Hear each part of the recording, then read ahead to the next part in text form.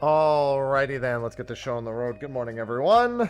So, we had a bit of a schedule change for this week because RO3 is only available at certain times and now is not one of them.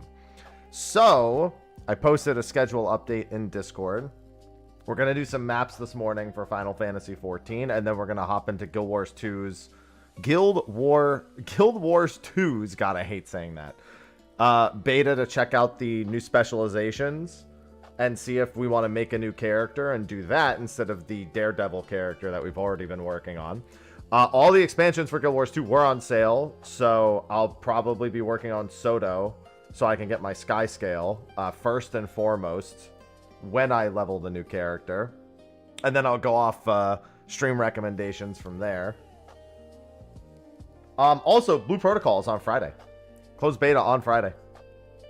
So, RO3 is a maybe tomorrow. It's actually only available at 5 a.m. to 10 a.m. my time, if my time conversion is correct.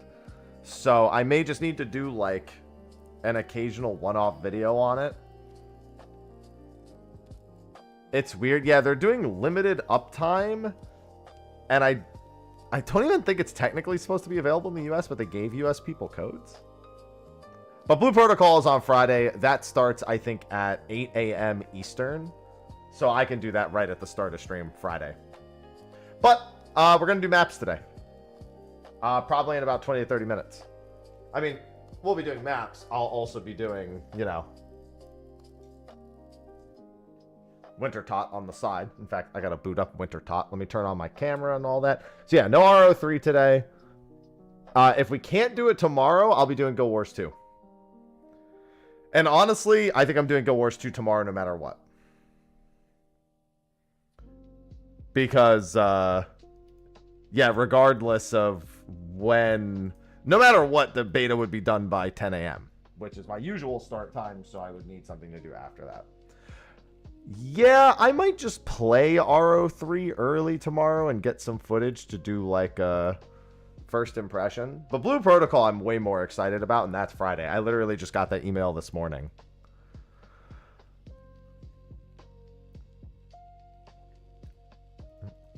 Alright, let me get Final Fantasy XIV. Also, we got our Rising announcement.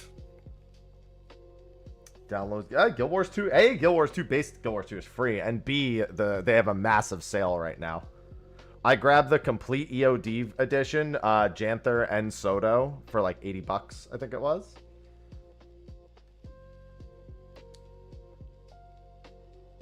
And then Visions is 25 bucks, but that's in October. But we'll be checking out the beta to see the specs today. I'll need chat's assistance with that for the Guild Wars 2 peeps, but I know there's one thing you're all waiting for. Let me boot it up.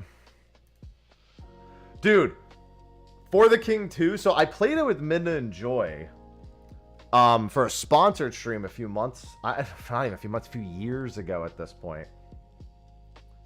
And I thought it was cool, but like we didn't really get too into it. So I played it with Sophie yesterday.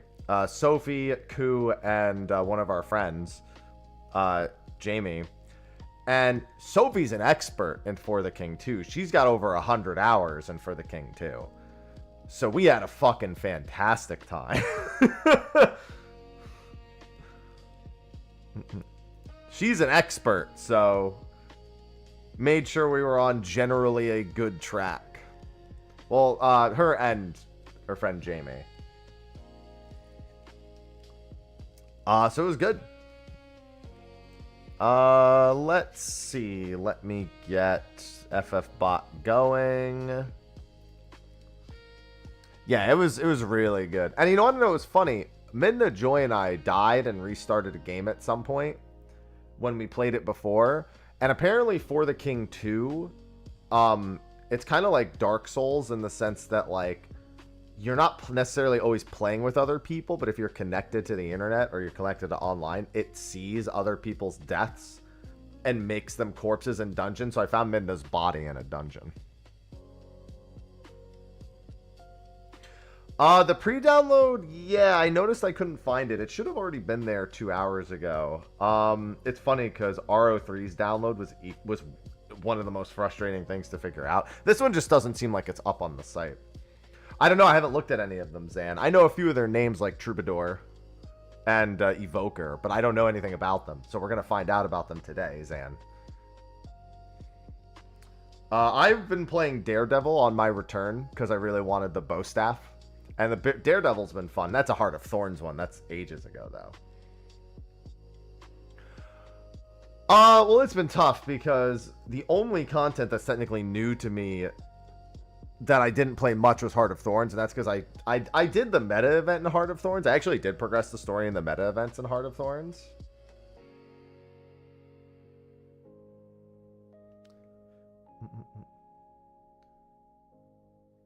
But, yeah, no, we have a lot of stuff to look forward to. I mean, it was fun going back and doing, like, Octavines and Tocatl and, you know, getting through a few more things. You know, that's always... The meta events are never really too much of a problem until they are a problem. But even still,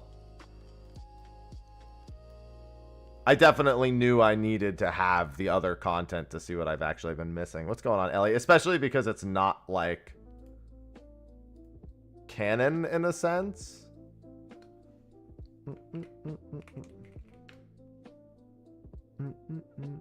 Time for us to get knocked back down off New Game Plus 10 again.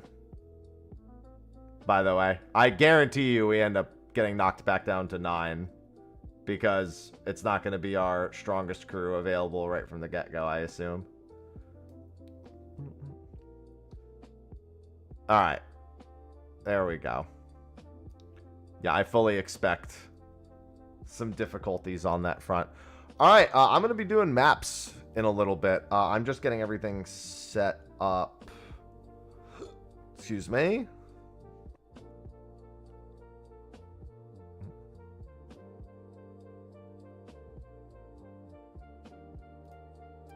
Don't mind me, I'm also just getting RuneScape up so I can winter top. Let me go get my map and we'll start the parties in about 23 minutes. I do need to buy a map. I didn't collect one yesterday. I don't think I collected one yesterday. Did I? No, I don't think I did. Okay.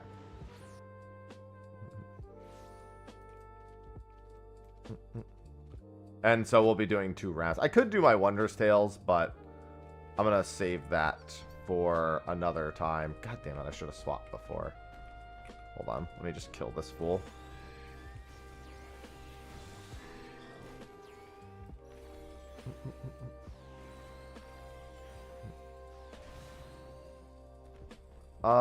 And then mining.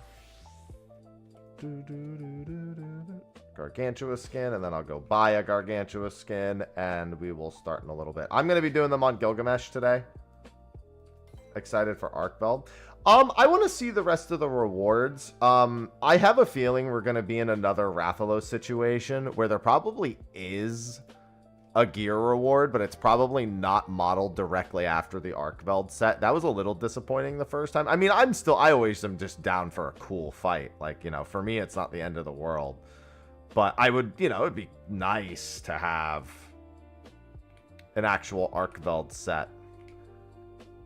Because I think in the original teaser for the Rathalos inclusion, I don't think we saw the armor until the site was updated. If memory is serving me correctly, I'm pretty sure we didn't see the Rathalos armor until much closer to the release. So people were wondering if we were going to get armor in the first place. But I don't actually remember super well. It was so long ago. Just use the starting armor. Yeah. I was also not going to lie. The secret makes sense for the mount. I'm still kind of holding out hope that they just kept an Arc. I know they didn't, but I'm kind of hoping they kept an Arkveld set, you know, in their back pocket somewhere. An Arkveld mount somewhere in their back pocket somewhere. You know what I mean? I don't think they did, but I would love it if they did. Okay, let me just get this set up. Oh, that's fine, actually. Well, that's the thing, is we don't even really know how they're doing the try. Like, we don't know how the content's structured yet. Like, we just don't know. So until we do know, it's kind of hard to... Here's the thing. I'll probably enjoy it. The Rathalos fight was good. I really liked the incorporation of everything there. But obviously, the biggest piece of contention has been reward structure. And if they really want to, you know, we need to see that improvement continually across everything. I just didn't think it was going to be Omega in Wilds. So now I need to revisit Wilds at some point too, because I haven't revisited Wilds since it released. My PC didn't have too much issue running it, so I didn't have that issue. Everything was falling over in 2 seconds, so it was hard for me to like want to keep playing. There wasn't enough like longevity. Hey, the good news is we know that you'll get a new food to cook in Monster Hunter, because clearly he's gonna drop chicken tenders.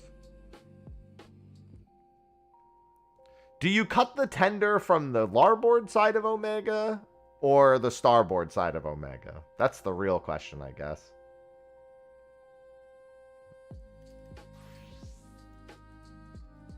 Which side does the tender come from?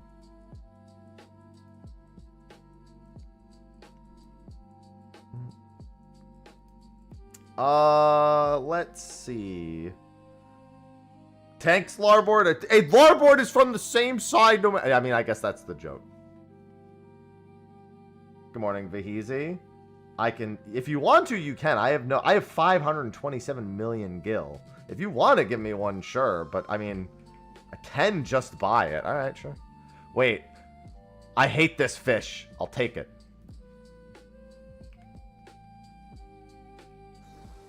All right, all right. I hate this fish so much. I hate that fish because it was one of the worst public displays of the community being responsible for something. I don't have any alts that I actively use. I only have content alts, as I call them. Is there anything I can't buy with my money? No.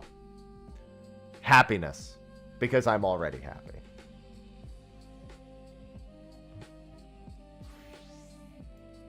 Hard to buy what I already am. Yeah, I assume Omega will I will play Escape while you're fighting him. Didn't Behemoth play Thunderer when you fought him?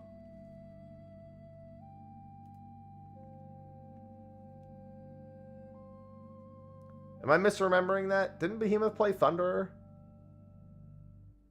This is not an alt. No. This is my main.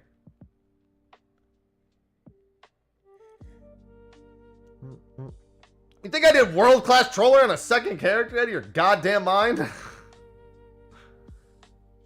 Listen, I know I started playing RuneScape, but I'm not at that level where I'm willing to do like my fucking 99 fire making on 3 characters. And no, I still don't have my Phoenix, but I am at 96 fire making. Yeah, it was like FanFest attendees basically made all of the like, they decided pretty much everything about that fish. And the name all right was, I didn't expect a Kevin Hart reference for a fish. All right. You gonna learn today.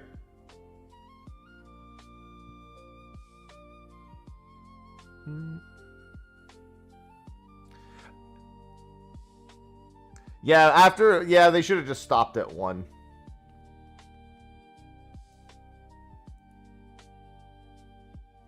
I guess there is also Matthew McConaughey. I guess I should have, I don't know which one they were referring to. I always think Kevin Hart, but it could have been Matthew. It probably was Matthew McConaughey.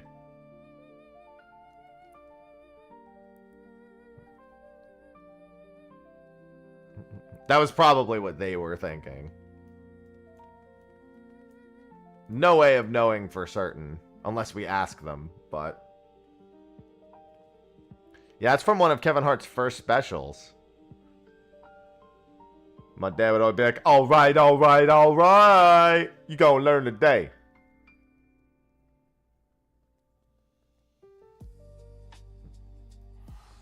Yeah, so in about 15 minutes, we're going to do the map party.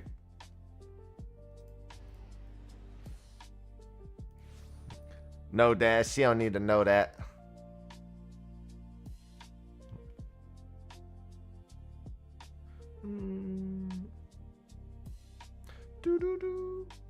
Work meeting in 15. Well, I mean, then you wouldn't be able to join anyway. If I started now, you wouldn't be able to join, and I'd be starting at 11. You probably still, I mean, maybe, but like, still. Morning, Taladio.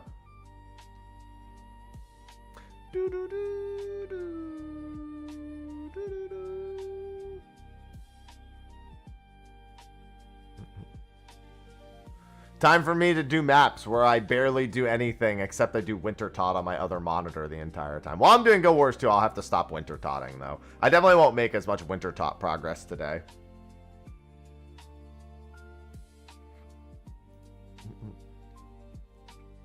I'm not too far off from 99 at this point, but I'll have to settle with just minimal Winter Tot experience. Kyler, thank you for the second month. Oh, sorry. I just remembered my alerts are off. Thank you for the reminder. I love resubs, though.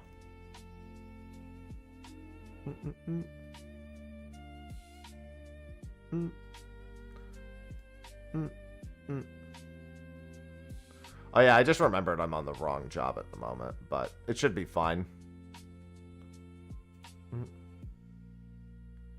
Hey,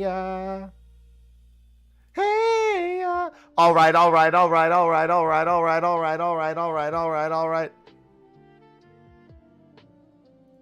Love that song.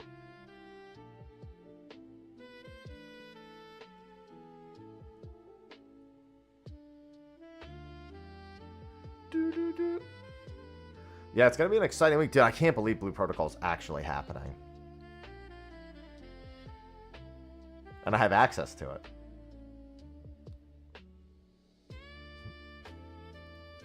Excited. They also, apparently the closed beta has a new class.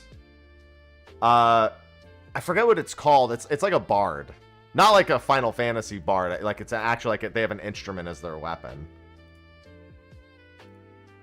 It was new to the closed beta. I guess it's probably not new to the people playing in China though, so I could probably look it up.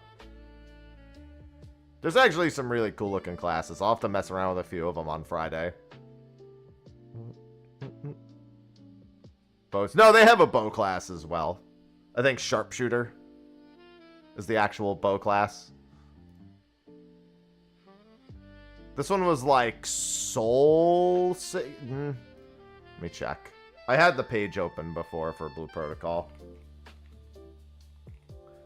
Blue Protocol... Star Resonance. Where is the site? There it is. Yeah, I still don't see the download. It's called Soul Musician. And they have like a... Actually, I mean, it does kind of look like a guitar bow. And Marksman was the name of the ranged class. Yeah, they have Shield Knight, Verdant Oracle. Verdant Oracle also looks really cool. Frost Mage, Marksman, Wind Knight, Stormblade, Heavy Guardian. Yeah, and Soul Musician. Yeah, so we'll be checking that out on Friday. And again, we'll see about, like I said, I might wake up early tomorrow. Well, I mean wake up early. Wake up at my normal time and just capture some footage of RO3. And maybe go over that at the start of stream. Just like record my first impressions before. And just kind of talk over it when stream starts. Since I don't think I want to stream at 5 a.m. And from 5 a.m. to 10 a.m. Like, I just don't want to do that.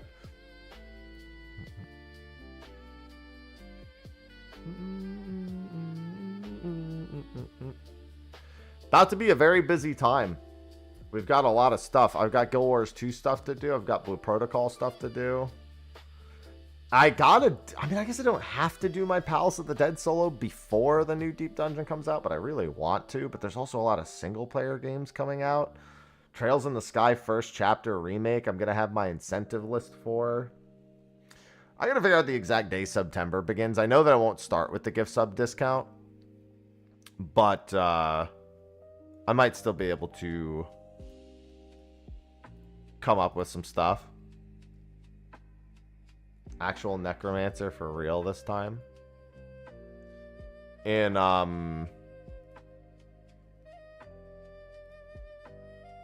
wait, what? I'm confused. For... Oh, you mean for Palace of the Dead. Yeah. Sorry, I was thinking because I talked about like 5 different games in the last 2 seconds. I was like, wait. Yeah. Yeah, actual Necromancer this time. I might do it on a tank instead of Machinist, though. I'm undecided. Might try out Healer. Yeah, are you looking at Verdant Oracle? Verdant Oracle looked pretty cool. Did you also get the invite, Light Earth? I soloed up to like 60 or 70 on EO, and then I just stopped. The early floors are so boring in EO. Oh, got it day 1. Yeah, I got it. Yeah, I got it this morning. I don't think we'll get Arc. I think if we were going to get Arkveld as a mount, they would have shown it. Because they showed Rathalos as a mount. Like, we knew we were getting Wrath as a mount immediately. Yeah, Heaven on High is the only one I finished from 1 to the max floor. Palace of the Dead I did, just not from floor 1. And EO is just the early floors are so boring. I really hope the new one, the early floors aren't boring. But, dude, I'm a little annoyed, though, because it looks like Quantum will come out the same day as the collaboration. I mean, I'm sure I could just go knock that out real quick. But even still. I mean, we got armor last time, but it wasn't official Rathalos armor. So there's no reason to suspect you would get official Arkveld armor this time. I would like that, but there's nothing to indicate it.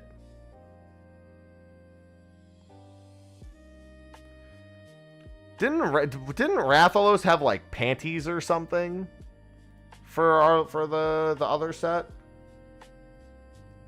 Well, it's also probably. I mean, don't get me wrong. There's probably more stuff. The thing is we didn't know about the like fake Rathalos armor. We didn't know about that till we got more details. So that wasn't like something we knew immediately. I don't know. They didn't pull out an official Rathalos set last time. They gave us a set that they had made. A 14 set. So even if there is armor, I just don't expect it to be Arkvelds. Good morning, SK. Yes, it did. Okay.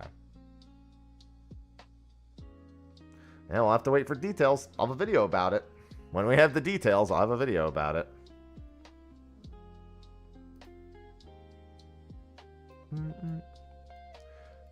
In a few minutes, I'm going to be putting up a PF on Gilgamesh specifically for maps today. It's just where I am, so it's where I'm going to run the party from. So we're going to do 2 rounds of maps. Bring your own map, your loot. Yeah, I wonder. I assumed they would get M&F style gear.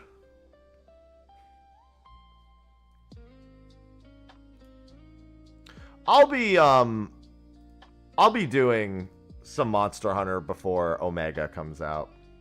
I'm gonna have to do quite a few streams that are split between 2 different games over the next couple of months, because I don't see how I'm gonna keep up with everything if I don't.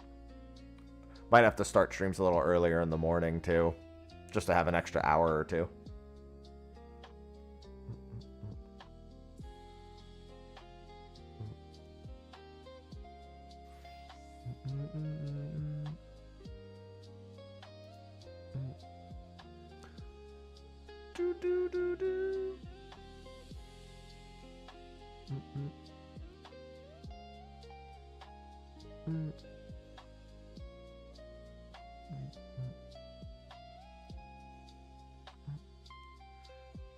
3.5. No, not the same day. It's possible, but I mean, early October. The fact that they said Wrath. Arkveld is early October means that it's probably with 0.35, which is October 7th. And Tactics is the 30th. So the problem is there's only a week. Trails in the Sky first chapters before that. Plus I have Blue Protocol, Guild Wars 2, Deep Dungeon. I have no doubt I can get Tactics done in a week. But even still, like I may need to, because I don't want to tack on more hours in the evening.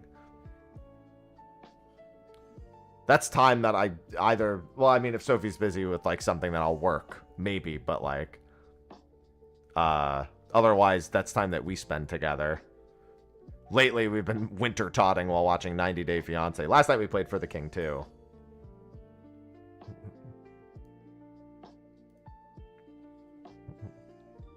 We still need to figure out a day to actually just finish the final dungeon of Dokapon as well.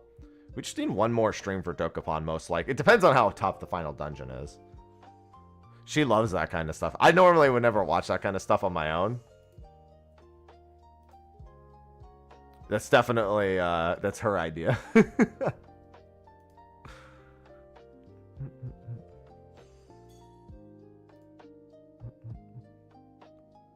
Winter tot.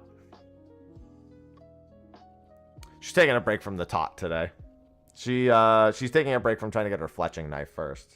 She was gonna get her fletching knife and then come to the tot. But the fletching knife has, she's over halfway to pity on that. It's not going great. I keep telling her she's almost done. She's just a little bit longer.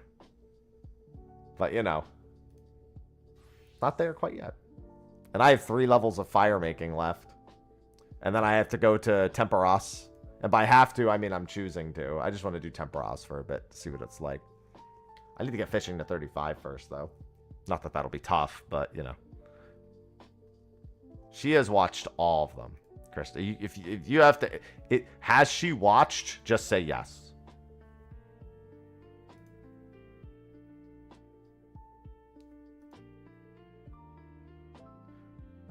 Gonna play some well, Trails in the Sky First Chapter Remake is coming out, and while I'm playing First Chapter Remake, I'm gonna have an incentive for me to hop into Second Chapter, and then while I'm playing Second Chapter, I'll have an incentive to hop in.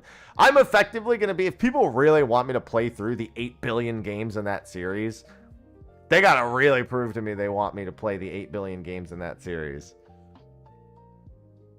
I'm not taking her into that. It's not her kind of show. I mean, maybe I'll watch it around her, but I'm not taking her through Brooklyn Nine-Nine.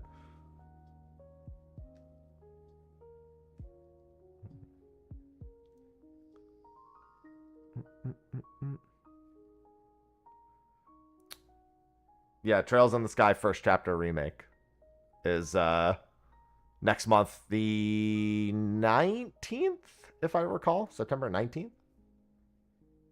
17th? 19th. 19th.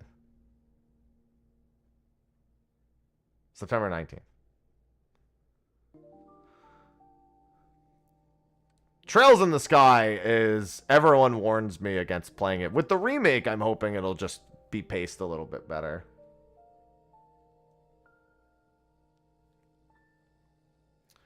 It'll take more money than all of you combined. Listen. All I know is somebody's, if they really want, somebody's paying. Yeah, I saw that, Veiltis.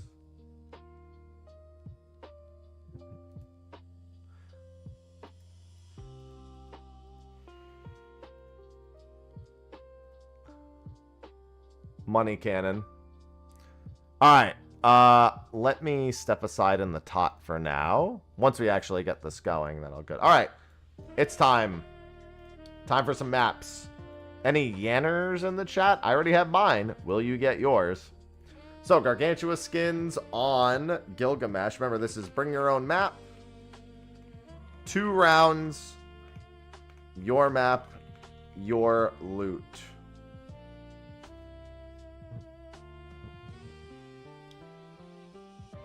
Bring your own map, 2 rounds, your map, your loot. And remember, no doing your second round before we're done with the first round. So, let us... Actually, I can do this tot. Passwords 1227 on Gilgamesh. Recruit.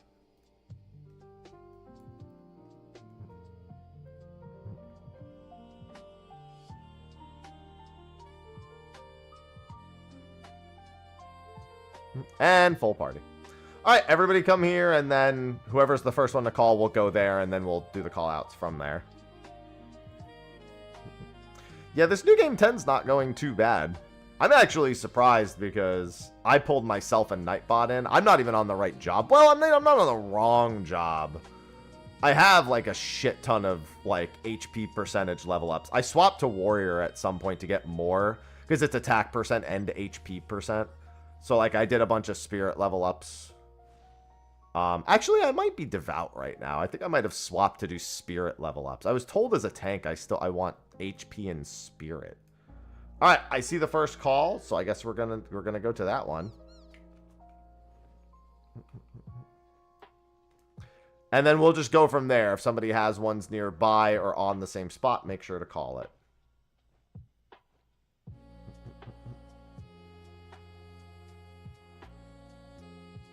Yeah, I tried looking on the sheet. I didn't see it actually state what each stat does. Because I had someone with experience telling me to grab Spirit as a tank. And I was like, interesting. Same island? Okay. Yeah, there's 3 spots on this island. So it's good to stick to this island first. Healing power and... Yeah, that's what I thought. But then I had somebody with a lot of... Oh, maybe there's a tank that has dots. Ah, the self-healing. That makes sense. Yeah, I'm probably going to swap off of that.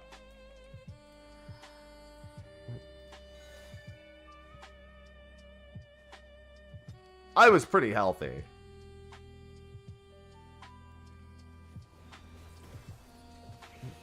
I just need to see a new job pop up. This, on the other hand, is going not so great, it looks like.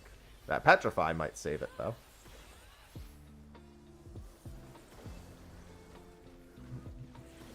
I think they'll die, so I think we should be fine.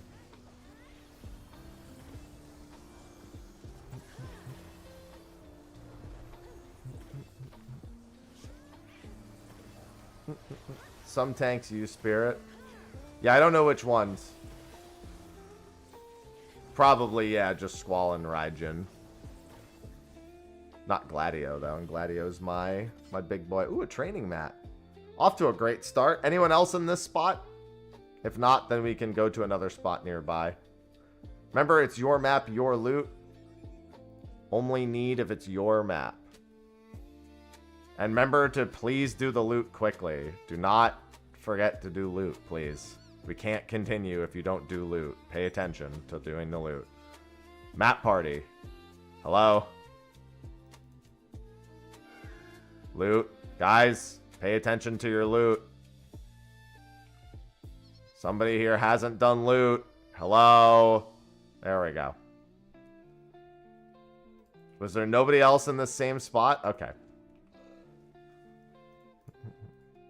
Yeah, definitely make sure that that's visible. Yeah, I'm going to swap. I can swap to this, actually. It's not the greatest job swap, but it's not the worst either, considering my Knight is... Thing is, Knight is the only one I have, and that's my Mastery.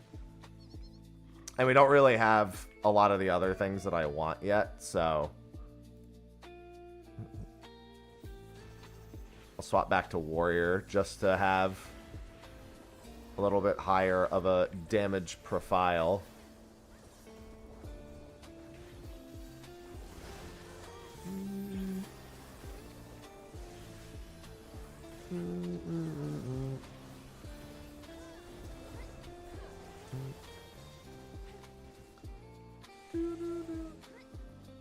Hey, look, a portal.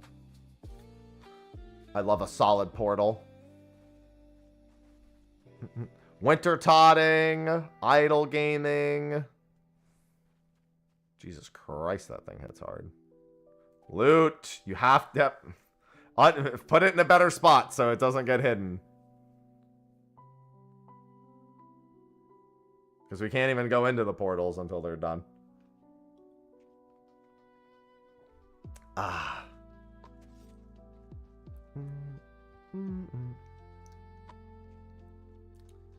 First play, baby. All right. Somebody's got to get a yen today. Somebody's going to get a yen. I can feel it. It's yen day. It's actually Wednesday, but, you know. Oh, wait, a respin. That's a weird time for it to... All right. I was like, you win. But what if you won more?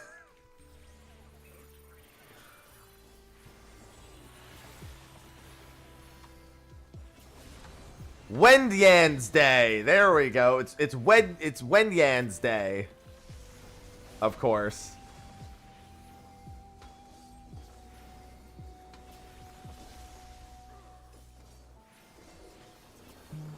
Holy Jesus, you guys melted this thing. Make sure to kill the Goldie Cats first. We can kill the boss after that.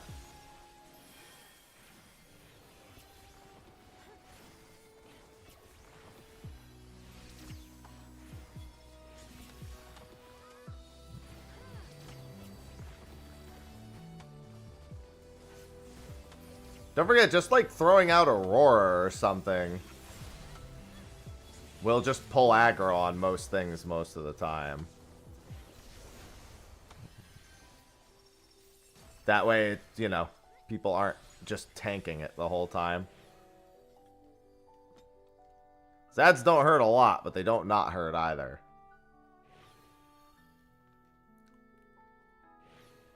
We don't need sacrifices to the Yan gods.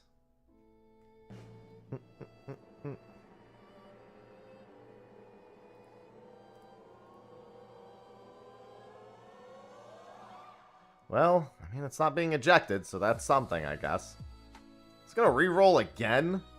Oh my god. Already getting mad re-rolls today. Unfortunately, still not the Yan Dream.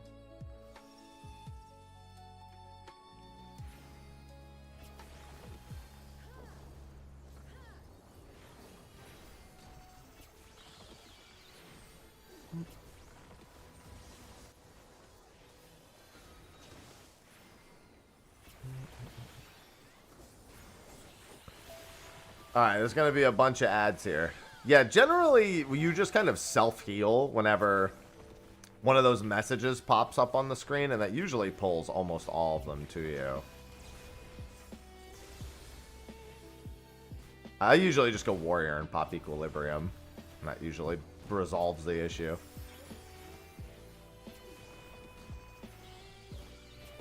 Please pick these things up off of me. I'm standing right... I mean, I guess I'll just stand here. I'm just literally getting beat up the entire time.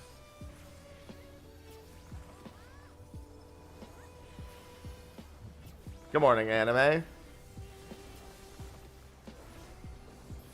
They don't particularly hurt, but I am multitasking.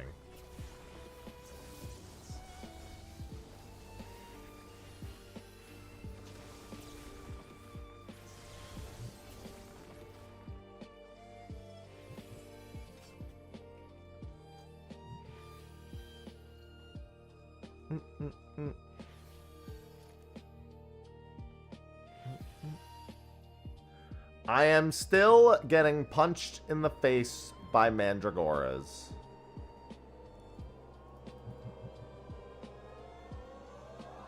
It's probably going to go up to this for the third time in a row. It's just going to, the last one's going to just nudge over, I would assume. Yep. We're just getting all of the triple diamonds today. These aren't the ones we want, but, you know. We want yen.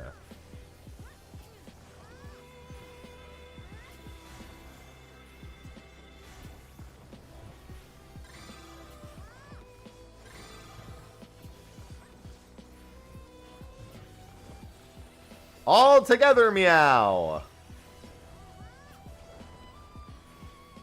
Yeah, Orange does something similar alone. That's the main reason why I like Gladio.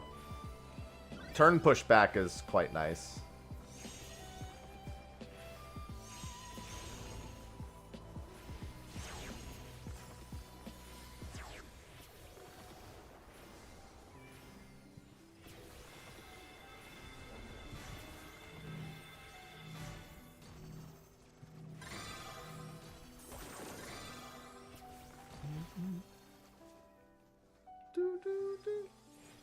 Give me your sack. Your leather sack. Oh, hey, we got gay slots. We love that.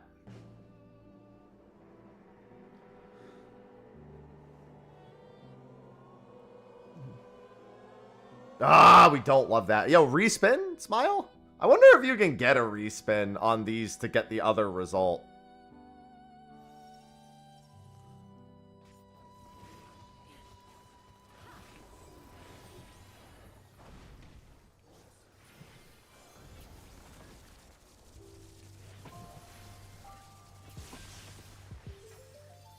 These are our favorite slots.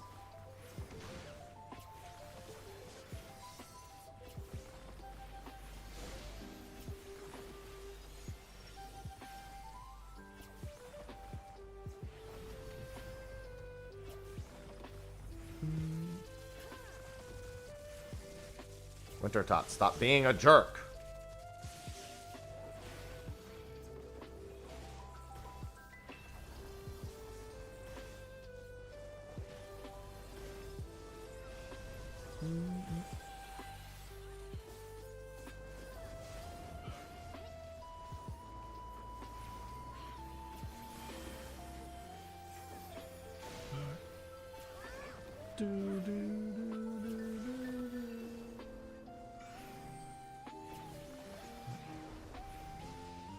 Well, we're on the final play, at least. This is where, remember, we've had more fever dreams than we have final plays. Oh, so I'm not always the most optimistic about them.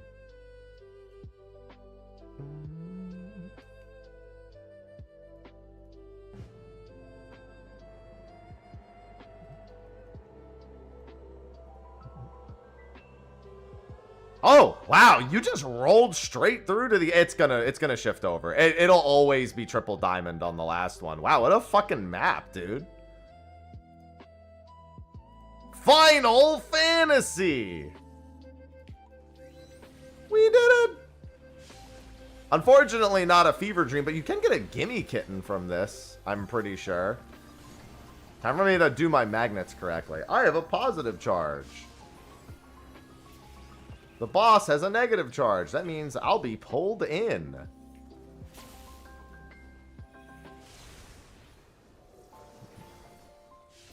Because I've been multitasking, I haven't been doing the magnets right, like, even a single time. Acceleration bombs.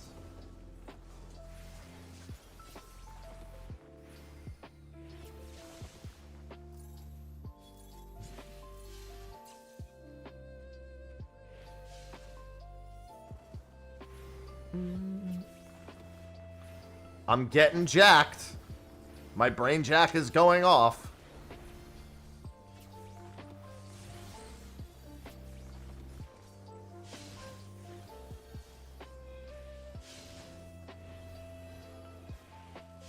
Whoa! Wait. That didn't count as you running through it? I thought for sure being in the circle at all would have counted, but I guess it really wanted you to step on the mines.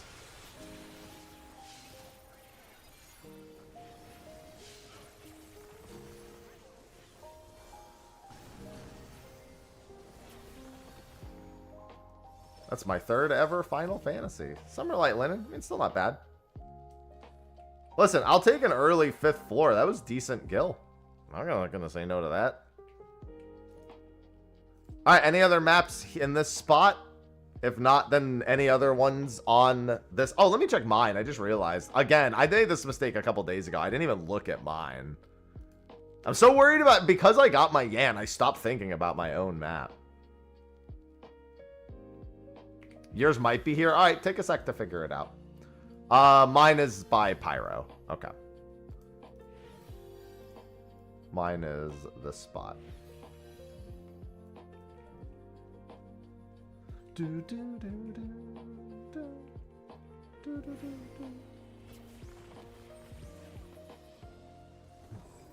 Yeah, because mastery only works for whatever's on the screen, so you don't need to designate what mastery you want.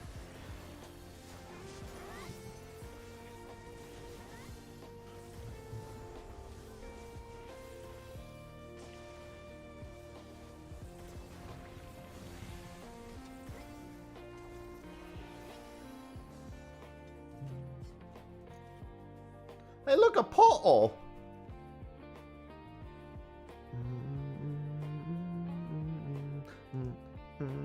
We're actually getting pretty close to the end of... I mean, there's still quite a bit left in Final Fantasy VIII, because you have all of Ultimecia's castle plus Omega. But it's doing pretty good so far.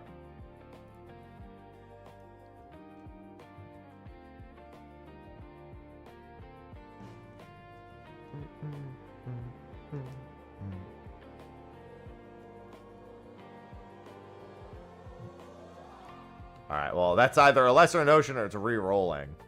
That was a pretty lucky previous one, man. I was surprised, Lesser Notion.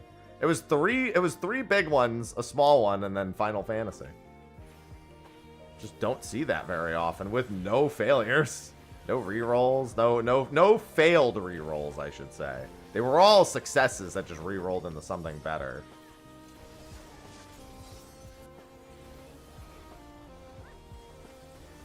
Yeah, I've been thinking about Omega in Wilds. I've been thinking about, do you cut the tender, the chicken tenders from the larboard side of him or the starboard side of him?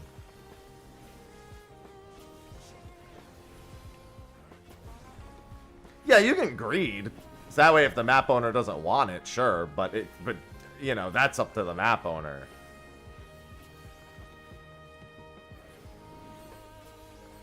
Oh, I didn't even know that was happening today, Sky. Hello, Roxas.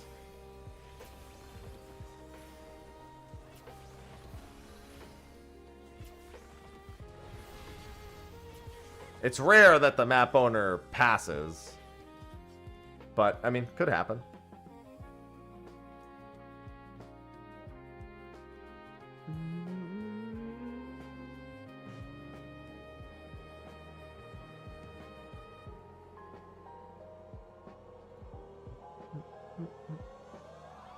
That'll probably roll up one. I did. I made a video about it, Roxas. I released it like 30 minutes after the announcement happened.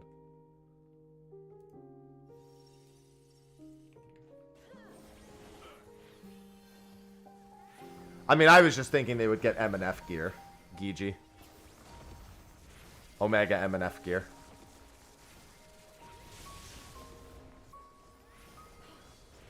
Yeah, no, I have plans today. So I guess I'm not concerning myself with it.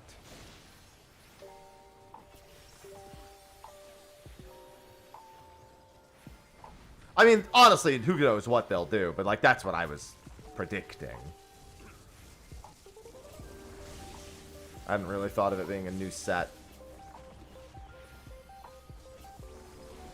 Or even just like the actual gear sets.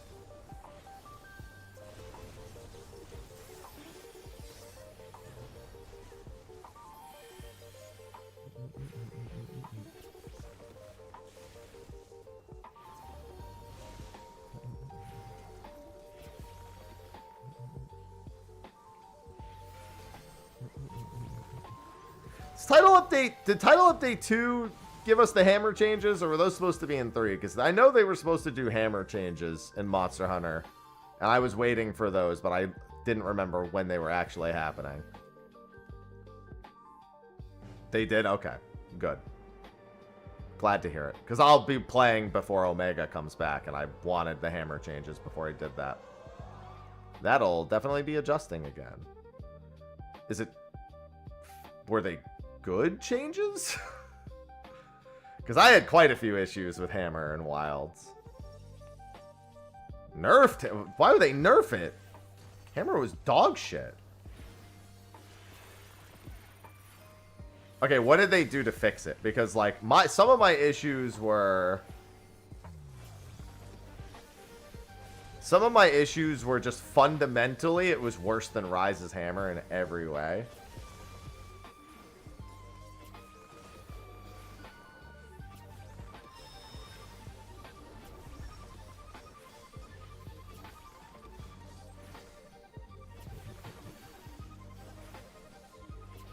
Because Water Strike was just such a better counter mechanic than what they added. So I don't know what they even did. You know what I mean? Like, I don't know what they did to even make the counter move any better. Or, like, why would I hold the counter to look for the counter when I could just kill the boss and not get hit otherwise? Whereas Water Strike was legitimately like, okay, they're coming after me, let me, like, go for a counter.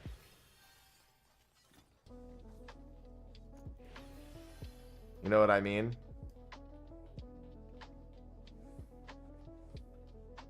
I'm also just a big fan of Rise's hammer in general.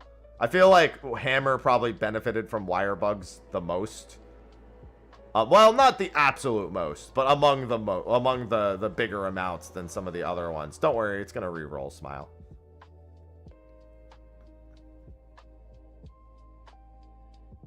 Don't worry, it's gonna go right now. Lightning strike. Okay, maybe it didn't do that. So yeah, I don't know what actually changed with the hammer. It's a little lengthy.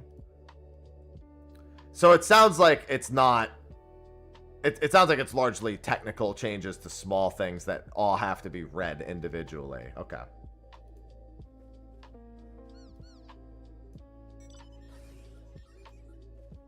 Well, I mean, Wild's Hammer has some of the Rise updates.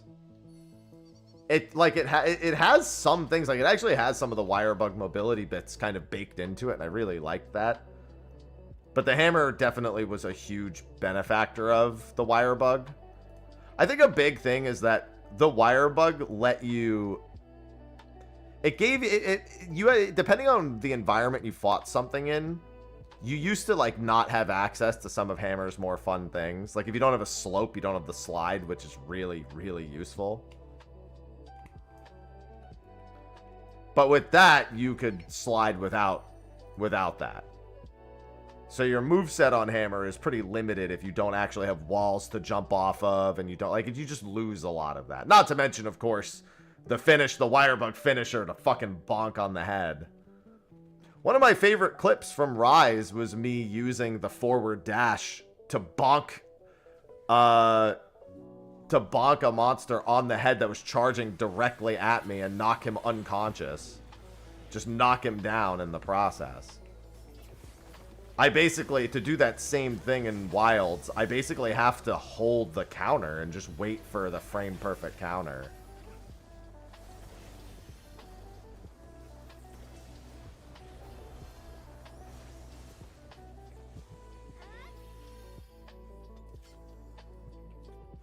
Hey, look, a portal.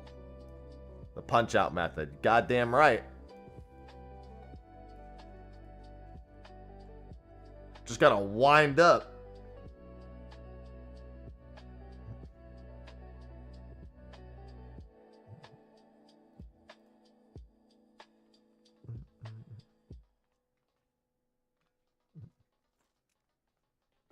So yeah, I guess I'll have to take a look at it before I hop back into Wilds. Looking forward to it though. Wild's my biggest problem because I didn't have much in the way of performance issues. Little bit. Definitely wasn't ideal, but I don't think I had it as bad as people with worse PCs than me. Oh, it's definitely just, you know, every hunt was like a minute and a fucking half, basically.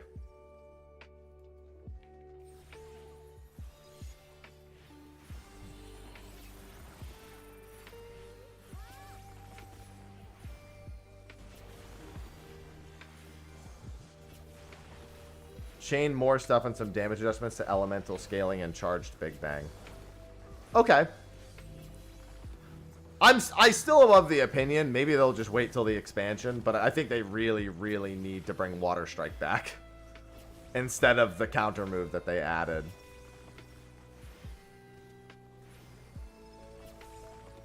Water Strike was just a much better mechanic than the counter they have in Wilds.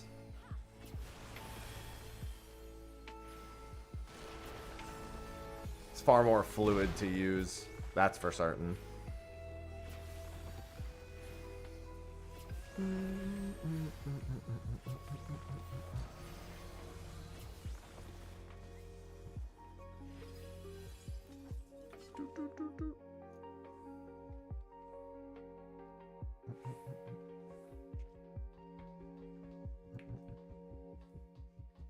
But we'll see. Either way, I plan on going back at the very least to slay Omega. Because why wouldn't I? That one's on me.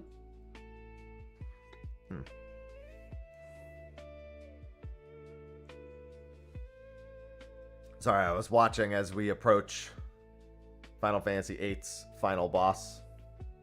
I mean, we have to beat Omega still, but Game said go to the gym. Game said good fucking luck. Win the 50-50. Yeah, I mean, you're hoping for luckiest of, yeah, you're hoping for Thieves maps. I mean, fingers crossed, but man, that's such a hard ask. Don't worry, surely it'll re-roll. I mean, by re-roll, I mean it'll lightning you. Hello, Yunsar. Damn. Like I said, there was no chance it was going to re-roll. Anyone else in this spot?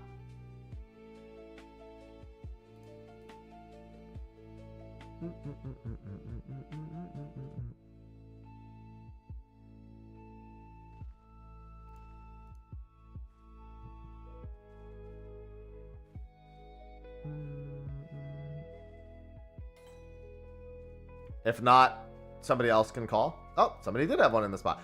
Just as a reminder, I don't know if I don't think anyone's done it, but we don't do your second round map if we're still in the first round. I just like to make sure because I do your map, your loot, that everyone gets an even chance. I'm not saying that's what just happened here, but I'm just doing the reminder. Because I heard somebody open their map, so I wasn't sure if they saw they were in this spot and then just decided to do it.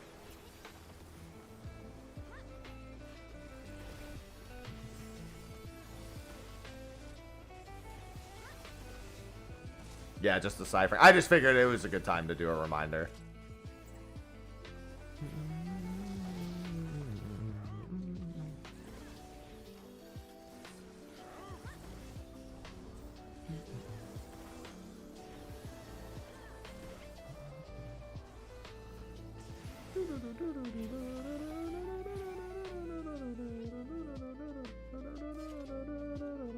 Hey, look, a portal.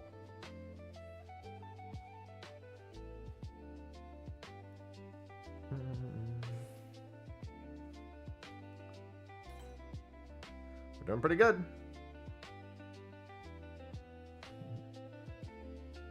I think that's 5 of our 8 maps. I know I have one by Laynode Pyro. I don't know if anyone else has one by Laynode Pyro. Mine might be the... I generally leave mine for last unless somebody else has one in the same spot now. I'm not like in a big rush to get mine done because I have a Yen. If I get a spare Yen, it's going to Sophie, but...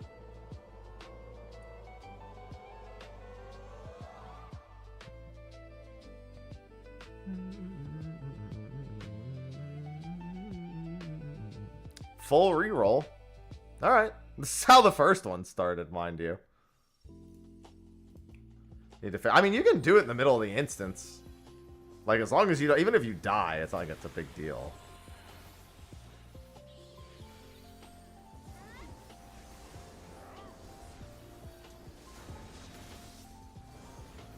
Well, we have to beat Omega, but I don't know if... I don't remember how bad Omega is, so...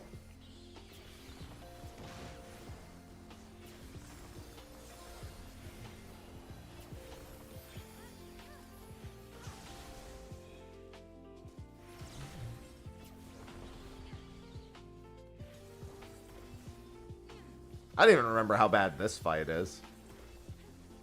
This fight's very bad is what I learned. She just one-shot the entire team. She just murdered everyone instantly. So I guess we need some HP.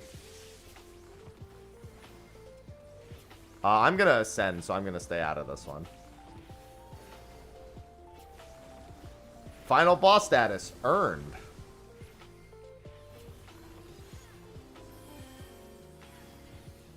Remember, if you want Nightbot in, you can just type is if it's you're ever thinking, hey, we need a healer.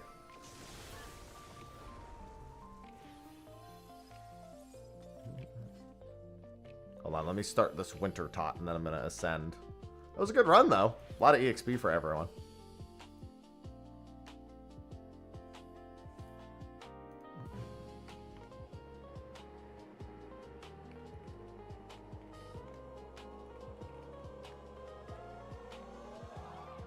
I need 20 more battles. Surely we don't get kicked out.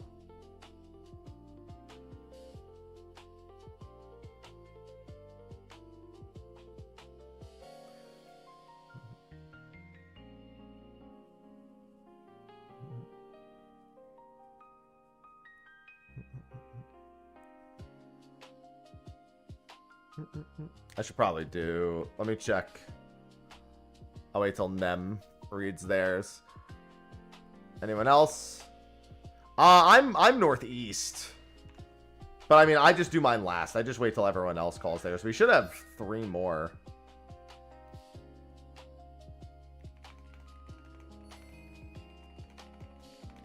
We have 3 maps remaining for round 1.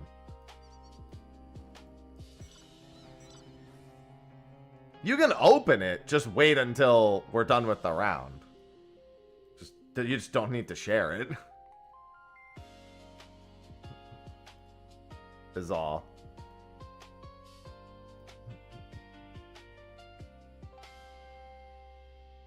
Let me make sure I'm preference. I'm also going to do this.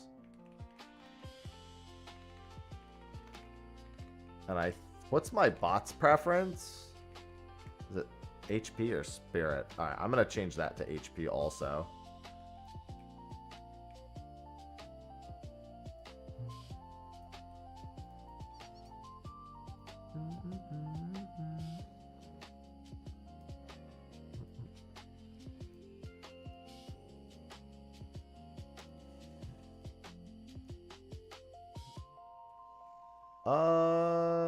Well, I gotta open Nightbot. Yeah, mine's to the south of this. So if we don't have another one in this spot, I'll do mine next.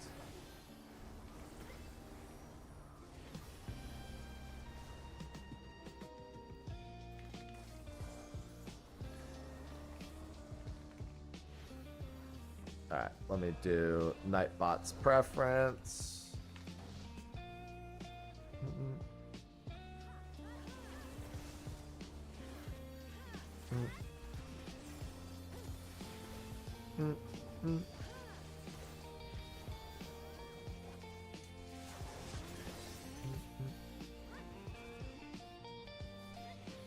Trying to do so many things at once.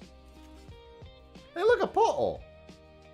Trying to do Winter Top while also doing Nightbot's commands while also trying to be in the map party is such a wild multitask I didn't see coming. I'll definitely be doing less of that during Guild Wars 2 and Blue Protocol later this week.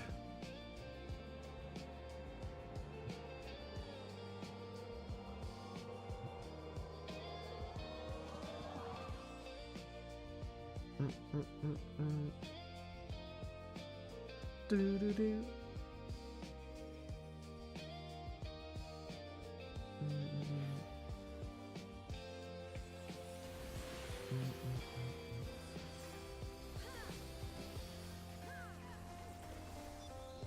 Yeah, I haven't done a quest in RuneScape in like a week. Since whenever I stepped foot into the Winter Cot.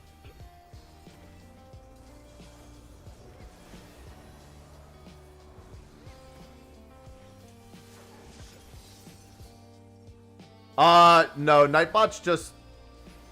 I was gonna consider... I think what I was gonna do is I was gonna master... I thought I did set him to master White Mage. Oh, hi, Ivy. Let me see if his mastery command was just wrong. I thought he was supposed to be mastery White Mage. So he could swap to Devout.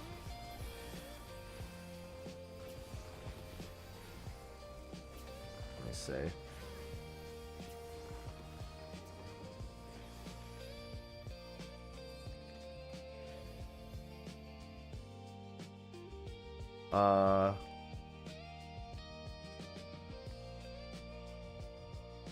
Let's do that. Once I see it pop up.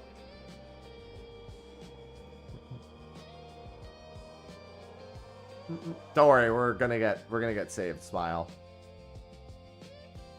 See? Totally gonna get saved. Any second now. Anyone else in this spot? If not, mine's just to the south.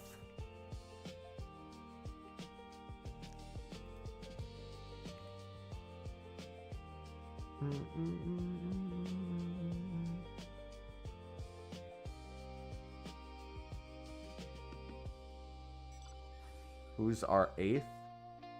What do you mean I have one? Mine is closer to south of the castle. Okay. Let me just do mine then. Mine should be map number 7, I'm pretty sure, not map number 8. There should be one more after mine.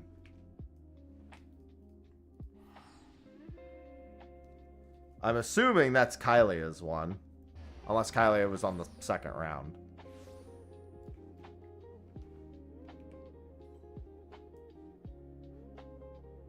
I mean, if I miscounted, somebody haven't done my... Okay. There you go. Kylie is the last one. I was just making sure. Hi, Ivy. Ivy jumped up into my lap. Hey, girl. Look at that. See? She wants love. Whoa, don't tear the shirt, Ivy. I mean, it's just a fucking throwaway white tee, but relax.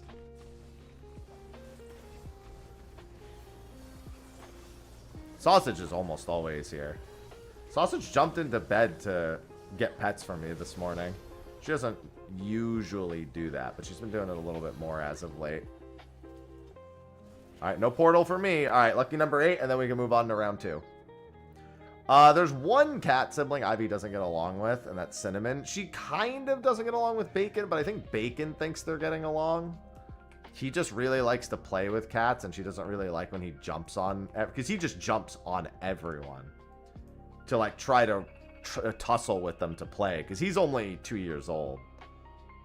So he's got that young, rambunctious energy, and they're all kind of over it. But I think Bacon thinks he's getting along with Ivy. Ivy just sometimes is a little on edge when he's around.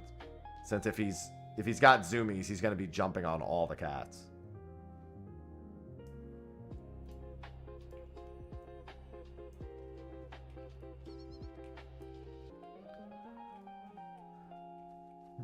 It's better than her relationship with Cinnamon. Her and Cinnamon actively don't get along. You don't need all 8 people to be here. You can just open it if a tank and a healer is here. Literally, like, as a tank, I can basically solo these. Yeah, you just basically open it as soon as there's a tank there. You don't even need a healer to be there. Yeah, you just wait till there's a tank there, and then you open it. It's not like it matters much waiting 20 seconds, but just saying you don't have to.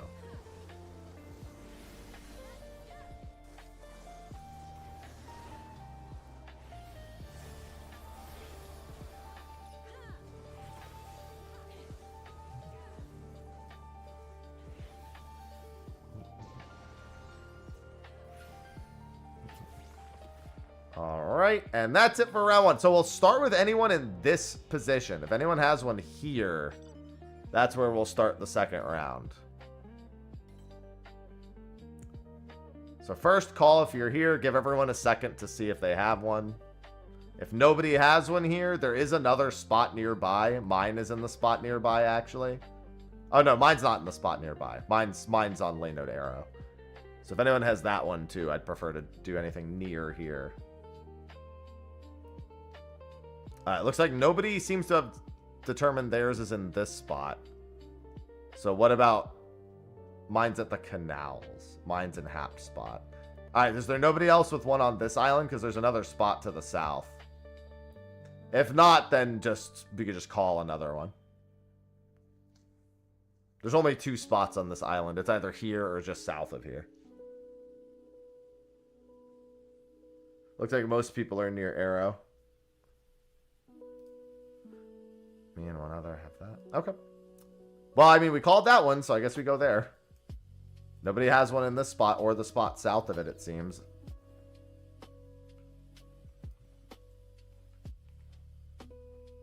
I'll get back to the tot while we're flying over there. Let's do Nala's. Yeah.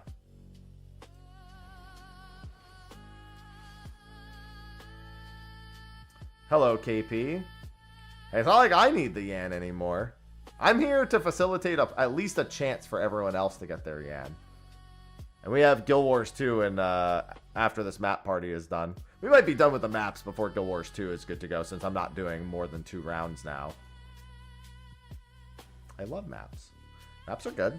I actually have enough to get another relic's worth of I have another relic's worth of tomes on me too.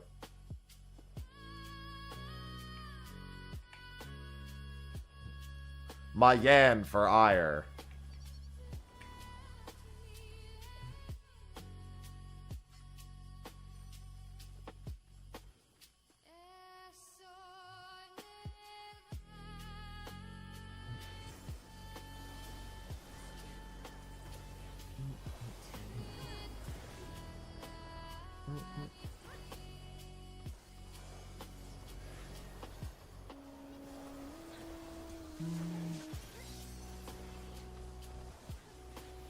Oops, all tomes. Yeah, I wish it was tomes plus something else as another option, as I always wish. Don't know why I bother.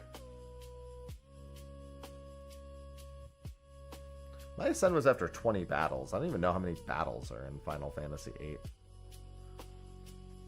I know Nightbot already ascended. Oh, right. I need to see if I see White Mage. If somebody sees White Mage pop up, let me know. I need Nightbot to master it.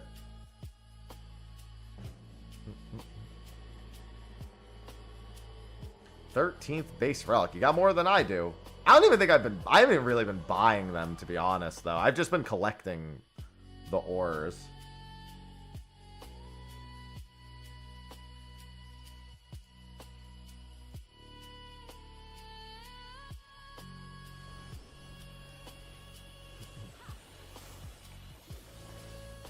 Yeah, you guys are collecting a lot more of them than I am.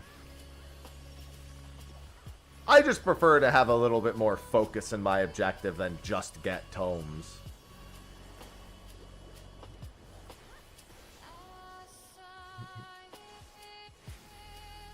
I'll get the tomes sooner or later. That's what I did with Manderville. I just got them sooner or later. At some point, I started spamming expert roulette. You know, just as a little bit of a means to get more. I'm not spamming. I'm sorry. I was doing my roulettes every day. I heard about it, and given what that platform generally has encouraged in the past, I'm in no way surprised. There's been some stuff like that that's happened on Twitch too, but in Twitch's case, it was a far different scenario. It wasn't someone doing an extreme challenge.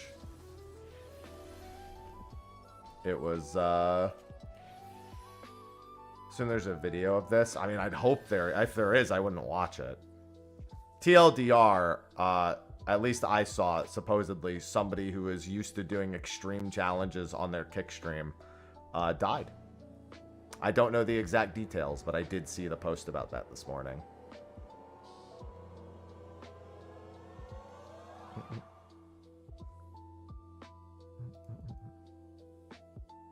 Saw it in the news, yeah.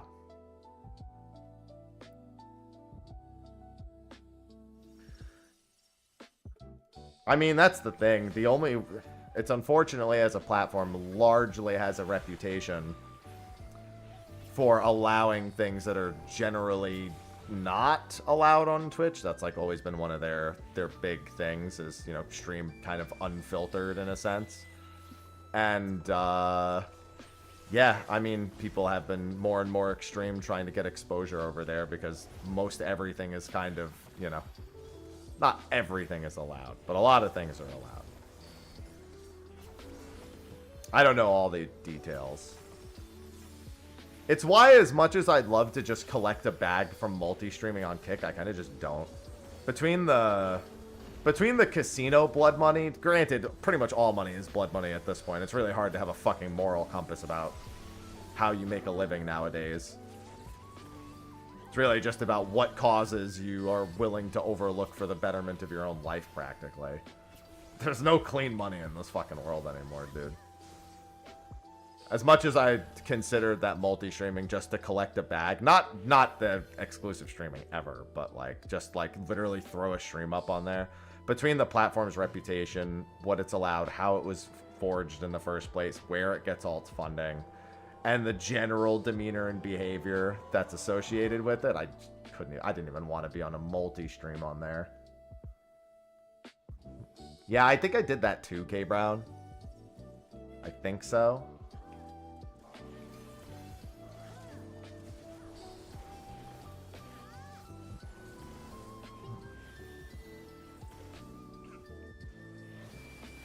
Hello, Fireball. Get the cat! Get that fucking cat I hate. Yeah, it's tough because, I mean, everybody's in a position right now, especially in the US, where, you know, every dollar made, everything you can kind of do for yourself is, you know, especially now, just especially frightening for a lot of people. And so it's less and less surprising, or will be less and less surprising to see people do stuff like that for sake of, or be willing to put themselves through those kind of things for sake of relevance and or thought at comfortable living.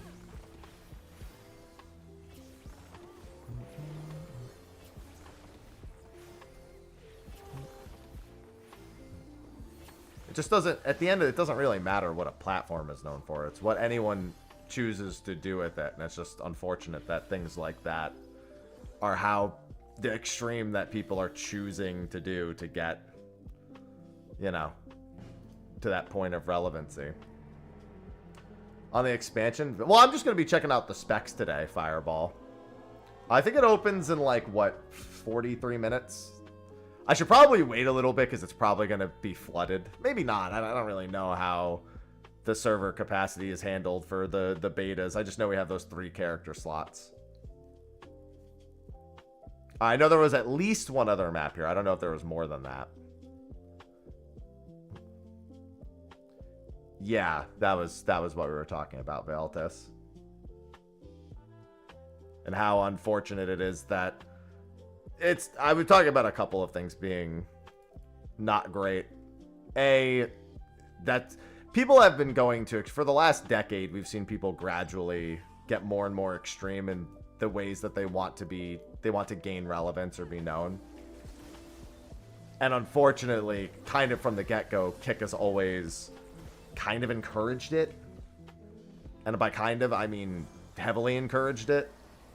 Considering their entire initial, you know, thing was about how you can do things on there that you can't do on Twitch. I mean, obviously it started with the gambling, but it took a pretty long time before the behavior of people over there was kind of... It didn't take very long for it to start bleeding out into other things. And unfortunately, because it is really more of a casino slash IRL situation, don't forget the loot, it means that you kind of have to, the amount that you need to stand out is a lot more, because you won't, it's not a platform built, like, great, there are some people who build their initial followings off of games that otherwise don't have huge followings, because it can springboard them. With Kick, you kind of can't do that. You really have to kind of just entirely commit to the extreme nature of the platform, or you can't develop relevancy there. And so... I don't think this will be the last time that happens, as long as this continues to be the case. Especially in an economy where people really want to, you know, be able to make an extra buck and live a little bit comfortably, you know? Especially given that with Kick in particular, this is kind of the reverse side of their exclusivity program, where if you decide to stream on there exclusively, then you just get paid for the amount of viewers you actively have. Which, a reminder, they can only afford to do that because they have crypto casinos. Like, I mean, the platform's creator basically left Twitch because of the banning of the casinos, and then partnered with the CEO of said online casino to make Kick. Like, that was the entire initial purpose of it. It was literally just, you know, fuck Twitch. Let's copy everything they're doing and just allow gambling.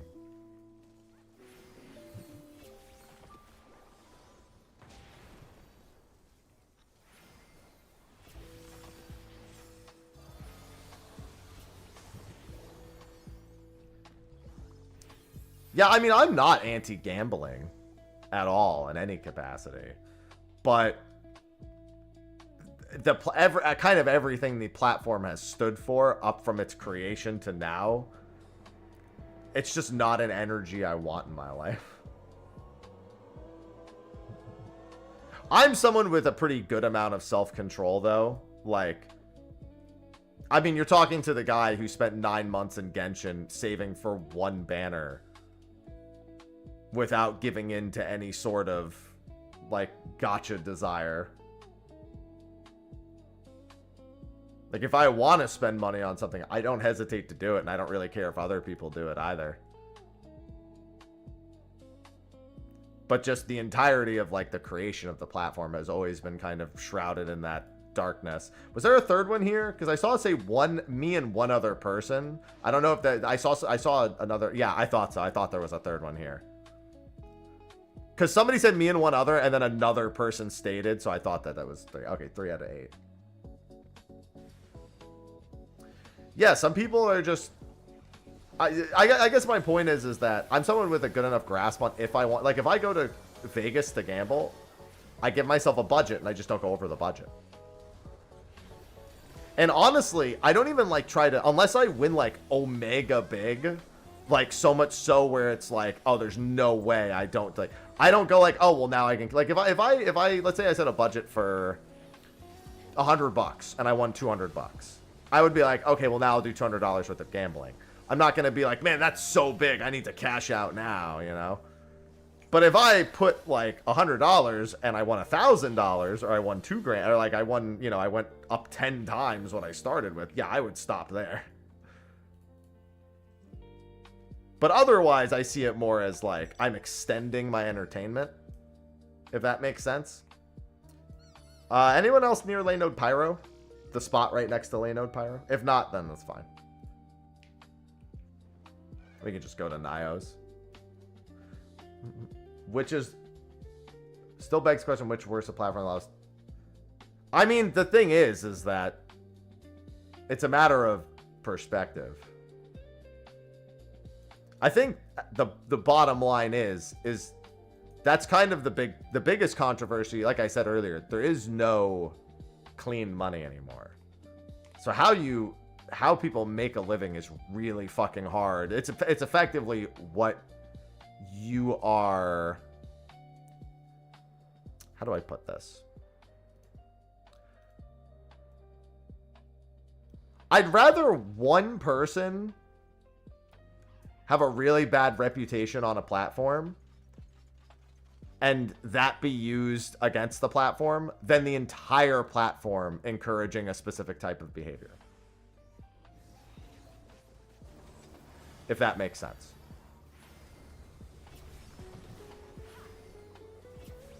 If my only statement against the platform is one person, I'd rather have it be one person than be the entire thing. Because I can exist in my own little corner completely, not unaffected by it, obviously, but away from it. I think mine's here, too. Mine's either here or just north of here. Mine's here.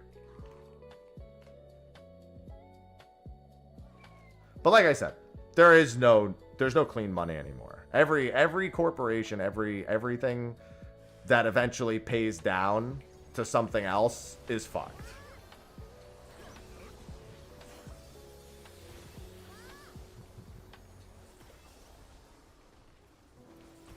I'm not gonna lie, and I'm not gonna get too into it too, but that whole topic, I think there's also a lot of people that don't have a really clear outlook on that, because there's really mixed education about what's going on there, and I don't think most people should even be commenting on it, because most are just choosing what form of education they have on it. but I'm not going to get too much into that. Also a portal. White mage is up. Thank you. Let me go into the portal first. Oh, I didn't mean to do that. I meant to do... Okay, well, the good news is I can't do it. Oh, no, it's bot M. There we go. Luckily, I don't have white mage at 5, so I can't do it.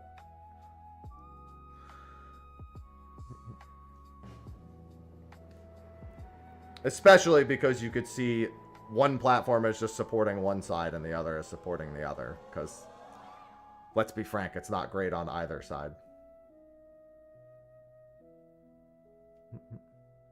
In that particular regard, it gets a lot of just picking sides more than anything. It didn't. My bot wouldn't have been able to have picked monk. It said mastered white mage at the top.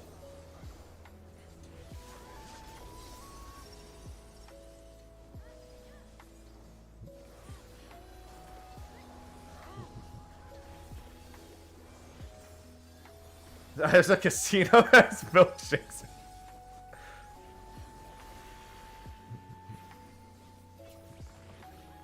Yeah, I stay self-accountable enough that casinos themselves don't bother me. But there are a lot of people who cannot maintain some form of self-accountability.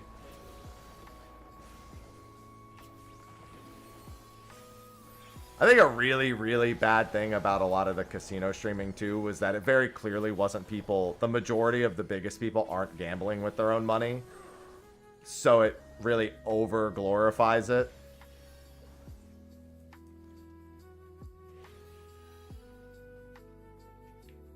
Like, shit, I'd love gambling if it wasn't with my money. Chat, give me $1,000. I'll go fucking play a slot machine right now. Like, of course I would do it.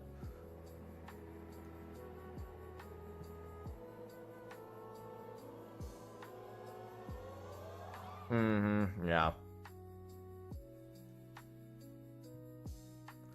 Dude, chat gave me $1,000 to open some fucking packs right now. Just give me $1,000. I'd fucking do it. It's effectively the same thing. Way easier to gamble on somebody else's dime than it is to gamble on your own. But when it's my money, I'm like, I'll stop. Happy made the map sad. Chat, give me $1,000. There's too many important things in my life that I'd rather have money for.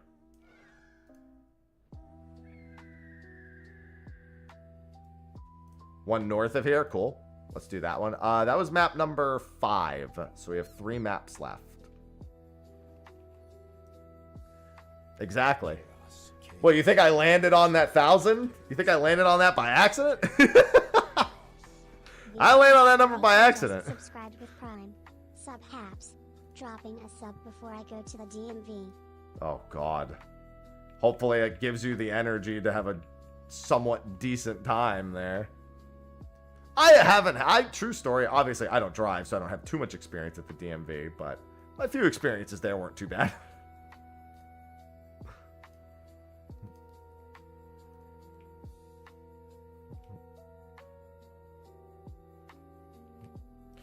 The bottom line is that it's unfortunate that people doing extreme things on the internet for notoriety was already a problem. And things like this were going to happen regardless of whether it was on Kick or another platform. But unfortunately, being on a platform that kind of has encouraged it since its inception, just... I feel like it was also bound to happen there publicly sooner. Because I think with Twitch, when something like that happened, I'm pretty sure it was someone who was depressed chose to do so on a live stream. And that was, I think, in like 2017, 2018. It was a long time ago. It was far from the same circumstance. Thank you for the 24 months, by the way, Genesis.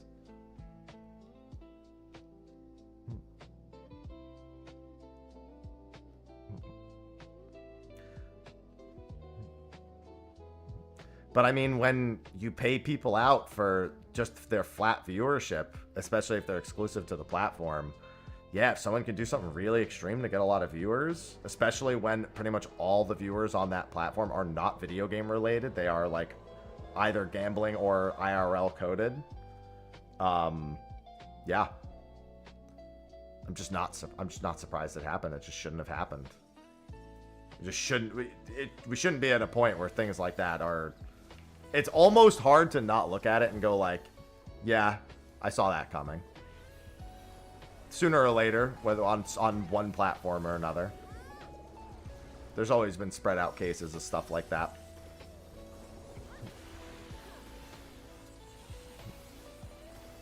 We actually got to the end of New Game 10 MB. But we died in one hit. I think we need a lot more HP on the final boss.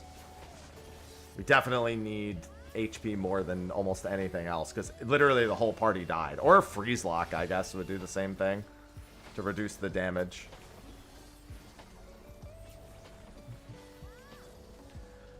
Either way, I just hope that it acts as... I know it won't, but I hope it acts as a lesson to people to just take trying to develop a community or a viewership or a base just not on things like that.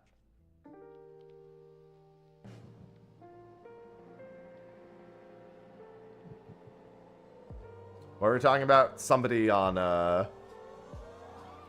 Kick lost their lives doing an extreme challenge, at which they had built their entire channel around, but you know, it's kind of the platform for it.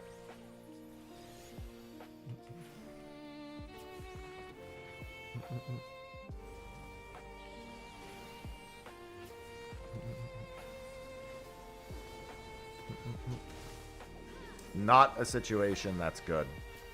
Doesn't matter really what I think of the platform. Nobody, that just shouldn't be something that happens. You just don't ever want it to be something that happens.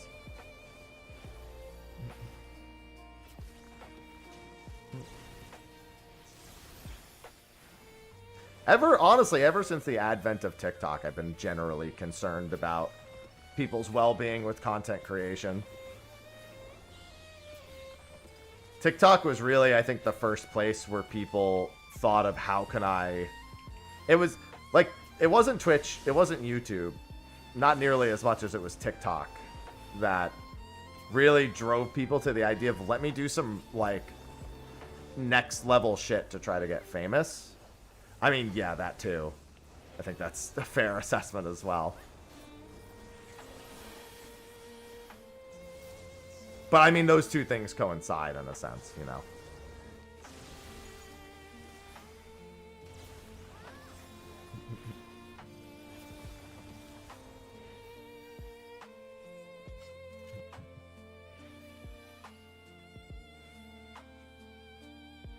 Yeah, that's probably for the better that you exited around that time. Yeah, Tide Pods on TikTok. Yeah, I mean, honestly, look no further than that. That's kind of the most prime example. Like, we saw silly, dumb shit on the internet way before that. Don't get me wrong. I mean, even things like, for the most part, we saw a lot of things more distorted for, like, popularity than harmful for... So, I always remember, not really an extreme case, but the Ice Bucket Challenge was literally supposed to be about raising... The whole point of the challenge is that it was supposed to, for a moment, make you feel like you had... what was it? ALS? Yeah, I can't even fucking remember it because it was so shrouded in what its actual true intentions were supposed to be. It was supposed to, for a moment, make you feel like you had this disease. Yeah, ALS. I was right. Well, at least I remembered it. I doubt it if I remembered correctly. And within, like, a day or two, everyone just wanted to dump ice on their fucking heads. But, like, that's not nearly this. There should be, I believe, 2 maps left. So if it's not here, then you could just take us to the next one. Oh, okay. That worked. It's nearby.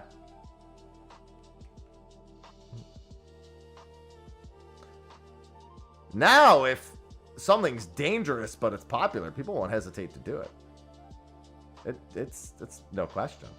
So yeah, I think honestly, look no further than the Tide Pod challenge is like the premier, the premier kind of social event that was dangerous, and yet everyone was willing to do it.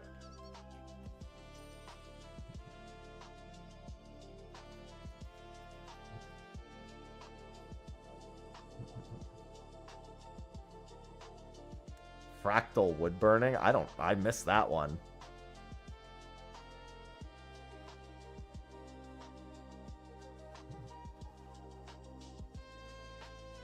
Yes. The Tide Pod event is our anchor event. This is correct.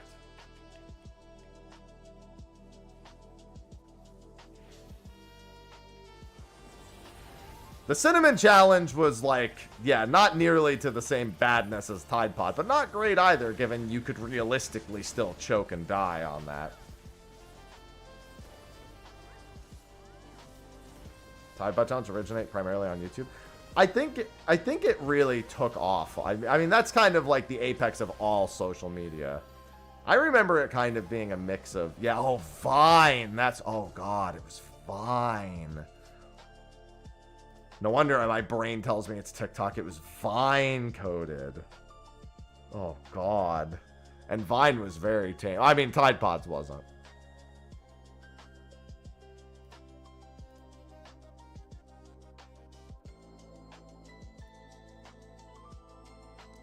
I don't know, dude. It's the first...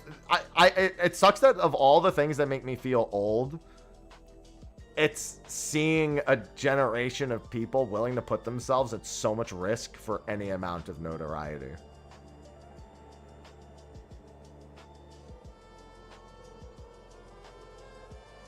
Like, at least when my parents knew they were getting old, it was because they didn't like the same music. They're like, I don't understand this music.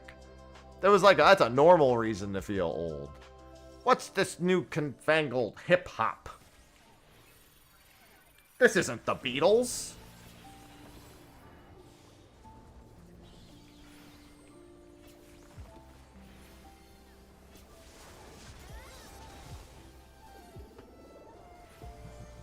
I'm just like, I'm afraid that there's gonna be a fucking, like, battery acid chugging challenge one day, you know? Like, that's what I'm concerned about. Someone's gonna come in and be like, hey, Haps, want to do the car battery just acid chugging challenge? It's the latest rave.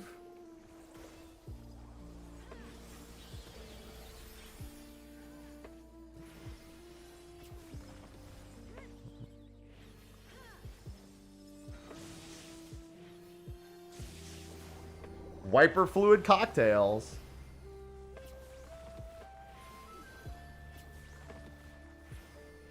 I don't know why I'm going to cars when I don't drive. Maybe it's because it's the thing I also understand the least.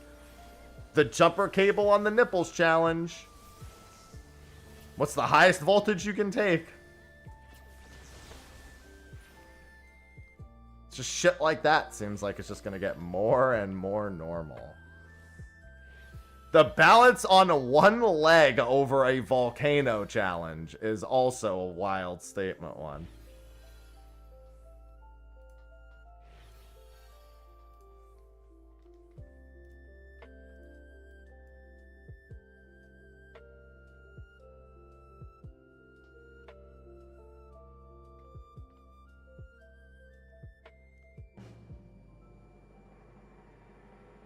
Remember, remember the one where people were just destroying school bathrooms? I remember that one.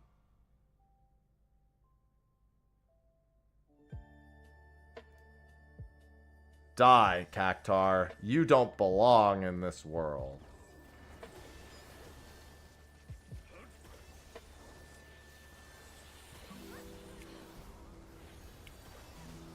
Invincibility fable.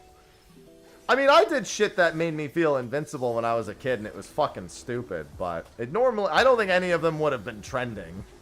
I don't think jumping into a pile of snow without checking it first is nearly the same level of popularity as sucking down dangerous chemicals.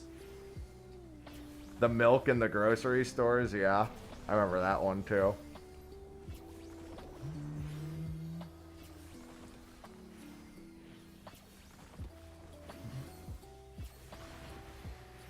I don't know, dude. I just don't like people.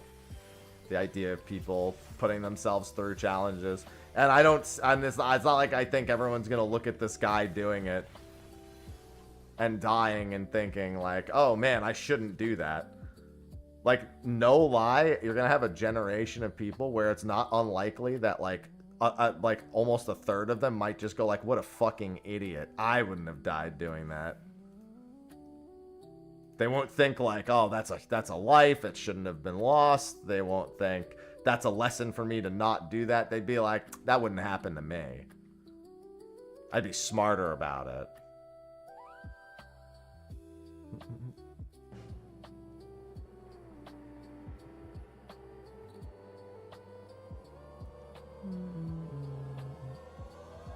Well, at least you're not ejected. I thought for sure we were getting kicked out.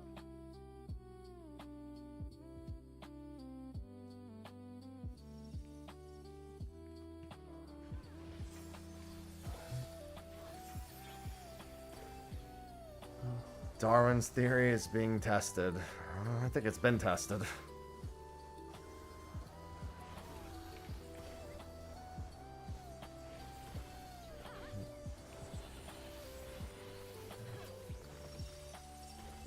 This shouldn't happen. That's it. It just shouldn't fucking happen.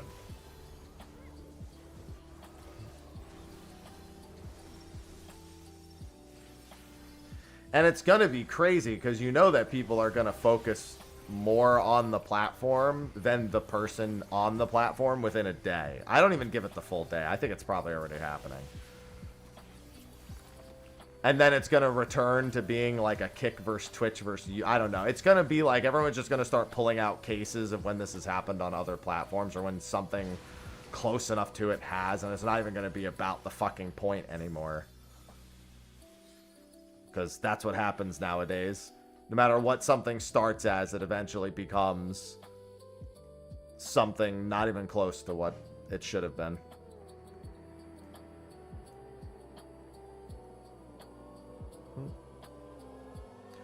Please save us. Us versus them every time. Always us versus them. Always becomes that.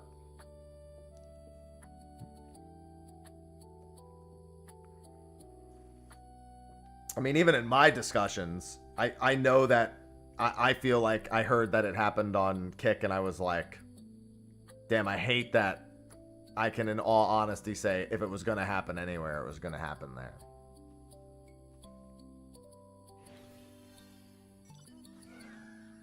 There should be one map left. One person should have a map still. So I already know that people are going to take it way beyond that.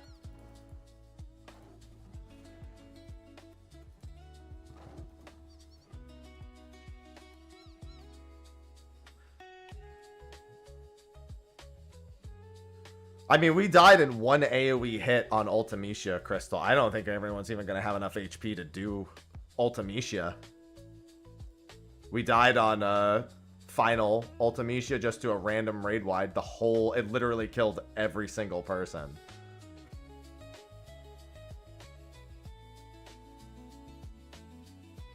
And we ripped here too, so...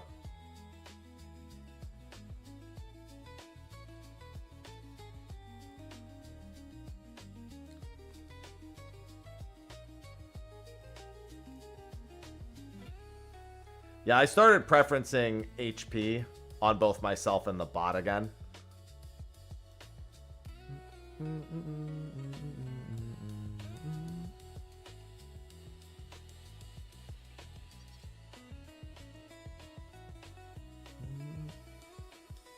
Just to try to survive it. I mean, we need a freeze or a freezer or a burn lock, but I'm not really set to do that, so that's got to go to somebody else.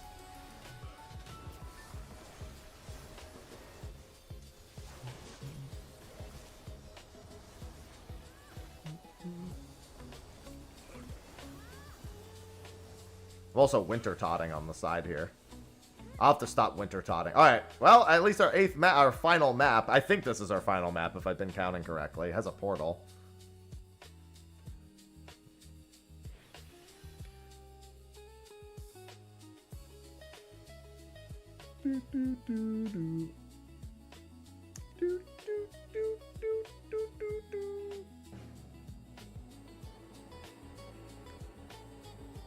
Someone's got 78k health. Yo, please go one more over. Just start us off strong, please. Please. Nudge, you son of a bitch! Bruh. It's the second time I've seen that happen. Where it's 2 chests and the big one and it could nudge, but it doesn't. You dick.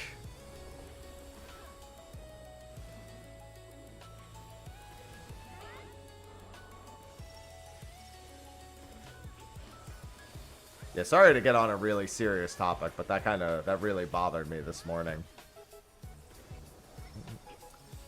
I changed it. I could double check, but it said that it changed his mastery.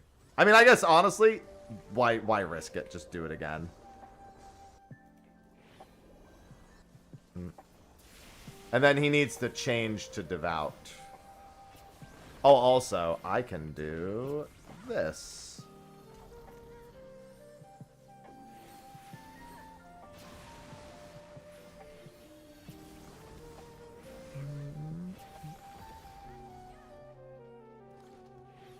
Hi, Ivy.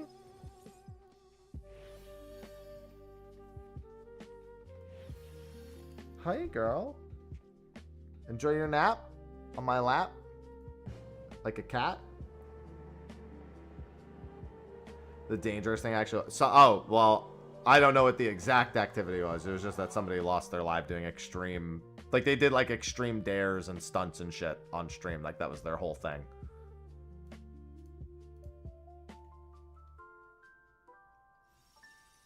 How do you join a combo? What, you mean like the Twitch feature? I mean, that's money. I don't even have, like, there's no real good way for me to interact with combos. And I told Twitch that. I was like, honestly, if you are going to do this, like, TikTok style thing, you really need a better system for it. No, combos is literally just, like, Twitch's equivalent of, like, TikTok's, you know, the way that you give gifts on TikTok, you know, or you just spam them with, like, emotes and shit, like the diamonds and everything. I told them, you gotta come up with way better ways to integrate it, because innately, I can't track it.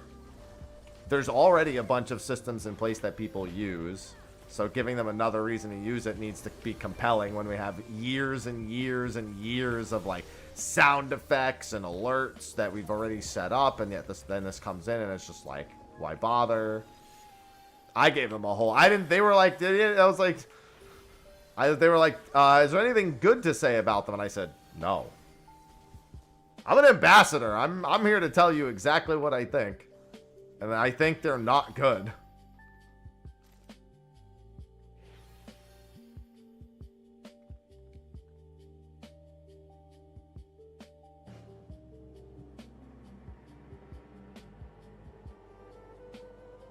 I mean, the idea is that in terms of, like, mobile monetization for TikTok, it works great there, but that's because there is no real setup for the same kind of thing. That's like that's how that platform was built. Was on that kind of, like, mobile, let me just give gifts. But also, I'm not gonna lie, if I'm gonna sit here and try to coerce all of you to spend money, I'm probably not gonna do it on combos. I'm gonna do it on, like, literally any of the other things. Oh, let me change my bot's job to devout. Like, don't get me wrong, if you want to use them, it's fine. It's just, I think it's not done well.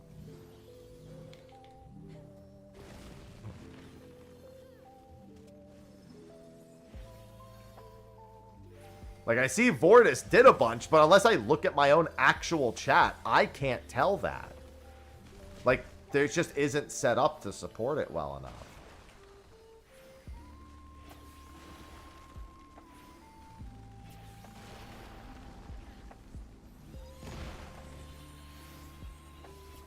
I appreciate it all the same.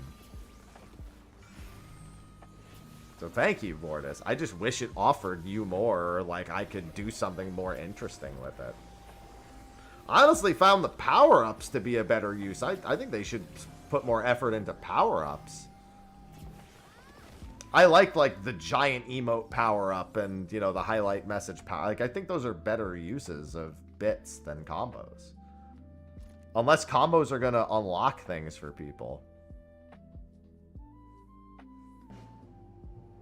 Especially because I can't track it at all.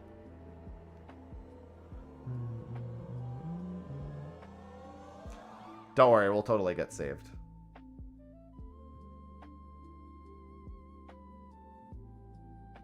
Definitely gonna get saved. So it was a good run. I'm pretty sure that was the last map.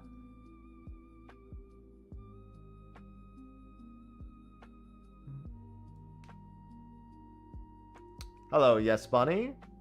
Yeah, the Giga emotes are fun. I think that they should look more into power-ups. I think there's they could probably come up with better options for power-ups than they could for combos.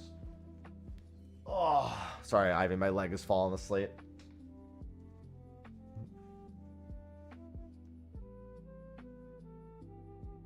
Oh, is that the last one? Good attempts, cat. Dude, I like how the very second map we did was a Final Fantasy, and we had like not really anything good after that. I'll take it though. I will take one Final Fantasy. That's I now have 3 out of the 20 for the achievement. All right, we're gonna chill for a bit. I'll probably hop on to the Guild Wars 2. Well, I mean, I could probably get ready to do it now. Let me just check something real quick. Let me see if Blue Protocols.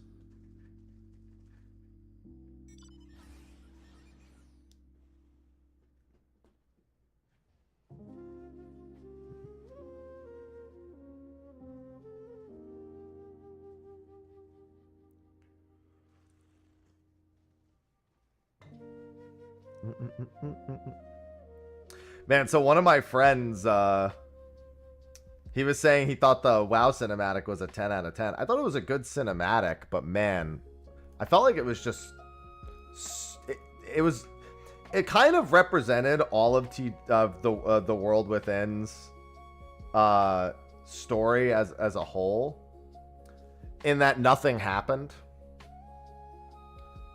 And so while the cinematic looked cool, nothing happened.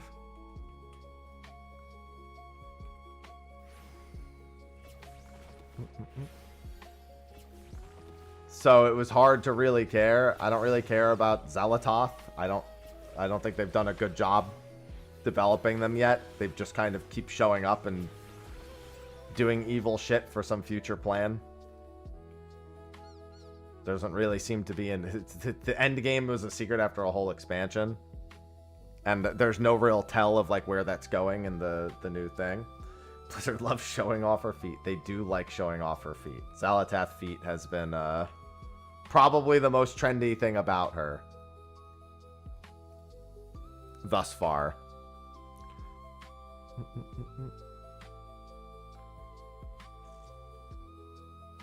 The setup for Xalatoth was better than Xalatoth thus far.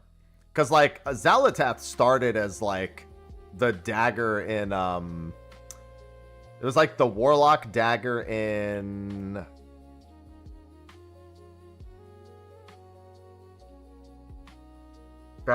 Was it Battle for Azeroth? What expansion did they give everyone the weapons?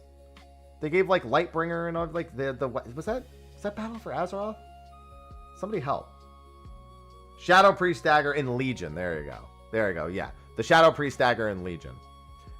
And it like whispers to you, and there's like a whole bunch of background story that goes into it. And it like develops as a character like considerably well throughout all of... Listen, Legion's not very known for a whole lot of great, but I'll say that at the very least, the teaser for Xalatoth being more than just a dagger was done pretty well.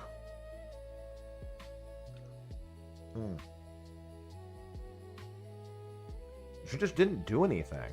Every cinematic, every Noble video I watch is just a whole lot of, sure hope she does something eventually.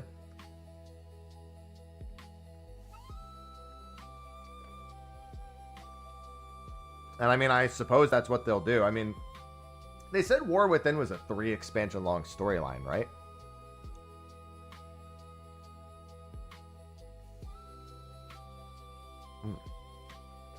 She's just kind of a nothing burger in Act 1.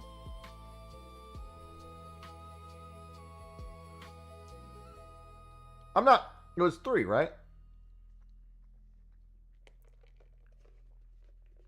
Stopped at Mystic Pandaria.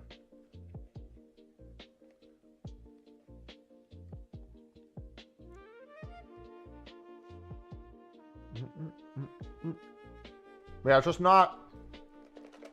She hasn't been well used yet.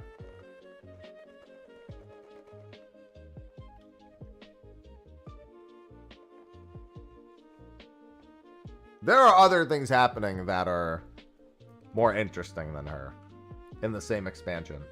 She's not the most interesting thing happening. And she's the antagonist, so you kind of want that to be the case. WoW's... Warcraft's really good at laying foundations and then not paying them off very well at all. The last Titan will be the conclusion. Okay, yeah. That's what I thought. I thought it was War Within Midnight, and I couldn't remember the last one's name.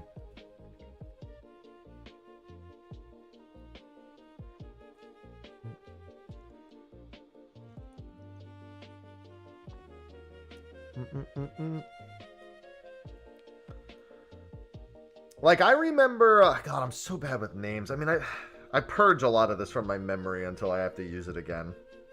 Rathion, I think his name was. The lone cleansed Black Dragonflight character who was setting up Legion for like fucking 3 expansions in the background.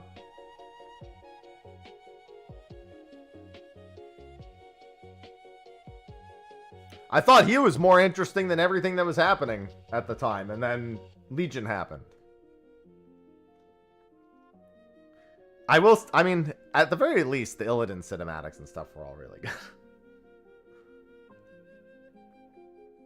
All the Illidan cinematics, very cool. Very well done.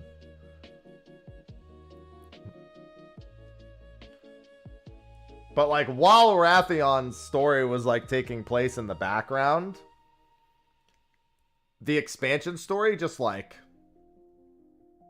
I'm way more invested in what was going on with Rathion than what was happening in the... And then the same with Xelatoth when she was a dagger. Now she's the antagonist. Like, all right. Well, I mean, Illidan is alive. In theory, I mean, he's at the seat of the Titans, just watching over Sargeras the entire time. The hunter is nothing without the hunt. Illidan Stormrage. Alright, let me go back. I'm gonna hop back to Coral real quick and check my retainers. Yeah, I don't know where it is, Lighter, so you'll have to point it to me anyway. Alright, let me hop over to Coral real quick.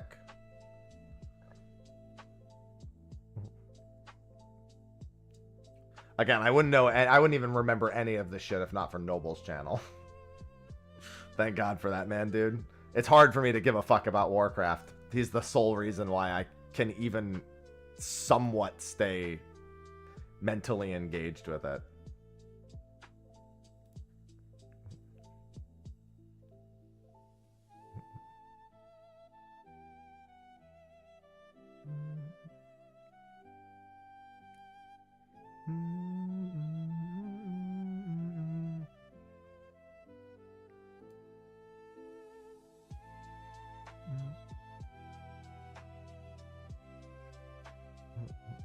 Alright. Oh, let me back up. Just do this. I mean, I'll just wait for the results, Giant. It's funny because it's not ever like I expect Blizzard to butcher anything anymore. I actually think they've had a better time as of late. The problem is in that they tend to butcher the things I like. Like, when I think of getting back into certain things in WoW, I see just how bad their balancing team is. And it makes it hard because I know the content I want to do most is not going to be balanced. Because it never is.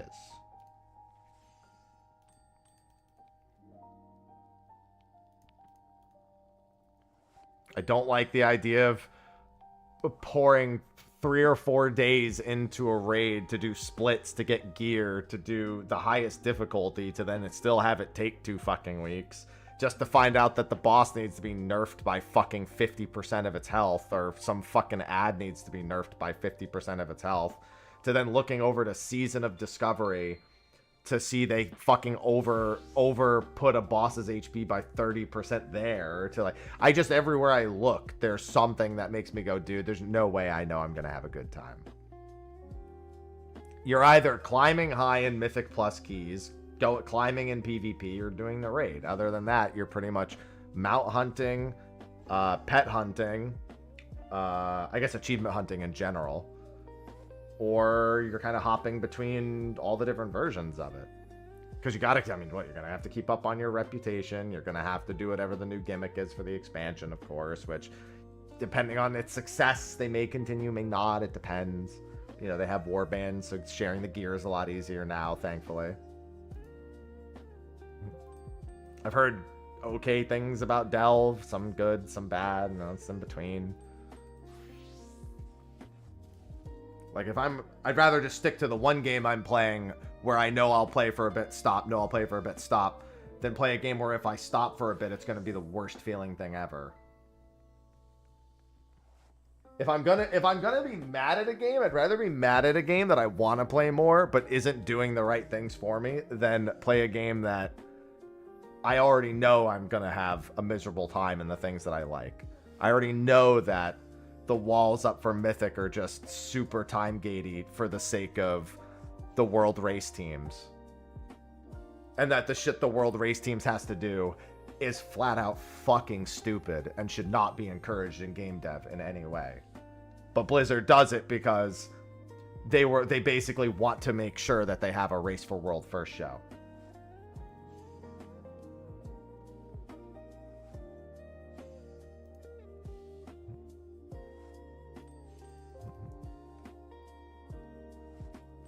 Can you elaborate on that? They literally tune the raid tier right when it releases to only be capable to do if you are one of the crazy guilds that competes for world first, which includes, like, they have to, like, hire entire teams and, like, do lots of, like, merking runs to earn gold.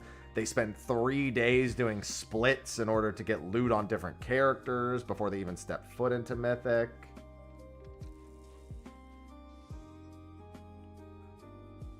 And then, how many teams have to beat Mythic before they start nerfing it? Is it just time gated, or is it? Because I know there's the Hall of Fame or whatever it's called, where they put like the top 100 teams that cleared Mythic into like a hall of heroes or something. I don't know.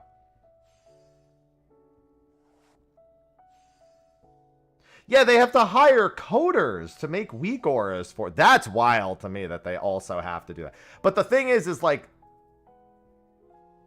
they design the raids to be like that for the first groups that are competing and clearing, specifically because it's a giant stream event.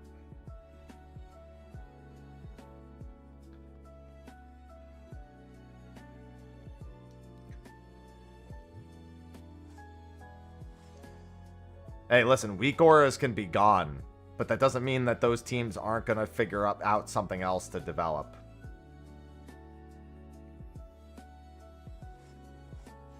Fura's not looking great, guys.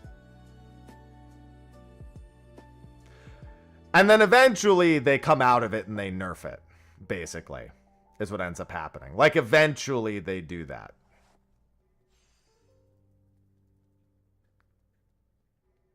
Yeah, I mean, it is basically a full-time job for anyone competing. Yeah, it's basically a full-time job. It has to be. There's usually a little bit of time in between tiers, but, you know.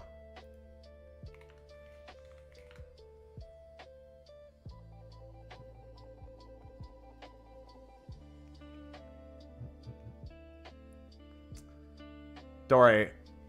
Nightbot and I joined this one. Oh, I need to change, No, I did bot job already. That's fine. Yeah. That's kind of my core. It's just the core design. But I mean, there's also been like some of the hiccups that Blizzard has had. That if you're not playing WoW, you probably don't hear about them. Some of them are pretty severe. But compared to the core of the content they're releasing, it's probably not as major. I remember, was it Warbands? Where, I think it was Warbands, where there was a bug that could delete your entire bank, and there was no way to retrieve it. Was that Warbands? Beta appears to be late. I figured it probably would be.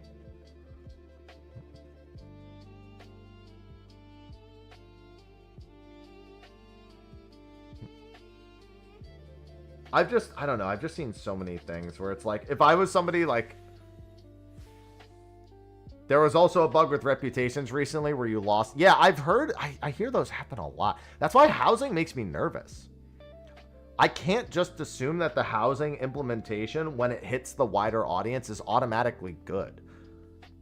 There's also some things they're saying, like the idea of just having a house and doing things sounds great on the surface.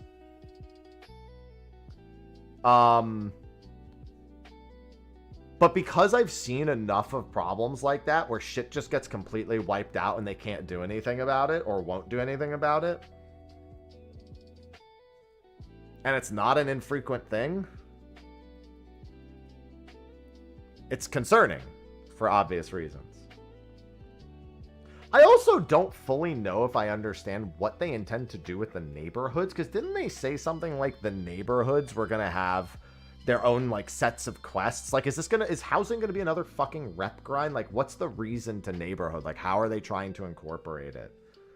Why is somebody going to be motivated to work on their neighborhood level, for example? I don't know. That's a question. And I'm nervous about what the answer is, and I hope it's something mundane. Because I'd rather it be kind of a boring and mundane reason than be crucial to the fucking game. You know what I mean? Like, the W they need in housing is that housing just needs to be accessible and entertaining for the people who give a shit. It doesn't need to be a core fucking system that is wrapped in some sort of progression. But I feel like Blizzard's pretty regularly progression coded. And they might even just, honestly, I'm not going to lie, people think about 14. I think of them, now that I've played RuneScape, I'm more concerned about it being like because RuneScape's housing progression is fucking mega important.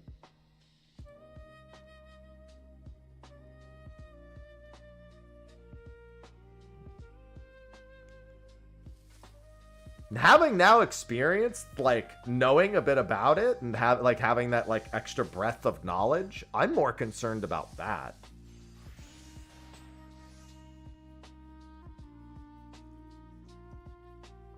Yeah, the quality of life and construction. Because RuneScape, it makes sense because it's built around it, right? I can't imagine WoW being built around that. Like, maybe it could be done. I'm not the one in charge of it, but yeah, that's what happens when you get rid of most of your QA. I mean, the biggest red flag for me in recent WoW times was the end of Sunken Temple in Season of Discovery. That was, for me, one of the biggest... Like, there's been plenty of red flags before, but I can somewhat understand an endgame mythic boss's scaling being off in the sense that, like, there are a lot more components to a mythic tier raid boss, right? So if something's overtuned, I'm not going to say it makes sense that it was messed up, that it was like so beyond being tuned correctly. But at the very least, there were so many moving parts that contemplating player interaction with the moving parts plus the thing that you overscaled, I can at least somewhat understand that, right? But Sunken Temple in Season of Discovery's final boss being like 30% overscaled, the boss does 2 attacks. It's not a complicated fight. It's a fucking classic WoW boss that's been remixed to do some slightly different shit.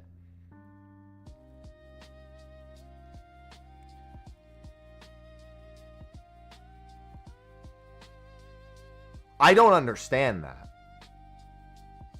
Well, we're talking about Sunken Temple's final boss, which was, I think, level 45 when they added it.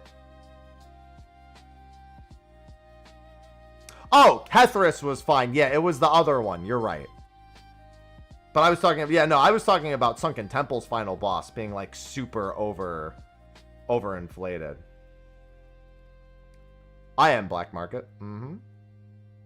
Right now, I usually do a few hours of it every few days, and then I'll do some other stuff while I'm waiting on the next content update. Right now, actually, I'm waiting on Guild Wars 2's, they have their beta for Visions. I have Blue Protocol on Friday. I cannot believe I'm playing Blue Protocol on Friday. I'm in shock that it's happening. It shouldn't be happening, but a god out there is determined that it's meant to happen. Yeah, the thing is, Season of Discovery stopped being a Season of Discovery after Season 1. Then it was just classic remix. Which is nothing wrong with that.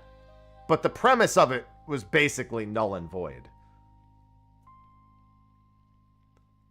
So it was literally just became about, are you having fun playing classic WoW remix? Which, yeah, if you were, it's great. Sometimes all you need is like a slight. I mean, it's like me when I mod like an RPG and like I get to do some different stuff on it. It feels really good. Jesus fucking Christ, you just melted him.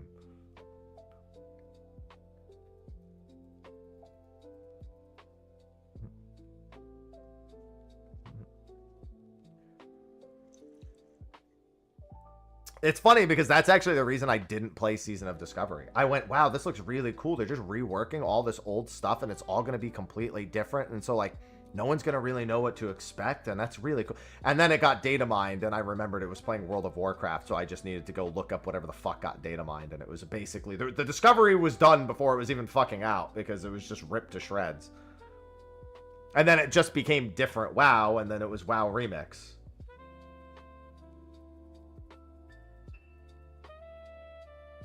They discovered the data. Yeah, I mean, there's always something to do in WoW, but it's because of the way WoW's reward structure is handled. Like, the reward structure, like, 14 has the issue of making sure something feels motivating enough to do from a reward perspective. WoW has the issue of wanting everything to be progression focused, and you kind of, it makes taking a break feel terrible. It's like they're both opposite ends of the spectrum. One of them, if you're really into it, you can play it for a lot longer at any given time. The other one, if you're really into it, you might still have to take a break. Oh, did it finally come up? Because I heard it was late. I wasn't sure how late. I was just waiting to hear that it was finally up. If it's unstable, I should probably give it a few minutes still. Extra character slot should be there now. Okay, good. I'll give it a few minutes to make sure that it's stable. And then I'll probably, because I really got to check out their specs. I bought all the expansions. It's up now. Okay, good. I'll give it a few minutes to see if it's stable. The new specs are in for testing. Yeah, for the next week for Guild Wars 2. They also did a huge sale on the expansions. I grabbed everything except for pre-ordering Visions. It was like $80 to get everything. I think it was 84, like 79 or something. To grab Living World Seasons 2 through 5 and everything up through Janther. Closed beta, Barba, but it's supposed to be releasing shortly after closed beta. So in other words, I almost consider this early release. I know they're refunding gems. I don't think, well, actually, let me rephrase. I don't think, no, because progress isn't saving in closed beta, so that's not the right way to consider it. Because I know you can spend money in the closed beta, and then it gets refunded when the game actually comes out. So, yeah, I think that's the same way. That's, I mean, I guess that's not too abnormal. That's how, like, a lot of, like, closed betas for those kind of games work.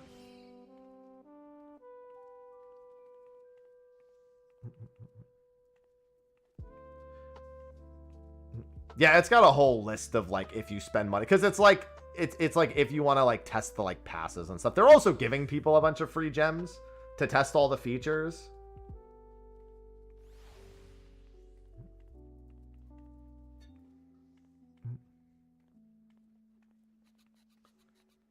But then people can also do it.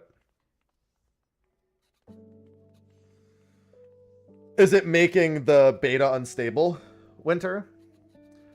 But yeah, no, Blue Protocol is on the cusp of releasing. It's not just on the cusp of going into closed beta. It's supposed to release shortly after closed beta. Yeah, exactly. I think it's not just in those Giant Dwarf. I think it's in every single facet of both of the game's designs. They're both literally just opposite ends of the same spectrum. Damn, that counter actually did enough damage to kill, too. Sadness.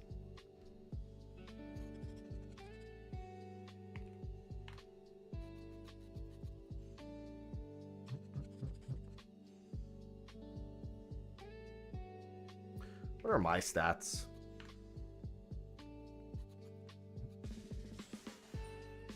I have 41% HP. Warrior, Knight, and Monk all have HP. Does any other job have HP? I'm at 41% bonus HP. You just tuned in? It's already released in CN. What, for Blue Protocol? Yeah, but I'm saying that Blue Protocol... Wait, what are we... Are you talking about Blue Protocol? Sunbam?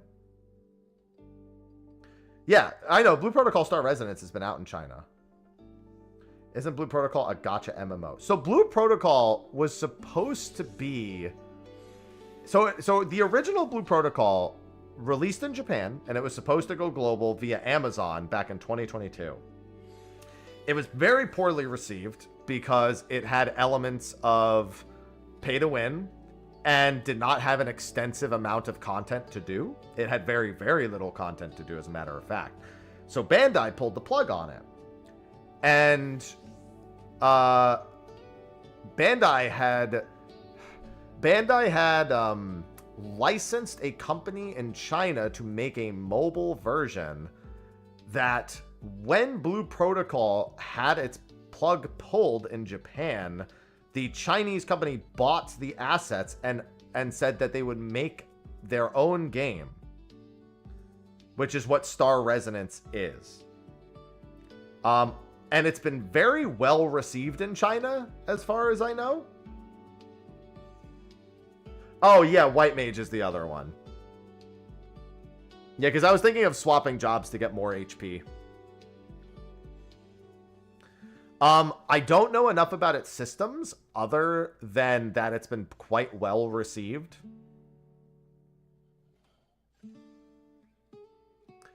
The original Blue Protocol...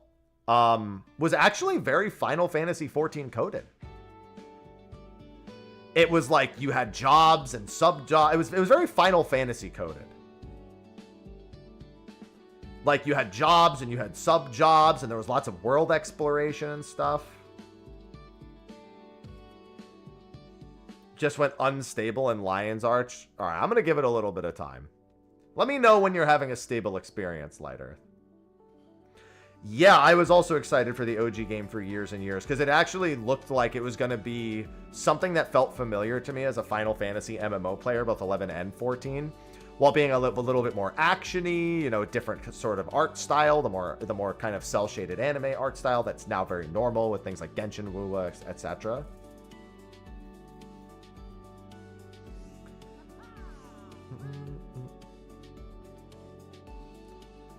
And then it got shut down. Yeah, I don't have it, Winter. But, White Earth is saying they're having a bit of an unstable time in Lion's Arch, and I don't think they have it. Yeah, I don't have issues with gacha either. I have no issues resisting pulling on gacha. So as long as there's a decent core game beneath it, I can usually play it.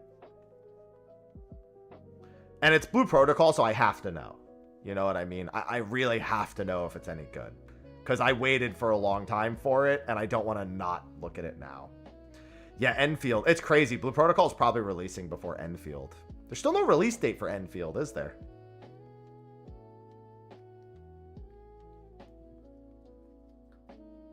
Still no release. You'd think they would have included that in the what's it called they did. The trailer we saw yesterday.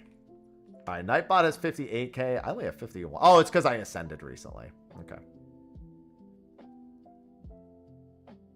Nightbot also has way more experience than I do, so I guess I shouldn't be too surprised.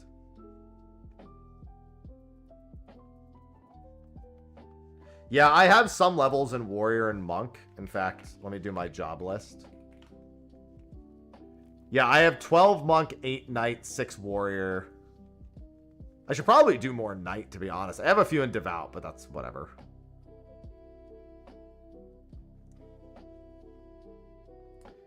Such a tease. Yeah, I mean, there's just another teaser. The gacha system, how it affects it now. Yeah, there's also a closed beta class that I'm looking forward to checking out. Oh, we went down? Oh, that's not good. Wait, no, we didn't. Looks fine. I mean, I died briefly.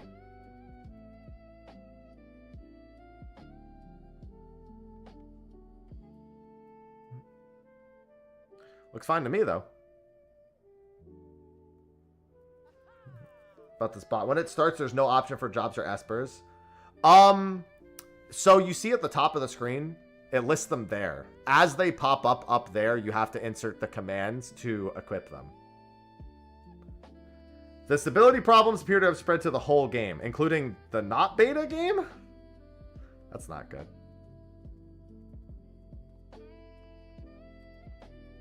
Or just outside of Lion's Arch in the beta. Yeah, alright. I mean, I'll just keep waiting. I'll be on standby. You got it. Just let me know when you're stable. I don't want to be spending the whole stream trying. If I'm going to log into the beta, I just want it to work. Oh, yeah. And then as you progress through New Game Plus, more jobs. The options are blank.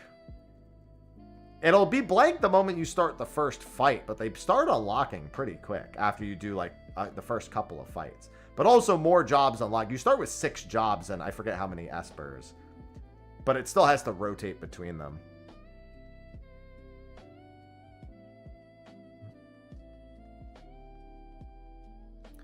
Did you get kicked out? Oh, well, we wiped and then it went over. So I guess you didn't get kicked out. You just didn't make it into the next one. Seems like it's staying up. I'm going to give it 10 minutes first. There's some good stuff for you to catch up on then, Barba. Yeah, because I really want to get on to Guild Wars 2, but I don't want to be fighting with the beta if it's unstable. Big upcoming MMO? Not really. I mean, Blue Protocol is kind of the closest I'm going to get.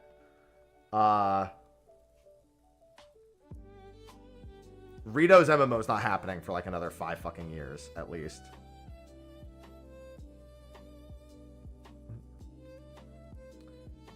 I'll still give it like 5 minutes. A couple people said they've been having issues getting in. I'd just rather not fight to get in and fight to stay in, etc. Yeah, there's nothing really happening interesting in MMOs coming up.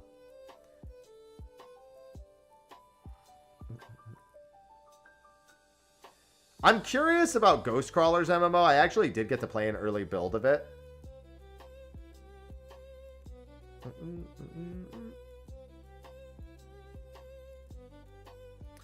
But that's still a whiles away.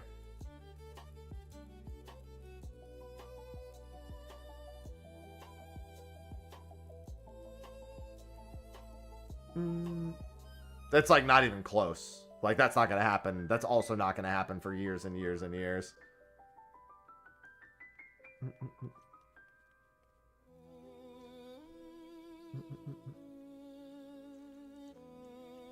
Unfortunately, the next closest MMO that may actually release at some point in existence is Ashes, and that's a fucking... I have no hope for that.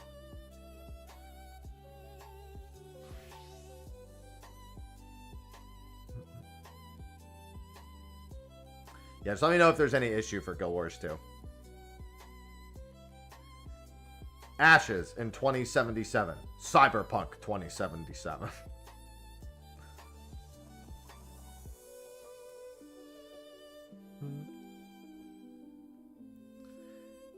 Yeah, we could really use Minwoo. I also played Ashes 8 years ago at PAX. That was when there was a reload system for every action, MB. I talk about that all the time.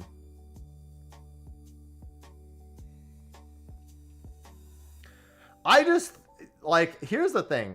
I'm a firm believer that we should not have a, quote, next big MMO. I think it's a fruitless thought, and it's meaningless. MMOs were originally built, conceptually, around the idea of being made for an intended audience. And now they're trying to not do that.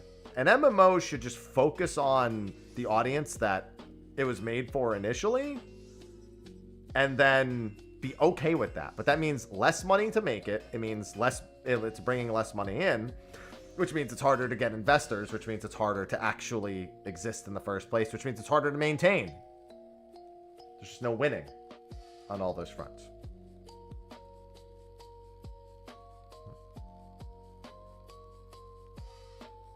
I'd rather see an MMO that's in no way made for me be successful in its own community than try to hook me and do it unsuccessfully and then not hook anyone and then be a disaster.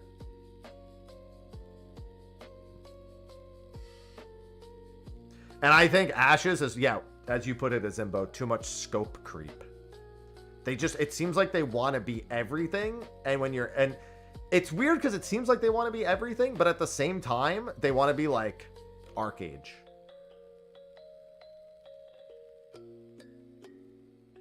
Does that make sense? They want to be all the WoW stuff and Arcade.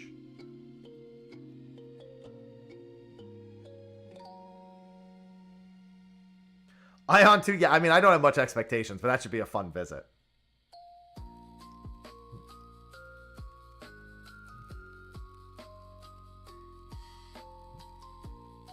That's what the level squishes were for in WoW. We'll get there eventually, Roland, don't worry.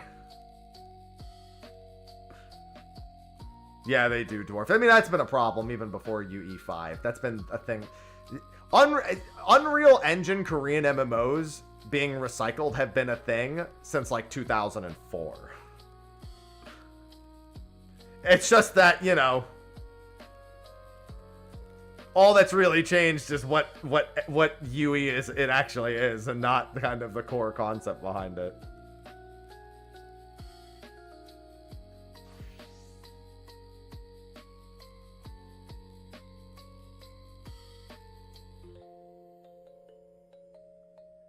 Think we're good? I mean, I don't know, because I'm still waiting on Winter. Winter's now having issues.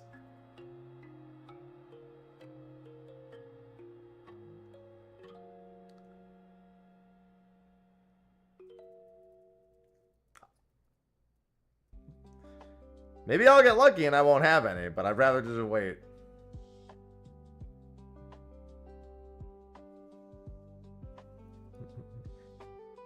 It sucks because I really want to get in there and check out the specs, but I'm really looking forward to seeing the new Guild Wars 2 specs.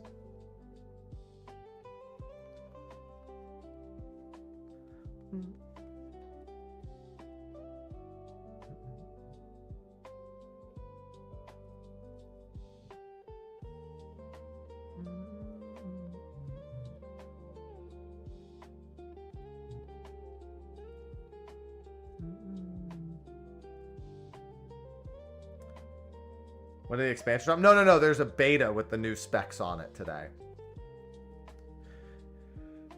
Yeah, that's honestly the fact that Lost Ark couldn't succeed is kind of a prime example of an MMO that actually had most of the things set up to probably succeed and still really didn't stand a chance. I mean, the bot issue just ran so rampant.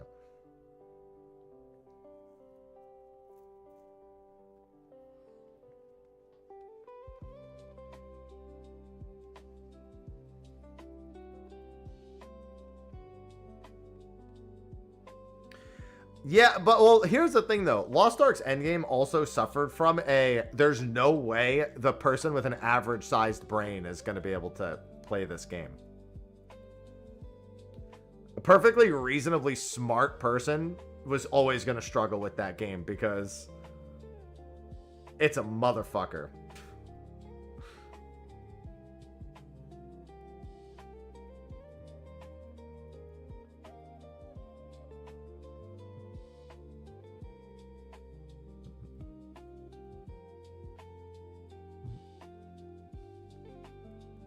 You have to really want to fucking care to actually start going through Lost Ark Endgame. Oh my god, we died.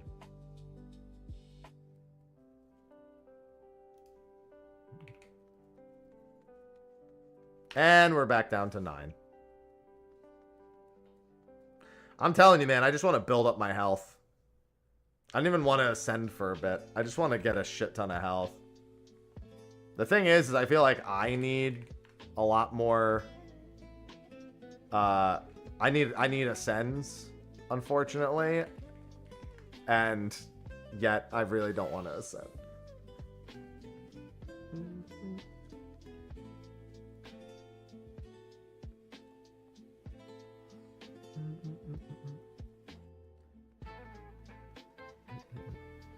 I have 73k HP, let me in. Yeah, I need job levels to get it. Thank God my Gladio didn't set off the infinite chain. Somebody got in who just got 4,000 levels. That's interesting. Who is that? Who just got... Oh, that was Veltus getting 4,000 levels. That should be fine. It's Queen anyway, I believe.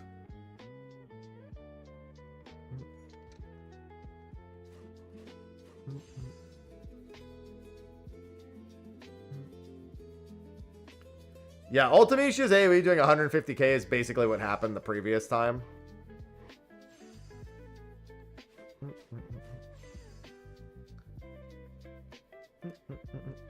Alright. Here's what we're gonna do. We're gonna start getting ready to do Guild Wars 2 stuff. I'm gonna take my chance.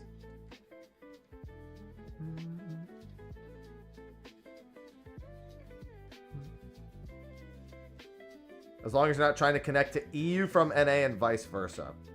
Okay, I'm going to start getting ready to swap over to Guild Wars 2 then. I did read some guild members got kicked out. I think at this point, I can't wait for it to be perfect. Warp out of Lion's Arch if you can. Alright, never mind. Maybe I should just wait. I was going to just say fuck it and just start, but like now you're making me question it. Everyone.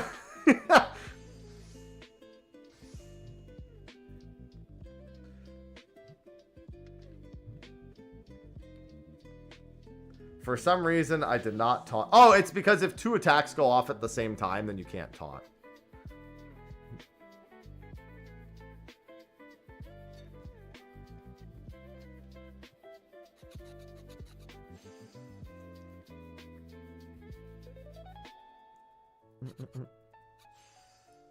Either way, we're having good discussions today. I don't mind waiting a little bit to do Guild Wars 2 stuff. Honestly, I kind of want to... Before we get into Guild Wars 2 stuff, since I have a few minutes while the stability is a bit unstable. Listen, I'm not wrong. It's just I'm not putting it very well.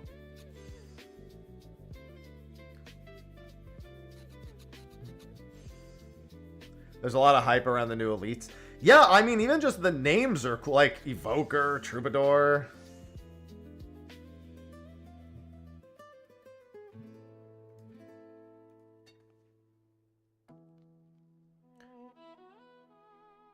Like, I'm excited to get in.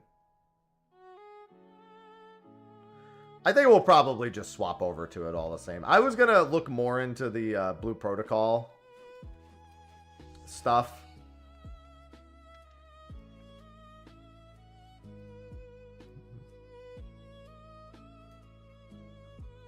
I'm just gonna look at some stuff real quick. Oh my god, Blue Protocol has a Falcon style? That's so RO coded. It's spoilers for all of Dawn Trail, Barba, yeah.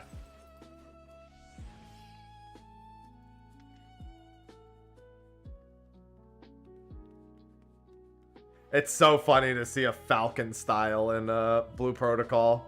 Because it just makes me think of RO's Falcon. The first time I ever played RO, I went Falcon.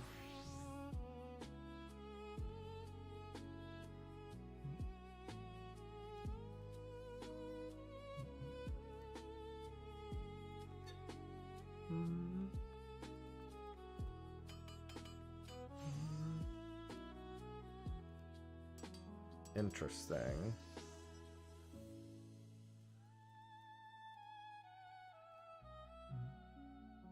Yeah, because I only really see one healer, and that's Verdant Oracle. I assume Soul Musician will have some healing stuff. I mean, it's crazy to see Arkveld kill the Super Fate.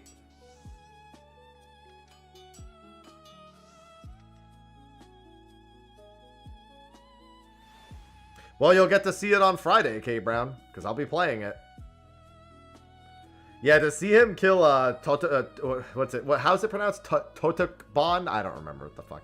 The giant snake was certainly a way of setting the tone for Arkvel.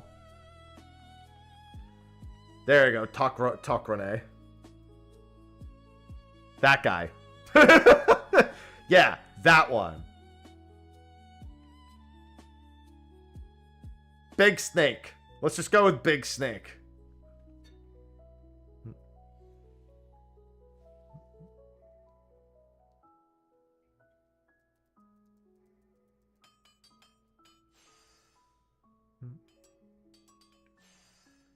It won't be a Fate, no. It's just for cinematic effect. It's just to give you an idea that he's a menace. I'm very curious what they will do, though. It'd be really funny if if it was a Fate, you know, it would be so funny if anytime Tokrene appeared as 5% into pulling him, Arkvel just shows up and just fucking blows him off into the distance, like fucking murders his ass.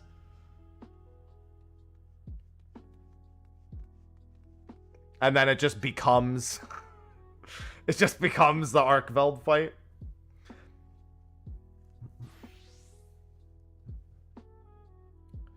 I think it would be pretty funny if they did let's say they did this. Let's say they did a trial. Right? And that was like the core content. But let's say that there was a chance that he could also just show up and murder any of the other Fates in Shaloni. In like Turf War style. Like that would and so he could be like the Fate and he could be the trial. Like those would be both of it. And you just show up and fucking Turf War any of the bosses that were in there.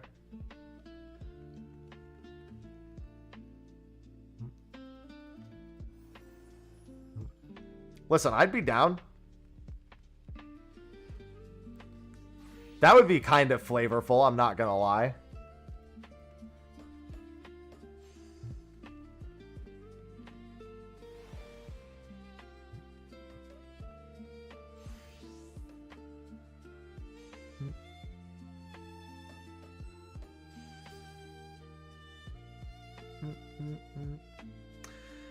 I should definitely look more into Blue Protocol's monetization because it's not a character gacha. So I'm wondering what exactly this version does, given that I hear really good things about it.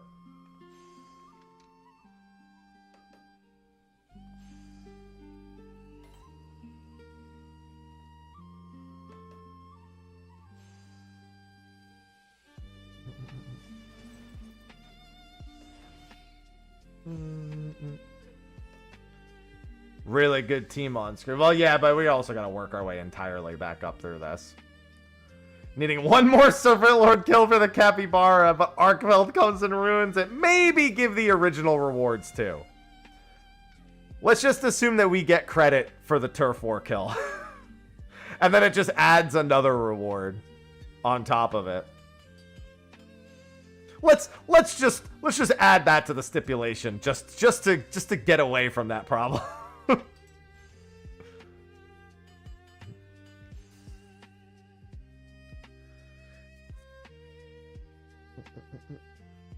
Yeah, we'll just have to see Veltus. Hopped on the aerodrome. Alright. Let's give it a shot. I'm just going to pop on that. I'll just do it on the back end real quick.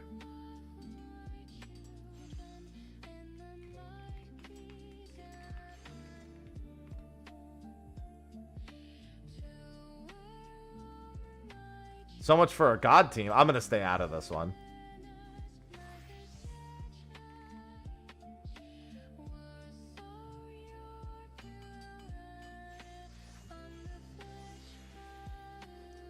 Listen, we gotta get mad grinds in.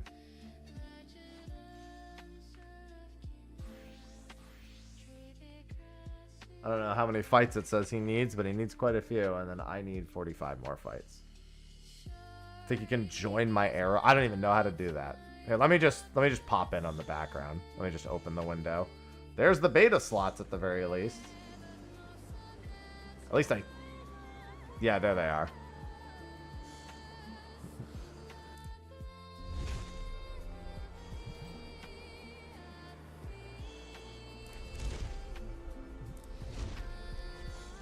I guess I'll start at the top of the list and start with Guardian, huh? I don't really care how the character looks.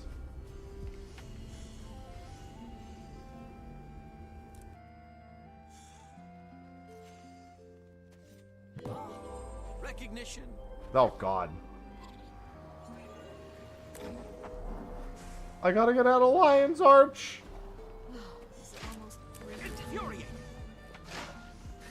How do I even do this? I don't know how to even do the thing you just said.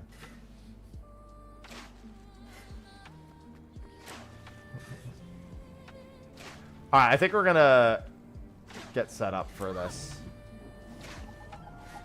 Leave party, whisper, send mail in Southern Lion's Arch. What? Where? Where am I looking?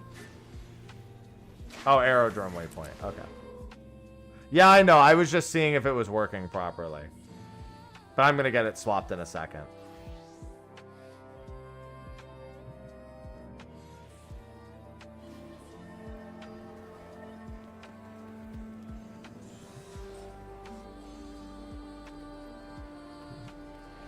I'm just making sure that it works. There's a bunch of raids here. I just want to get over to the aerodrome. I'm in the aerodrome. And I see a bunch of raids.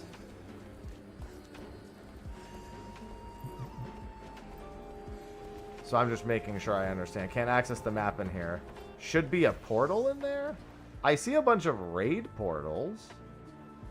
Stronghold, Salvation, Spirit Vale, Laurel Merchant, Special Forces Training Area. Is it that one?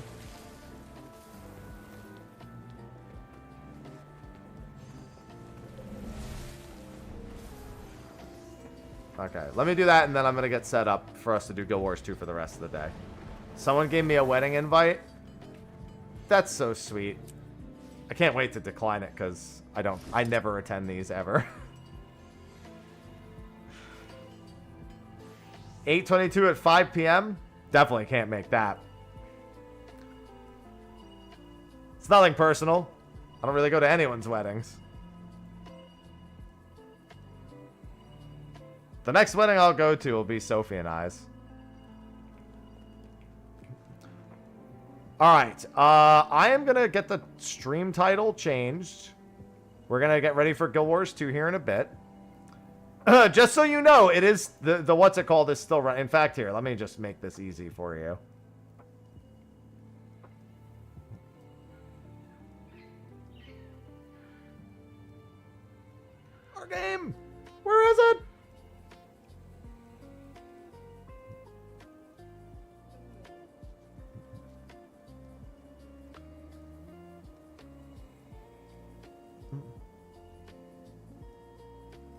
Hey, look. I just need to use the restroom, alright? There. Alright, I'm gonna change the title also real quick, and then I need to use the restroom.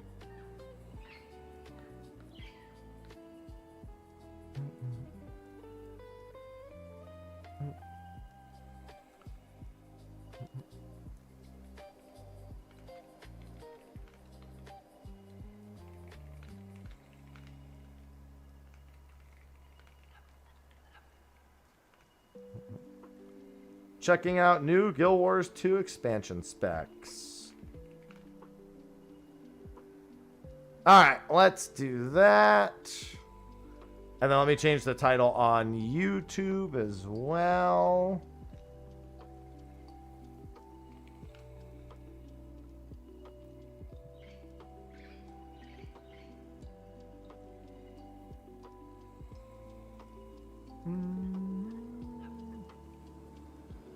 Let's do that.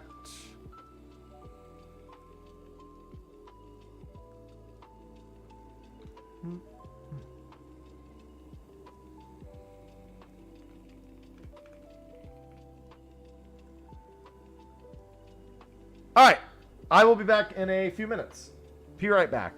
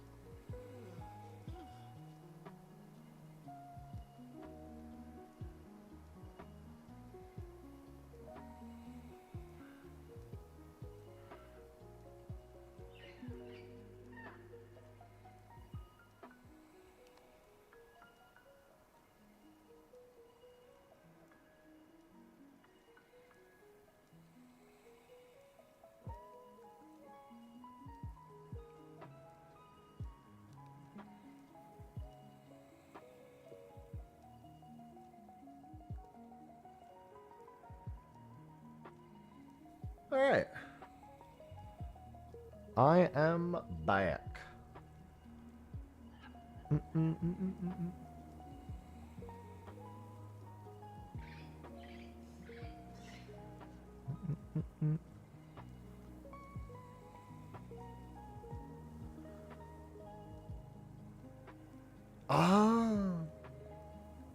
Well, wind shard is also wrong.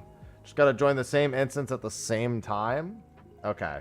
Let me get it on screen real quick. Let me like fix everything on the back end.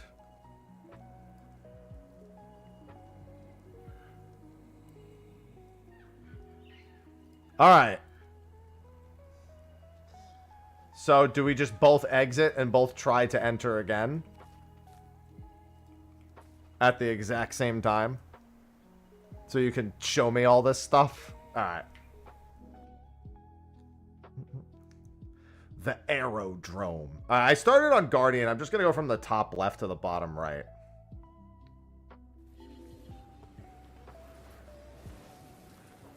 Alright, give it a shot. I'm right here.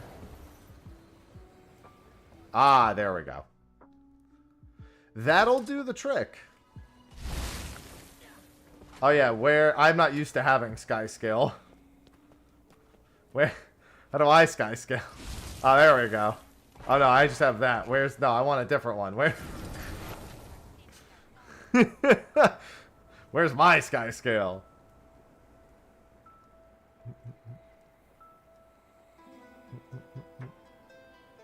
Not like I had to go very far, but I still want my sky scale.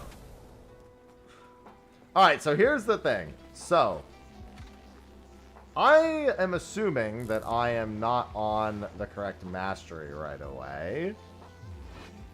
Little arrow above the mounts icon. Ah, this one. What? Alright. I guess I don't have it because I don't actually have sky scale. You were loaded in on Evoker? Okay.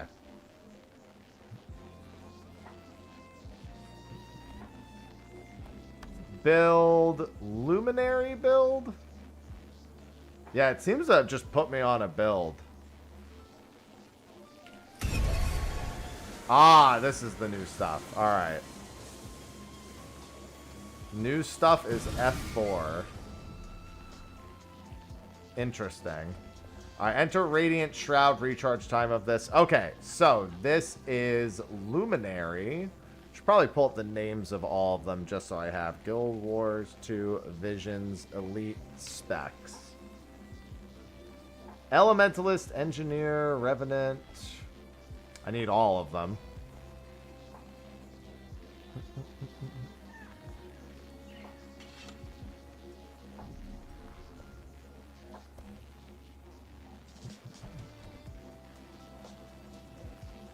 Okay, that's not loading.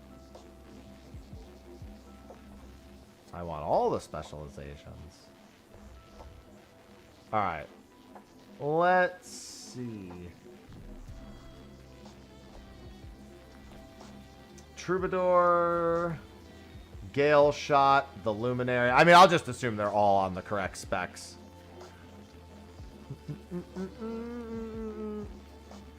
Alright, so F4 is the new stuff. That's this. Enter Radiant Shroud. The recharge time of the skill is reduced for each unused Radiant weapon in the Shroud. I have these as the Shift 1. I should probably set that to Shift 3. Then gain Aegis periodically. Grant Aegis to yourself and nearby allies. Virtue of Resolve. Heal yourself and nearby allies. And Virtue of Justice. Burn foes. So, Ret Holy Protection. Got it. Let me do Shift 3 as an option for that. Shift 3. And then also, yeah, let me do... do I want to do... I'll do Shift 4 for now. Alright, so do you just spawn a golem here, and that's what you do? Spawn a golem, adjust golem settings. Select a hitbox size. Huge! Weak enemy, please spawn my golem. Standard kitty golem. Alright, so these are all the usual stuff. That's just attack 3 times. Put in place the World of Greatsword while you hurl projectiles. I've seen that be used before. So that's not anything. Little rundown of the new mechanics. Yeah, I wouldn't mind that. Leap of Faith. I think these are all the normal things. This all looks pretty standard at the moment.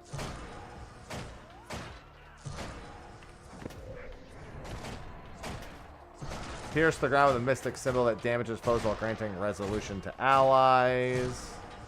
Throw blades at your foe. And pull your foe to you. Alright, that's not going to work here. So I see all the virtues, and I see the Radiant Shroud. So it says, the main thing here, the recharge time of the skill is reduced. Zeal, Honor, Luminary. Alright, harness Light and Flame to bolster yourself and allies to disrupt your enemies. Gain access to Radiant Shroud and Stance skills. When your F4 changes your 1 to 5, one is always auto attack, the other button always changes to a weapon. Okay. Gain Light Aura when you use a healing skill. Gain Vitality. Purging Light removes conditions from nearby allies. And you grant yourself Light Aura. Gains boons based on your equipped Radiant weapon. This bonus lingers for a period of time after exiting Shroud.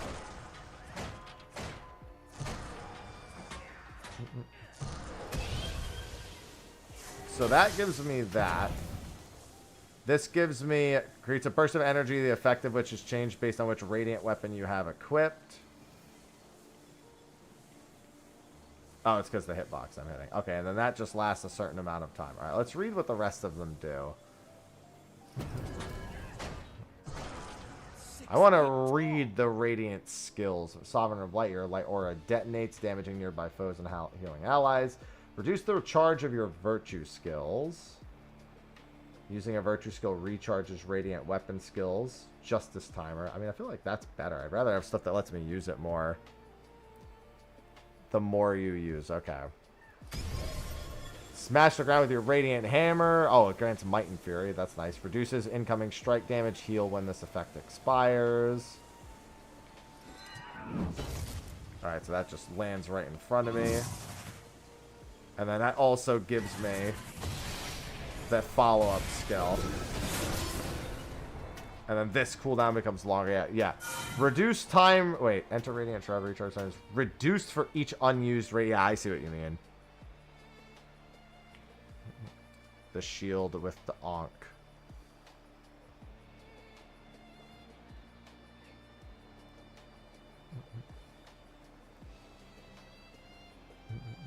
Slot skills, traits.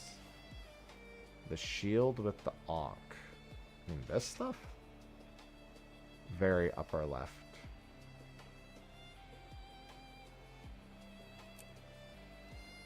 Oh, there we go. Elite skills, here we go. Feel my wrath, shout, grant fury and quickness to nearby allies. The duration of the quickness you grant yourself is doubled. That seems really good. Focus, making yourself invulnerable and recharging your virtues. That seems pretty good. Sign of Courage, periodic heal allies around you in combat, channel healing and boons in a large area around you, concluding with large heal if this skill is not interrupted. That's utilities equipable 6 to 0. Well, this not. This is elite skills. Yeah, but you're right. These are not. Yeah. These are not what I want them today. Traits, build storage. Yeah, I'll just keep going into the stance. It's fine. Effect of which charges your Radiant weapon you have equipped. So it looks like this one grants the stab your foes. Movement impaired foes are immobilized. And then that enhances.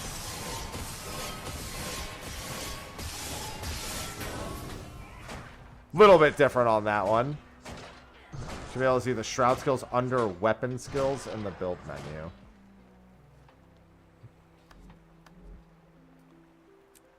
Here we go.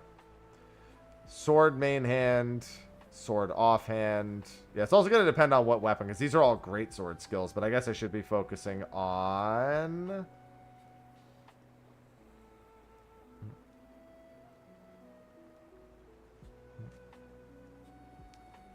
None of these look like the skills I was just looking at. I don't see any. Pistol offhand, scepter, staff, focus, torch, shield, spear. Spear aquatic? No, it doesn't look like it. They do not. All right, well, I mean, let's just go back to doing it the old-fashioned way. Blocks attacks, grant Aegis to nearby allies on activation. Slam foes with your shield, dazing them.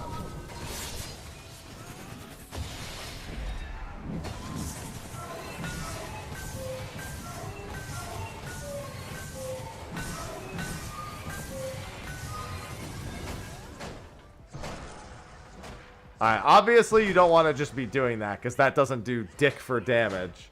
So it seems like that's just an AoE tool. Hovering the first trait in Luminary. You mean this one?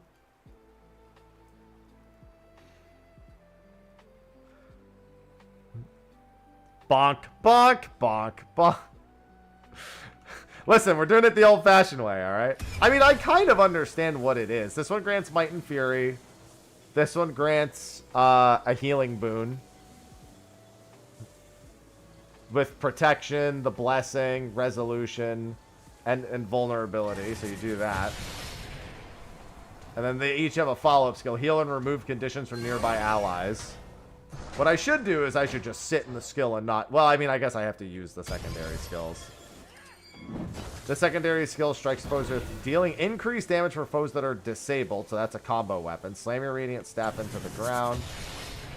Redirect a percentage of their incoming strike damage to you. So you're doing damage redirection, but not if you fall below 50% HP. So comboed with something else. Comboed with one of these skills, for example, it's probably quite nice.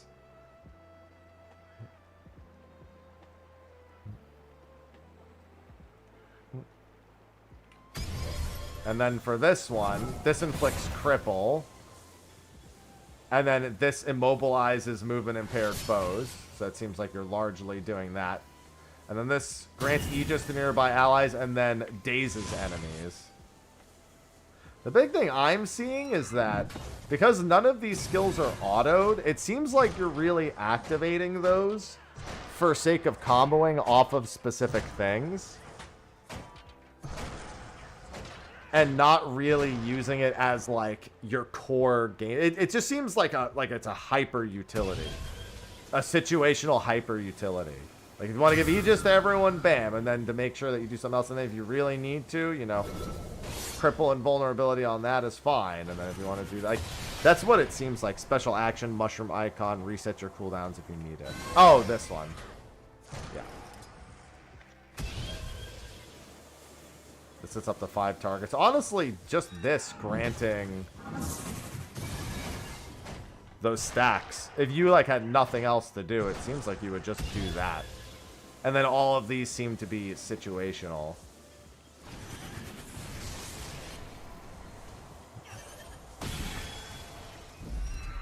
Yeah, it just seems like the elite spec skills are mostly like super situational on this. Although I guess, you know what? Hold on, let me do that.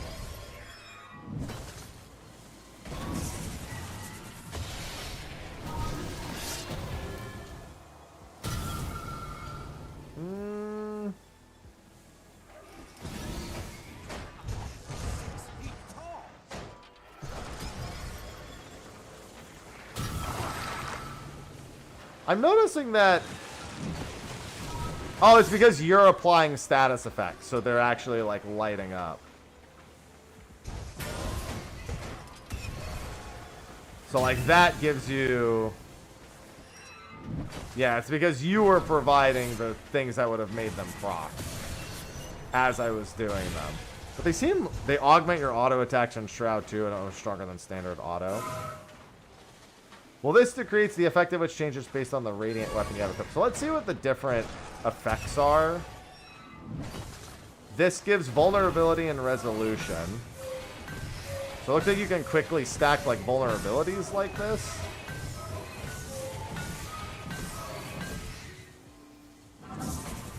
And then that also does a ton of damage. And then let's see, this looks like it grants a regen now. No, it just keeps saying all of the things. The effect of which changes based... I'd assume it does whatever this does, so like... Mobilize. Because there is no auto attack in Shroud. I mean, I guess I could set one to be auto, but I don't feel like any of them would be, like, good to set.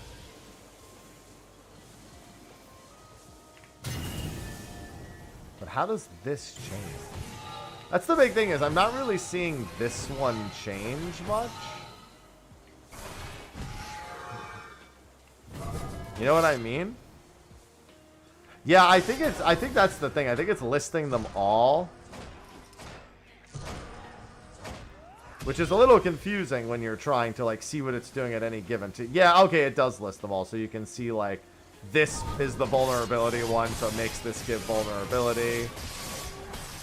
The staff is a regen for everyone.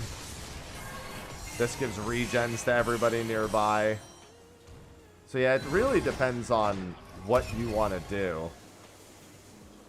And honestly, the resolution one to me seems to be like the one I think I like most. This one also just makes this deal like 50% more damage.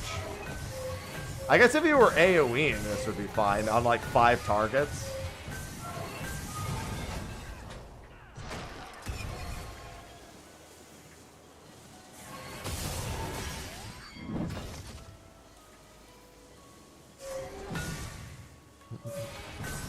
Because the rest of them seem largely situational. Like, I actually really like the resolution use.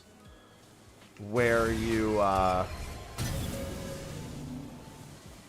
do this, and now you have the condition damage reduction.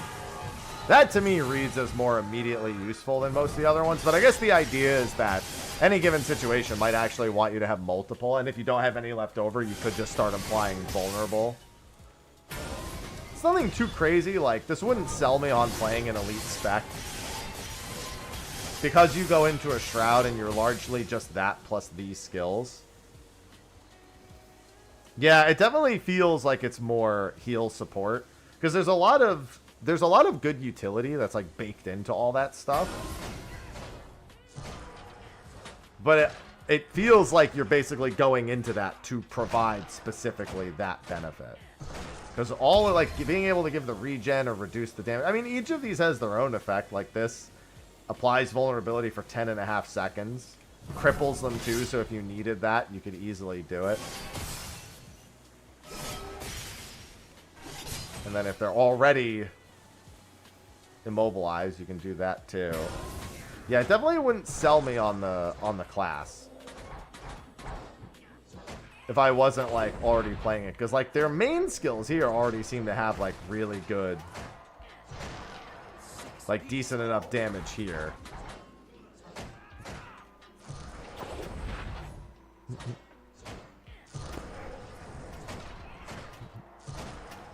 This grants resolution, because this already does it. Yeah, I don't know.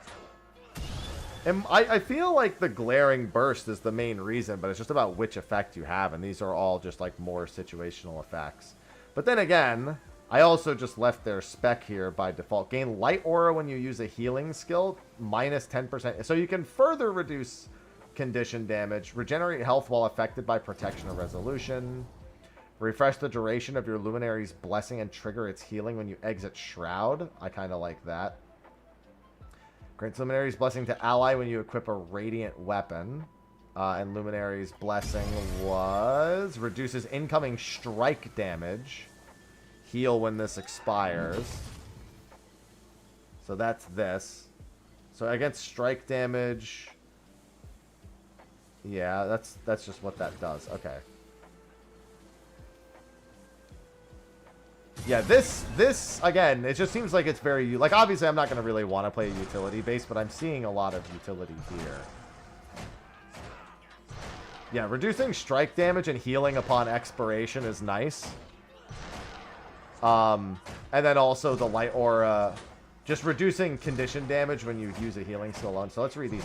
Grants boons to nearby allies when you use a virtue skill.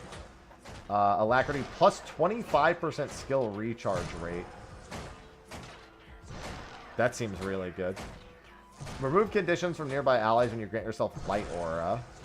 That's also pretty good for condition removal. Seems like there's a lot of anti-condition stuff baked into Guardian. Gain increased strike damage when you equip a radiant weapon, plus 15 damage. Okay. I'm not wild about that one, but still. Yeah, I mean, I could tell. 25% skill read. There's nothing better than skills recharging in most games, and when it's 25% faster, that's pretty nutty. Gain a bonus based on your equipped radiant. Oh, okay, so here we go. So the radiant armament, the hammer, deal increased strike damage to controlled and immobilized foes. Radiant armament for the staff, plus 15% healing increase to another. Radiant armament for the dagger is 33% movement speed, and for the shield, it's reduced incoming strike damage from nearby enemies. Oh, that's the one in the title, PC. That's a mobile. That's an idle game for the stream. So yeah, it does seem like running Resplendent Virtues. You probably almost always run Resplendent Virtues, but this is also interesting because there's a lot of reducing incoming strike damage here.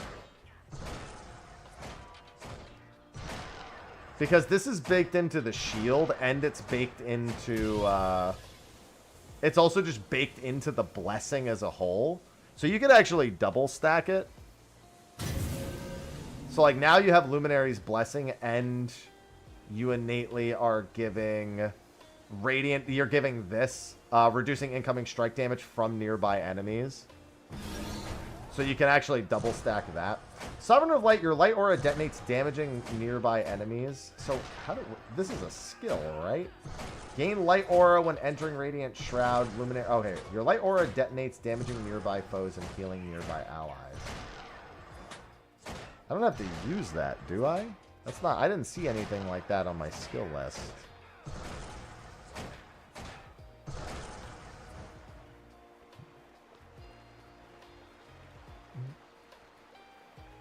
Is there a way to end combat with this thing?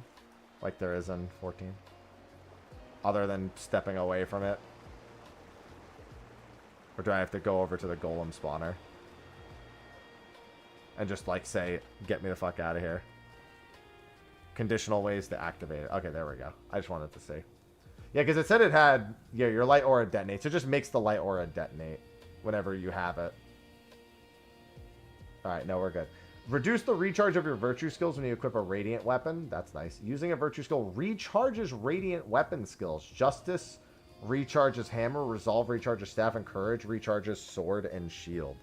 That means, yeah, you could actually spam. This one's really interesting to me. I don't know. I'm not really wild about this. There's so many. It seems like there's so many ways to give and get resolution and reduce condition damage already.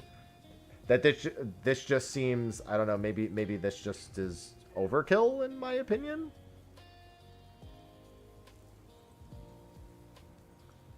This one, to me, is the one that reads the most. I'm not big on playing supports in Guild Wars 2. I definitely prefer to be something a little bit more. I mean, that's why I went Daredevil, because Daredevil was just really cool.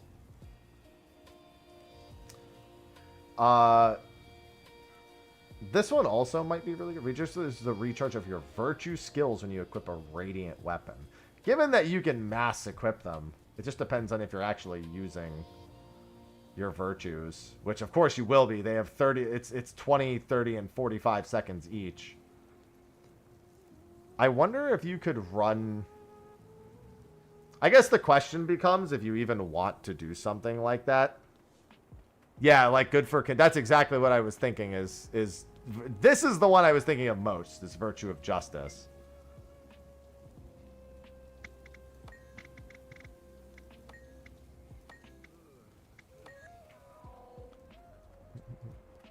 Do I have anything else that burns baked in? I was looking for more condition damage stuff.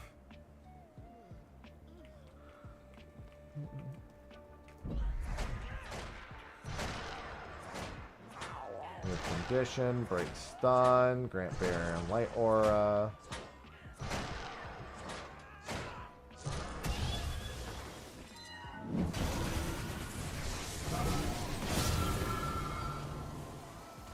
Oh, right. I probably should have actually equipped it. How long does this apply the burn for?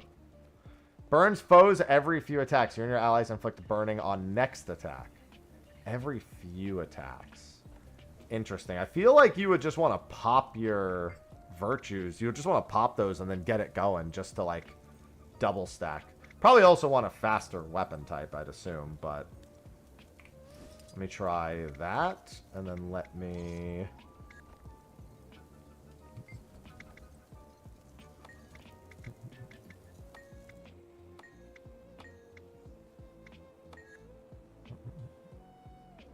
Let me do this.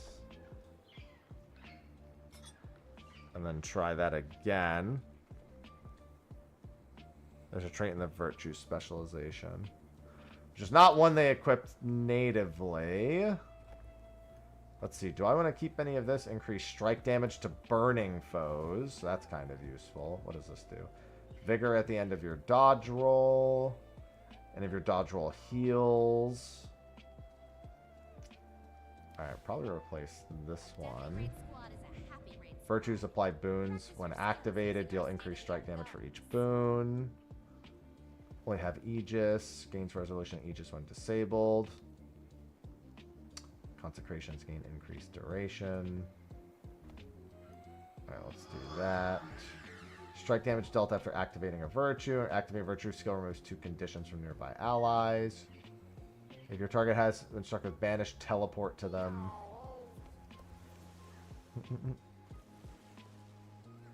Oh, that's fine.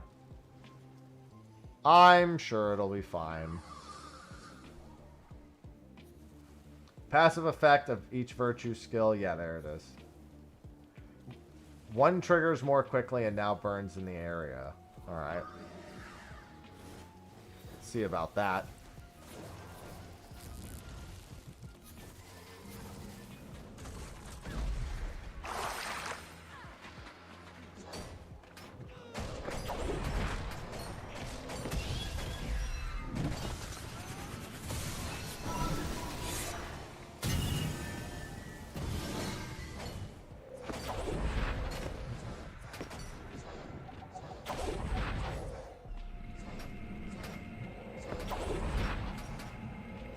How long does this last?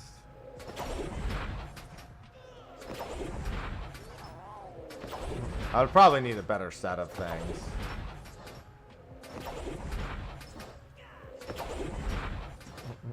Because that just applies...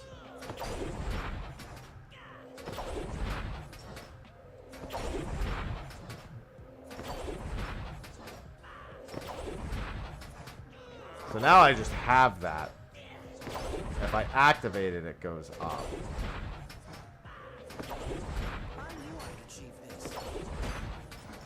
Yeah, because then it goes away when I activate it. You and your allies inflict burning on the next attack. So I don't have the passive, so I would effectively just want to...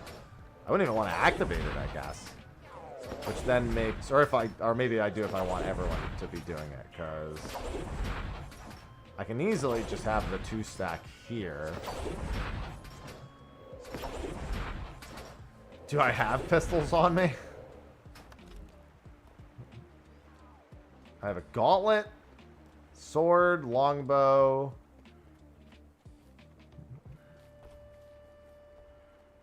Shoulder armor. Yeah, because they gave me a great sword.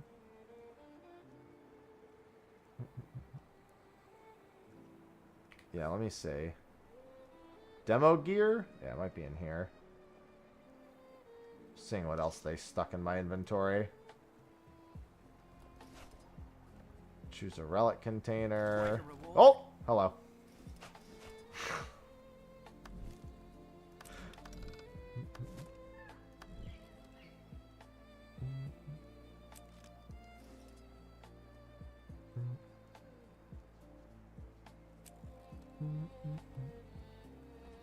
That's a lot of stuff. Unfortunately, I can't recognize the icons right away.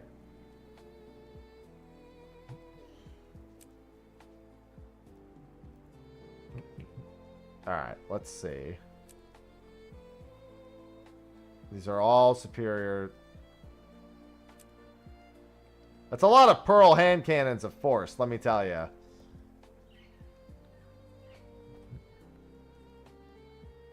Oh yeah, let me get out of combat real quick.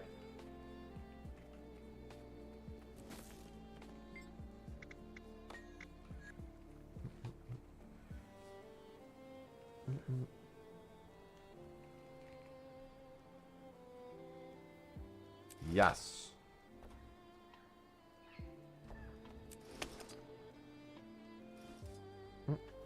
And then let me just look through all of these. I saw a bunch of condition ones. I assume I would want power, vitality. I mean, I guess it doesn't matter. Viper. Oh yeah, that's right. We were going over the Viper thing too.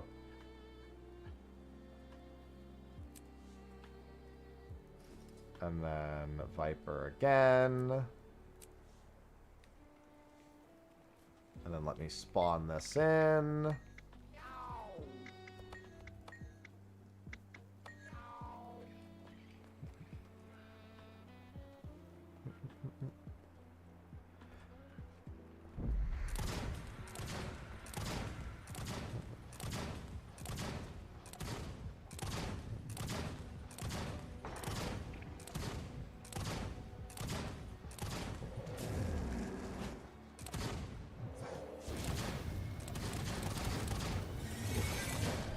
Interesting, yeah.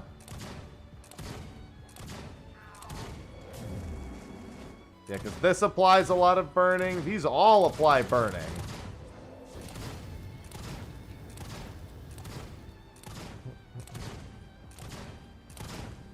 I wonder if I could... What's the cooldown? Okay. Not instant. Got it. The symbol ignites when you strike an enemy inside of it or shoot a projectile into it, damaging and burning enemies inside. The symbol is ignited by a projectile and enhances the projectile to burn its target. Volley of rapid-fire piercing shots that inflict bleed and cripple.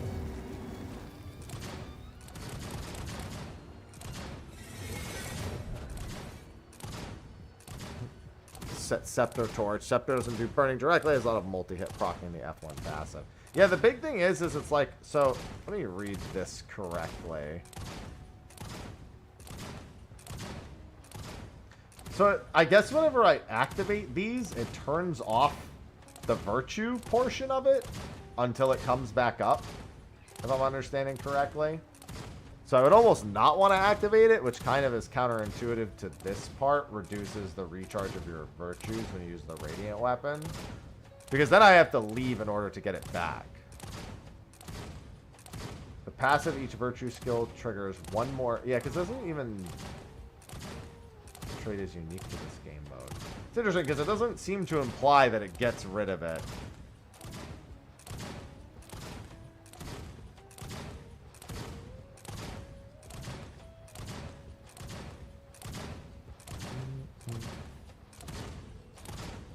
That's a different elite spec.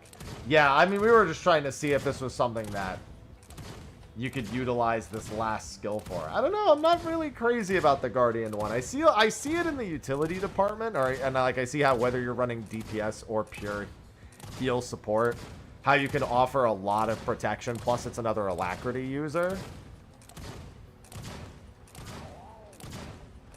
But it definitely doesn't sing to me. Because that's probably not how I would opt to play. There's definitely a lot of good that I could see coming from it at the very least. Alright, so I think that's one down. I'm going to make another character real quick, and we're going to try a different elite spec. I can't test Evoker anymore? What do you mean? Let's try Warrior.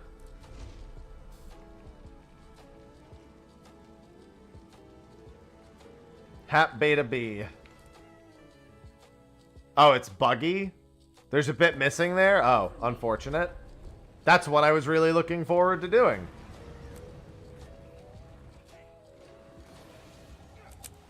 That's one I was very much looking forward to doing. I guess I'll just have to take a look. The whole familiar itself? I guess I'll have to do that another time.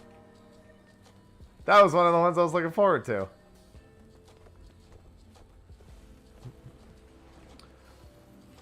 Alright, once we're in the instance together, I'll, Alright, so this one's Paragon. Gain access to chants and command skills. Gain motivation by using a chant or by using a burst skill. So, these are the chants. There's Path to Victory, and then there's the 3 chants. Oh my god. What in the Yu-Gi-Oh? Oh, never mind. I got it. Are you going to go make another character real quick? I could just leave this party.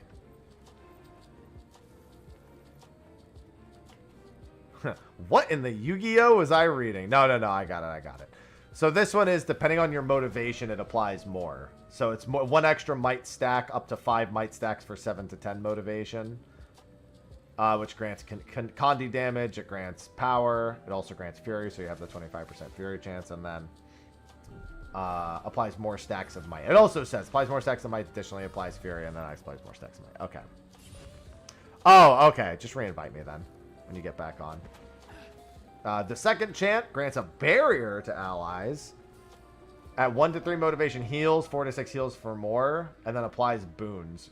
Resistance non-damaging conditions currently on you are ineffective. Oh, well, that's pretty sweet. It's very support focused. Yeah, I'm not crazy about support. I don't mind a little bit of support baked in, but you know. Break stun from allies? Oh, that's going to be good. Just break stuns for your allies? Yeah, I can see that being applicable. Grants boons, grants swiftness and resolution. I already kind of like these chants more than I like the other system. So, like, this already, even though I'm not much of a support player, this already seems a lot better to me. I really like the way these chants read over everything else. Let me continue to read this, though. Gain motivation by using a chant or using a burst skill while a refrain is active. And then what are the cooldowns on these? 7. So it looks like...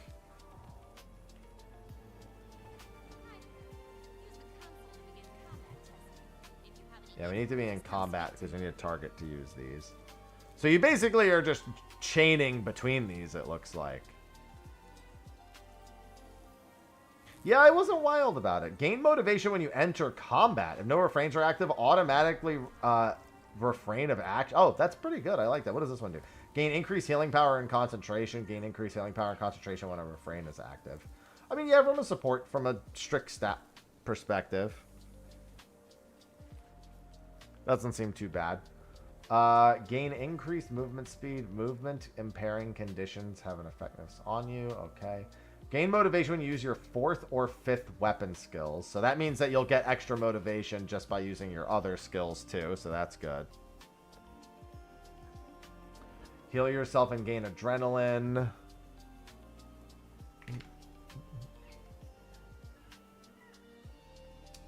Using a chant reduces the recharge of your other chants by a set amount.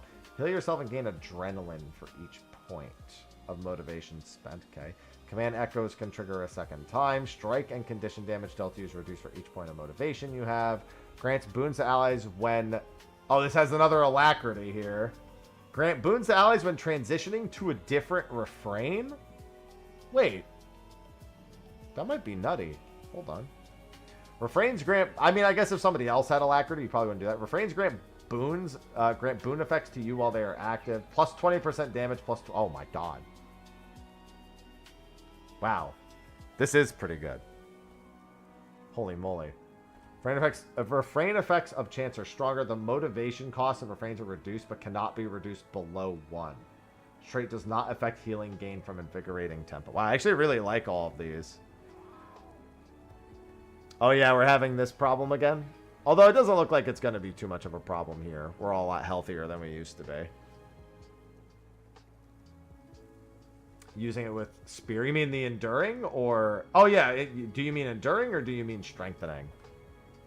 Because I actually really like the way the Paragon skills are reading. I actually think this looks way better than Luminary. Before even looking at the synergies, it just reads really well. Just Paragon in general. Let's go into my weapon. Well, actually, I can just read the spear skills, I guess. Throw a spear at enemy that shatters. Throw a spear at your target location, damage inflicting conditions. There is some high condi damage baked in. Cripple, movement speed. Initial strike, aftershock damage. Okay. The radius. Throw a spear at an enemy in a line. Immobilize them. First enemy struck by this additionally is dazed. Bombard the area with spears that deal more damage to the marked target and continue in their location. I mean, I just like the way the spear is reading. Honestly, I think the spear just reads well. Even foregoing what it actually does. Do I have a spear on me? None of those are spears, are they? Is this a spear? Impaler, yeah. Okay.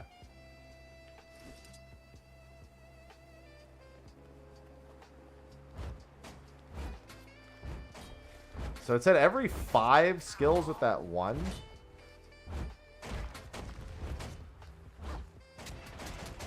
Oh, I see. Well, your what's it called? Your 4 is really good for building motivation.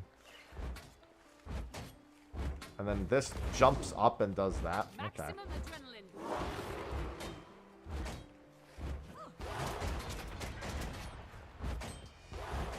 And then, how long does the refrain last? Continually pulses the hereby while removing motivation stacks every interval. Interesting. Wait, let me do that one again.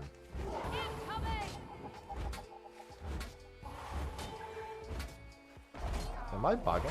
Or is that not actually removing? Huh. Am I bugging, or is this one not... Is that one not working correctly? What does this one do? Continually applies swiftness to allies while removing motivation stacks. I'm not crazy. I should be losing motivation, but I'm just sitting at max motivation.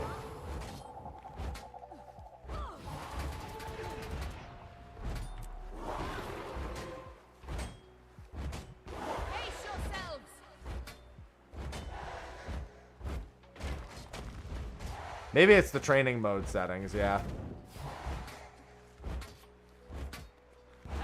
Oh, this is motivation. This is just your oh, that's your adrenaline. Okay, there you go. I see. So you start with 4 motivation here, and then it pulses it down when it does the pulses. Okay, that makes more sense.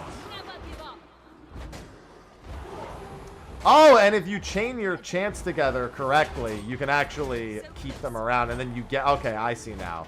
Now it's making a lot of sense. So you kind of want to keep your motivation up as long as you can, in order to keep your chant effects oh, okay, wait, no, it's coming together. I actually like this. Hold on.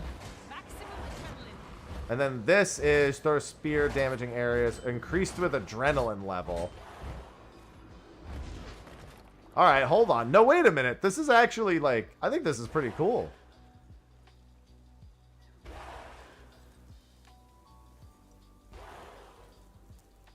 Yeah, unfortunately I'm colorblind, so the background color doesn't mean a whole lot to me. I'll just make a crazy strong one. Please spawn my golem. Yellow, orange, red.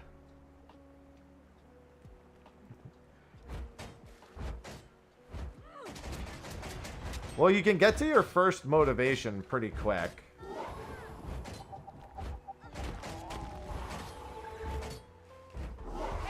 And then use that to build up your motivation.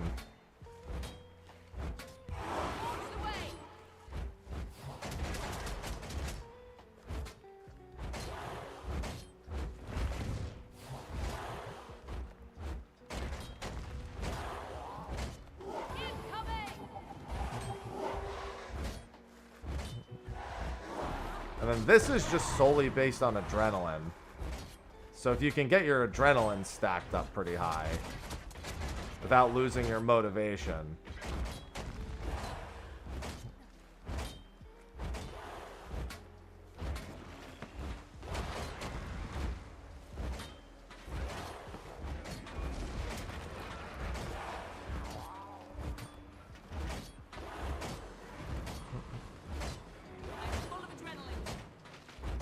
I am full of adrenaline. It only uses 1 gauge, huh? So once you get into a rhythm, it looks like you can kind of just maintain the chant that you want and then use this to do that. Because that also grants motivation, it looks like. Unless I'm seeing it incorrectly. Yeah, it does. So once you get into a rhythm with it, you can pretty much just stay in the chant you want. And just kind of blast with damage. Yeah, because now my motivation is pretty much infinite. Can't use tier 2 or tier 3. Upside means you don't have to pool it unless you specifically want to. Yeah. So yeah, I mean, it's effectively like, this is basically just acting as a permanent, like, Fury Might Stack machine. At this point. Like, my goal is to be over here and to be, like, giving you this. But then, like, if the situation needed it, I would be like this.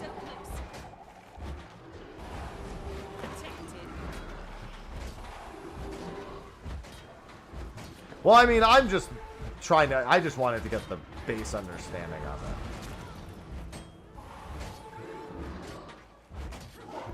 And if I want, I go to that, and that's the swiftness.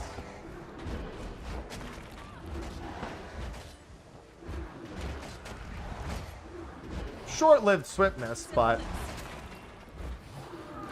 all the same, just the core aspect of it is pretty simple to understand.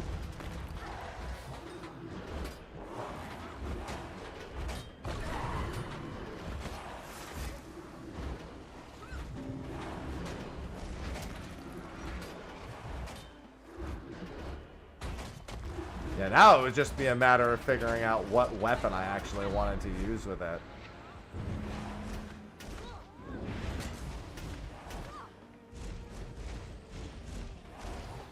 This doesn't feel like the weapon I would want to use with it, to be honest. What does this version do? Card the pact of it, dealing damage to enemy in front of you while healing. Oh, okay.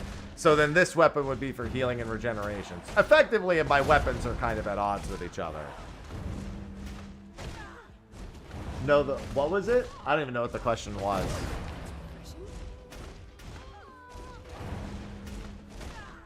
Yeah, because now this skill is just a big regen plus healing boon pretty much non-stop.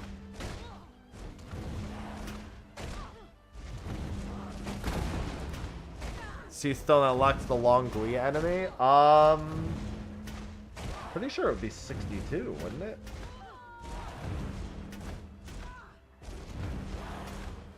Oh, did it want the name? Oh, fuck if I remember, dude.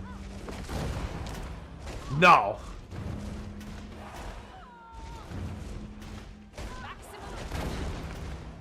Yeah, so yeah. Okay, I actually really like this one. I like this a lot more than the other one. Because the thing is, I couldn't figure out how gameplay-wise you were realistically affected by Guardians. Like, outside of a party scenario that actually makes use of the skills. Its immediate usability was, even if its situational readability was fine, it was hard for me to determine,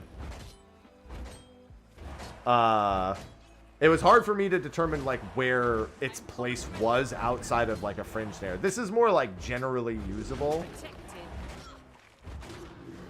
Yeah, because now you can run, I mean, yeah, like we said with the weapon swap, if you go weapon swap with this, you have a fairly fast weapon, too. And so if I set it to gain motivation for every single one, motivation does drop, so I would honestly still have to, like, make sure. You probably... Oh, you know what? You just self-sustain it if you want it to be pure heal.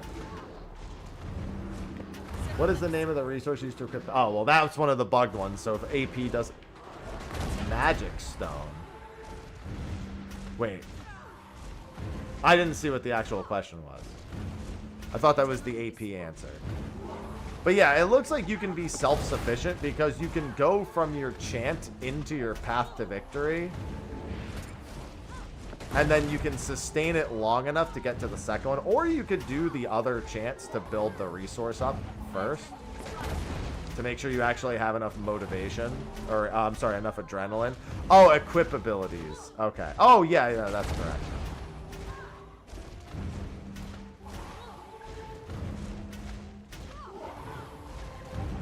So yeah, this would be for like the healing equivalent of it. Okay. I actually think this one's really cool. I'm curious to see what the other weapons are. Look at this. So pretty. So let's see. What are the other weapons?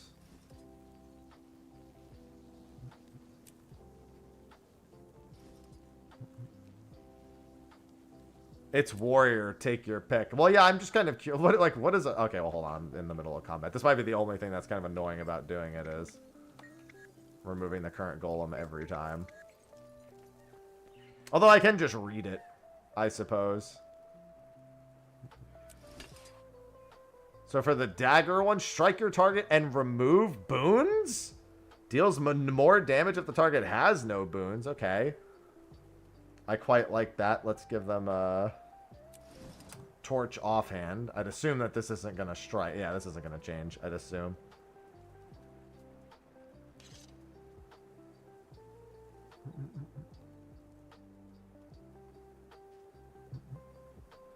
Yeah, remove boons already seems like it has pretty good use.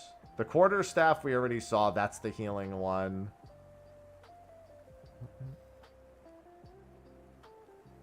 Broadsword? Broadsword, deliver a circular attack to foes around you and gain fury. Deal... Oh, so this is an execution weapon. So for DPS warrior, it does, like, it looks like about... That's like 75% more, I think? No, I'm sorry. No, it's not 100. That's about 60% more.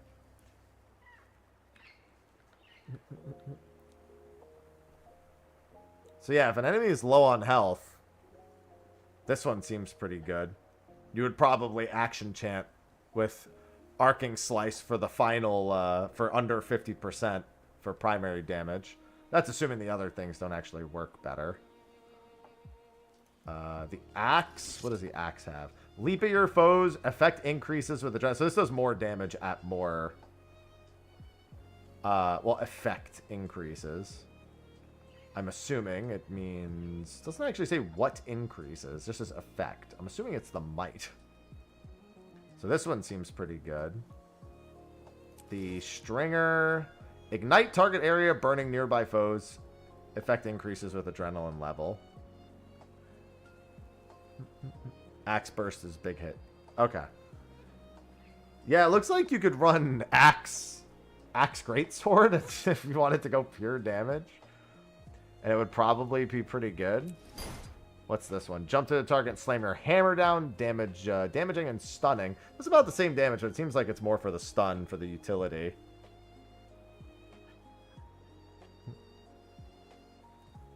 Hand cannon of force. Do I need another hand cannon to do this? Because that's... Yeah, I've heard double hand cannon. Rare treasure. Oh no, oh no, hand cannon's not the same. I need pistol. Let me just do... Can they not main hand a pistol? I'm guessing they can't main hand. Okay, they only have offhand pistol. Okay, so it won't affect any of them. That's fine. Quarterstaff, Pearl Carver. Strike your target and remove boons. Oh, that's the same thing as before. That's the breaching strike. Okay. Just making sure I've seen them all. Stun your foe. The skull crack effect increases with adrenaline level. Okay, so that's a single target stun. Crushing. Broadsword we've seen. That's the circular attack. Okay, I think I've seen them all. Oh, wait. Saber of Force? Have I seen this one? Immobilize your foes with a flurry of bleeding strikes. Oh. Well, that one also seems really good.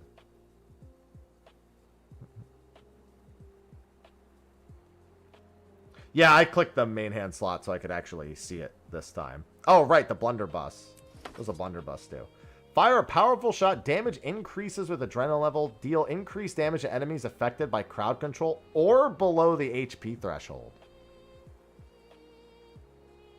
And it's a physical projectile for... Oh my god. Actually, wait a minute. Blunderbuss is kind of bussin'. Wait a minute. It's blunderbussin'.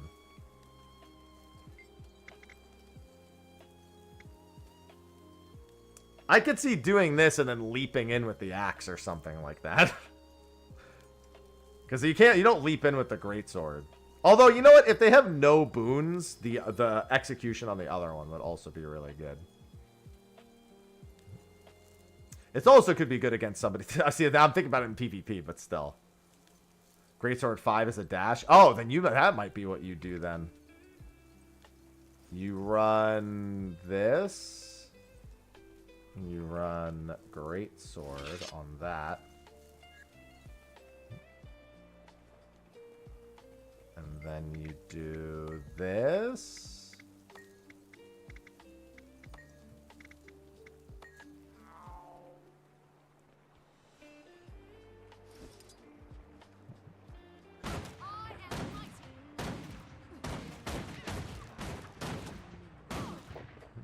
Just see what their actual normal skills do.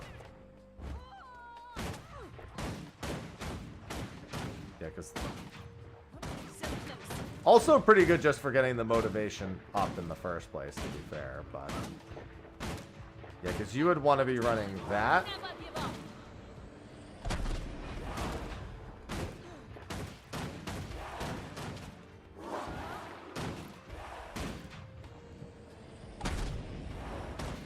And then at some point, you would want to just with the motivation, with the spare adrenaline. You like saved up to enough without losing, because your motivation doesn't really drop all too quickly. You would do something like that.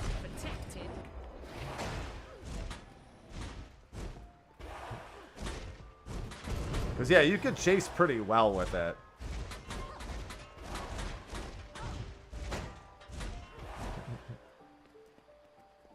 That's curious. Yeah, because just this lasts so long. Not to mention with this, with the, oh, never mind. You don't get the swiftness on this one. The swiftness is on this one. Although I will say the chase on the swiftness would probably be pretty funny. Somebody's trying to run away from you. Not only do you have this and that, but you also have a swiftness built in. It's like, you're not going anywhere. Yeah, but that would probably only be good in arena. Which, to be fair, is fine. Just fucking chase him down. I don't know. I think this one feels way better cooked than Luminary. Luminary is just like a lot of situational utility, it felt like.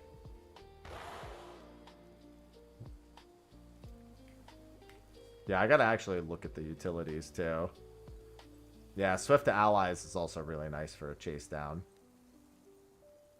Let me do this. Current Golem. Defiant Stance, Healing Signet, Mending, Healing Seed. We Shall Return, heal yourself. Echo, heals allies again.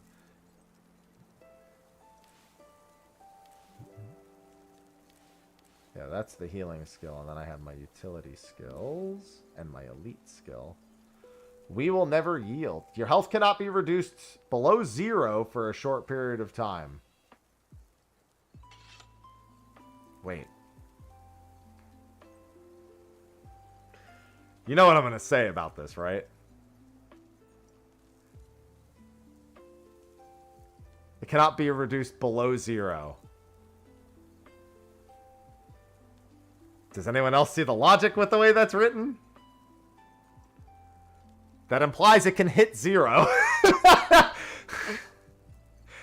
Below 1 would be the correct amount. It should say 1. Okay, I sure hope my health can't fall below 0, but at 0 I'm already fucking dead.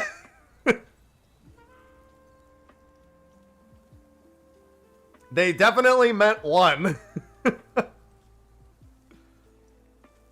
Anyway, gain barrier proportionate to your missing health. Your allies around you gain the effect of this skill at a reduced duration.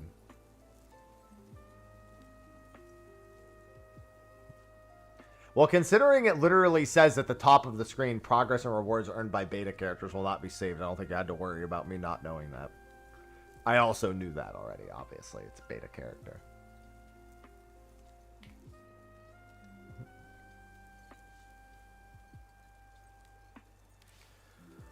Take the form of a massive juggernaut, reducing the damage you take and the duration of movement impeding effects. Okay. Am I really that big? I'm a monk! I can throw rocks!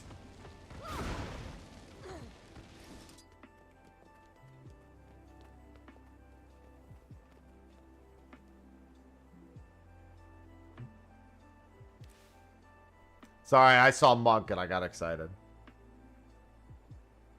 Yeah, but we will never yield, I'm assuming, is the particular new one, right?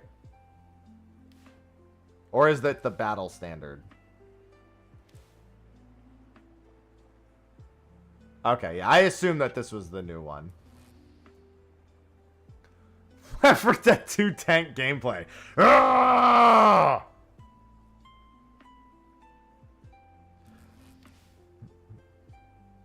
Well, I'm not talking about the chance. I'm talking about the elite skill.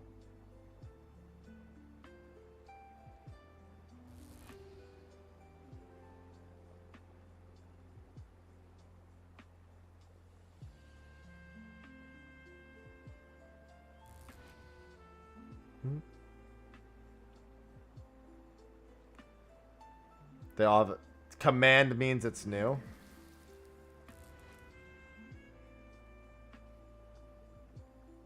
Okay. Alright, I thought that was way cooler than the other one. I thought that was way cooler than Luminary. I wouldn't even mind playing. This is the kind of support I could see myself playing. Also, I'm not going to lie. It doesn't really feel like you have to play super support. You get a little bit more support since you can't use the tier 2 or 3 burst skills, but at the same time, you're effectively buffing people. It feels like it's probably a lot simpler to play because you're not optimizing on your tier 2 and 3 burst skills with the adrenaline. You're just using your adrenaline as a means to keep your motivation up, as a means to keep your buffs up, and then dealing damage or supporting along the way. It feels like it's probably pretty simple to play.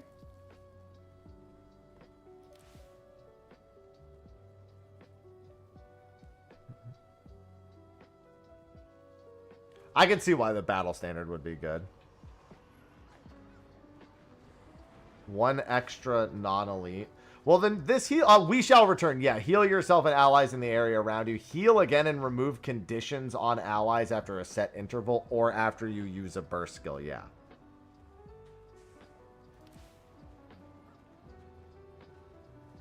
Battle standard's been goated for 10 fucking years. Yeah, find their weakness, strike and apply vulnerability, apply might to all allies based on the number of enemies struck. It means I gotta go back and look at the other one, too. Looks like there's 4 new ones here. Never surrender, break, stun, and gain boons. The condition of the skill is... A cooldown of the skill is increased if used to break a stun, so you can't do it as often.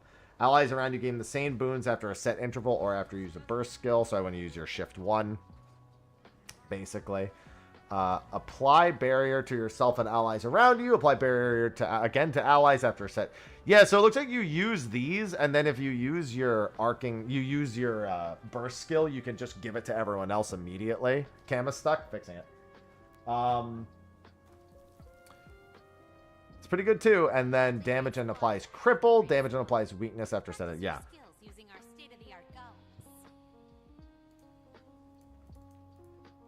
Honestly, pretty solid.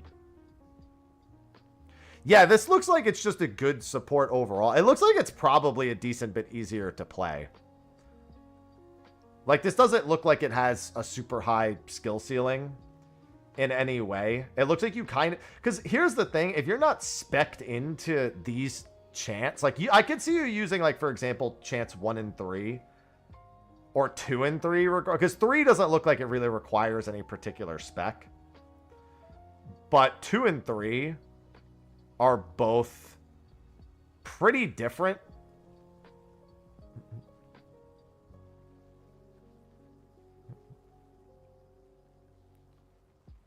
So, like, I can't imagine you'd care much about your healing if you're not spec'd into that in any capacity.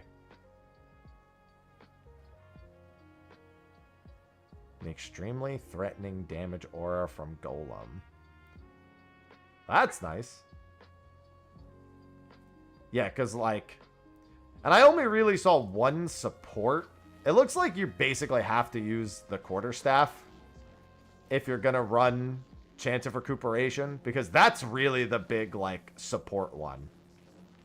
That's like pure defensive support.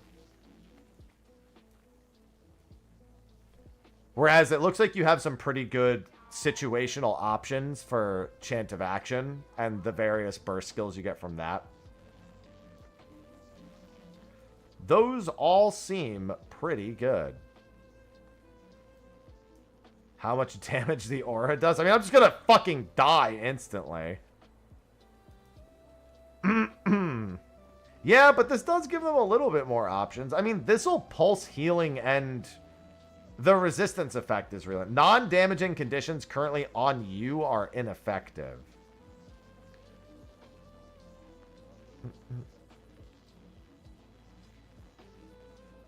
And applies that boon to everyone around you. It's just that maintaining that is very, very tough. To maintain that 7 to 10 motivation just for that. You would probably want to jump up here.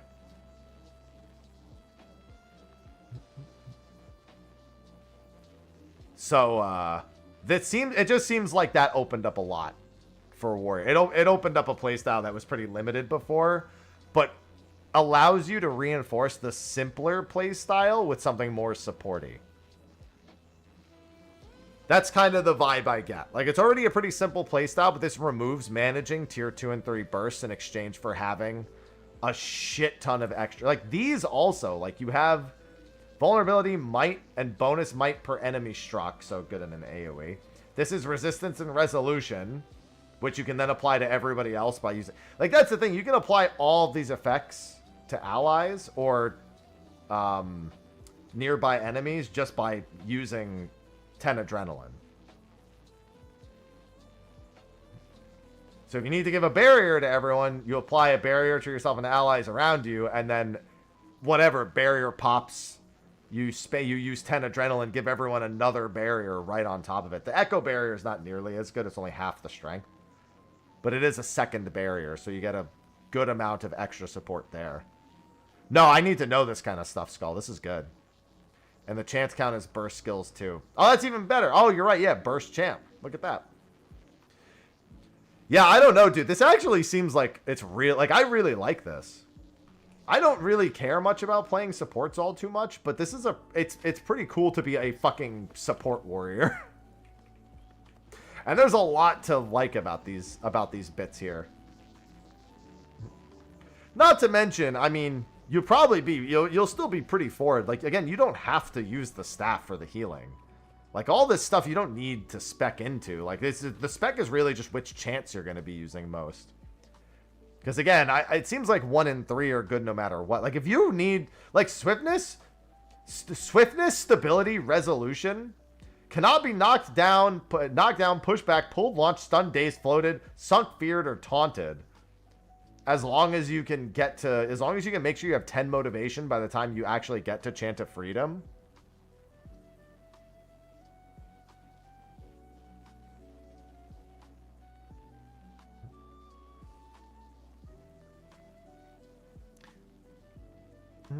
Like, just looking at Chant of Freedom it's pretty wild. Reload your voice. Yeah, I don't know. I think this one's really fucking cool. See, this is just way cooler to read through than Guardian was. But I do need to go back to Guardian and read the other extra skills that might have made it seem better. I didn't really go through those because I was kind of focused on trying to figure out how the Radiant weapons worked. So, I think we should let me just log back out and go to Guardian real quick. Just go back to the first character and just read the extra skills. Because there might have been something there that would have made it better or more interesting.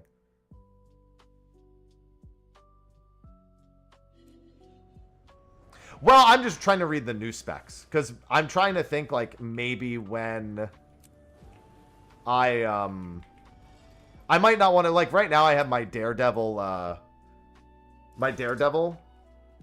Thief because I really like the bow staff, but when Visions comes out, I think I probably want to play one of the Visions specs. Like, I want to work towards a Vision spec, right? Because that's an exciting thing to be able to do.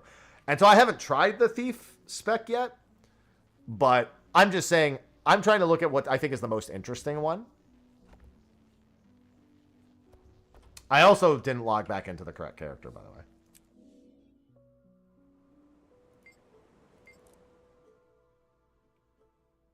Rat Thief.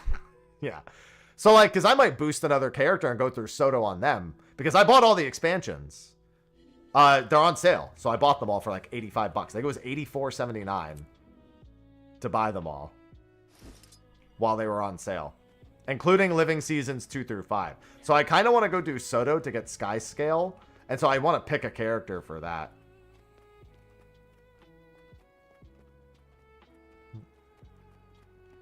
All right, so let's read what these skills do. So I'm assuming, yeah, so these are all the new equip skills, the stance skills, I'm assuming. Anything that says stance, yeah. Enter a stance that heals you when you remove conditions from yourself, then heals nearby allies and removes conditions from them. Okay, that's really good. Break stun for nearby allies. Enter a defensive stance, taking reduced damage. Yeah, see, that's the thing. These are all stances. Again, I see massive utility on these. I just don't, it just doesn't appeal to me. Grant barrier and light aura, which is the incoming. I really like the light aura effect. Minus 10% incoming condition damage. Because you can stack that with resolution, and then that's a lot. It's a lot of reductions. That's long overdue, Torch. Could have swore it was already. Oh, no, that was VR or whatever it was. Charges up a burst of light when striking or struck by enemies. The burst of light dazes enemies if it's fully charged. Yeah, that's cool. Enter a stance that causes you to heal allies when you grant them boons, then grant boons to nearby allies. See, that sounds like it should be an infinite loop, but it's not. And then Daring Advance. Leap to... Oh, there should be one more, I think. Effulgent Stance. Oh, here it is. Piercing Stance. Enter a stance that causes you to deal more damage to crowd-controlled and immobilized enemies. Yeah, again... Leap to an area, tethering nearby enemies and empowering allies. Tether enemies are stunned if they move. See, that to me is the most interesting skill. Yeah, so that was actually what I wanted to do retro, but I didn't really, I didn't like manually figure it out. That was the one thing that seemed fun was the Condi, but not specifically with the new spec. But this sounds really fun. If they move, this sounds like it's so world versus world coded. I'm not gonna lie, this in particular sounds so world versus world coded. I mean, it's good in any PvP realistically, but like jump in, stun, and now you're in here with me. Especially when combined with some of the other stuff that's here. It's because it's coded.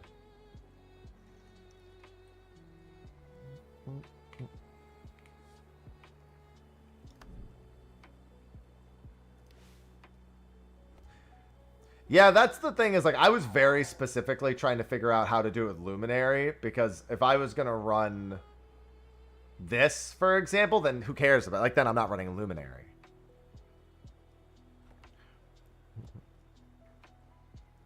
Yeah, that's what I get. It seems like I can see so much use for it in PvP, and I can only see super situational use for it in PvE. All right, I just wanted to see if my opinion would change because I didn't explore those extra buttons on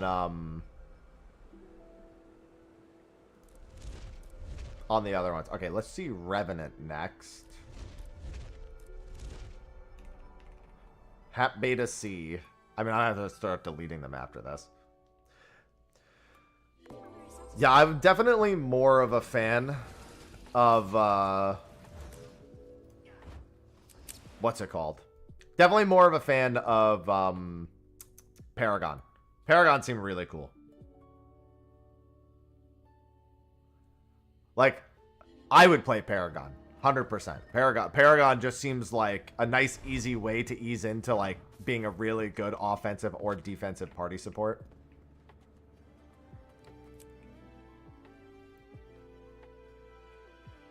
Oh! Login servers. Whop! Up. Goodbye. Change zone. Booted.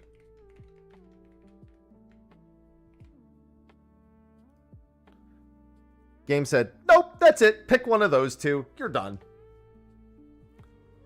Can you only taunt once in a fight? No, it taunts when you get back up too.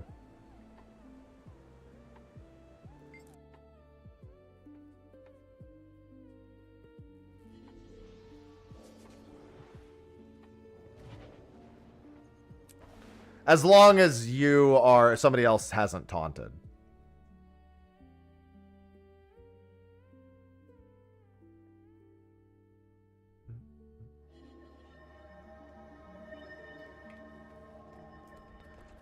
I like the way this gauge looks. Stop channeling. Oh, this looks like it's going to be a time.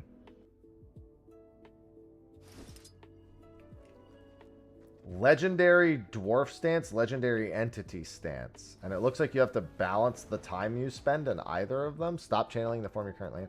Evoke the powers of a dervish, gaining bonus attributes. When you strike an enemy, magical sight spins, dealing damage to enemies around you. You're saying when you strike an enemy. So yeah, if I do that when I strike. I have not played Revenant at all. I've never spent any time. This looks like it's going to be a time. Currently invoking the power of Raz.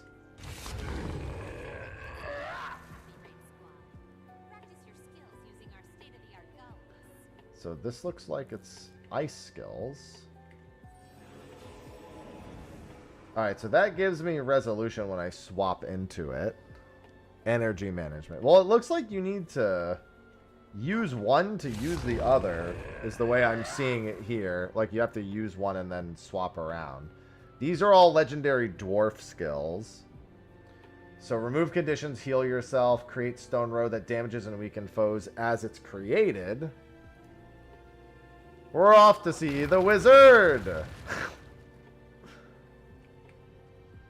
Once created, it will pulse, granting stability. Oh, that's really good. Initial stability and then pulsing stability. Weakness, damage. Launch a chain of your enemies when the chain connects. It slows and taunts them. You take less damage from taunted foes. Okay, I like that. Invokes hammers to circle around you, damaging foes.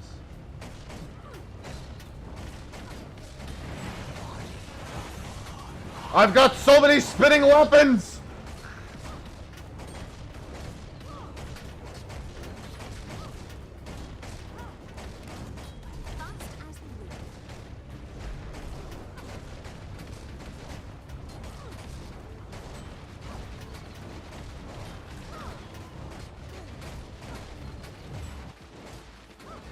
And then you swap that and it goes the other way.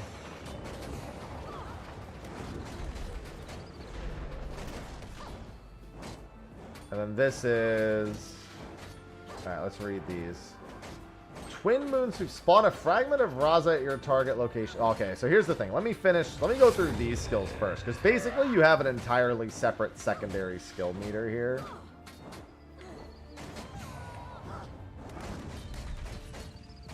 And then these deplete that skill.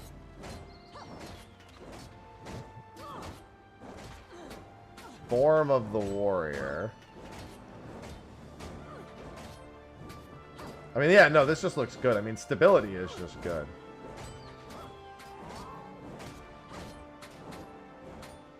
Somebody's having a good time with their damage over there.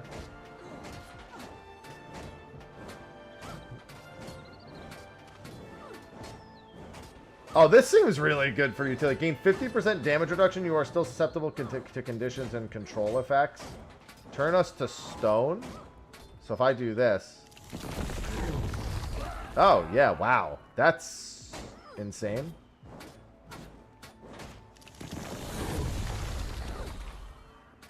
And how much energy does it use? It uses like 50%. Well, I'm not worried about the weapon swap yet. I just want to see the basics over here. You invoke the hammers, launch a chain. Yeah. See, this is the chain. Alright, I didn't even see the chain. And then it pulses occasionally. And then there's one more skill, unfortunately. Okay, I'm just going to have to do this. Let's see. Hurl forces of the mist. Rush towards your opponent. Block incoming attacks for a prolonged. Ready a counterattack that deals damage based on the damage of the attack block.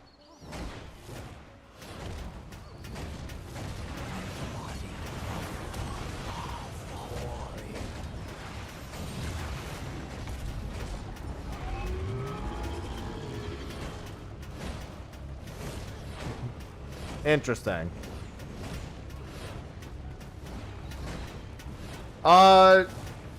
Well, I mean, I'm saying all the other ones had 4 new skills for utilities, not 5. I'm sorry, not 3. So, like, there were 3 on the bar, and I had to go into the bar to see what the other one was.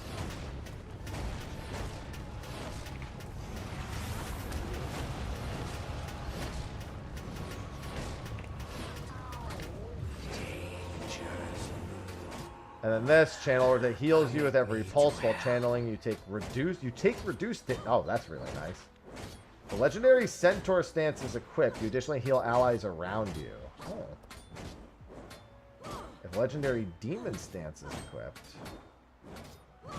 Legendary dwarf stance is equipped. The additional energy cost for breaking stuns is reduced. Oh, so I'm not even using. Oh God. Interesting. So these aren't the only stances. Yep, alright. Gonna choose what skill to resonate with.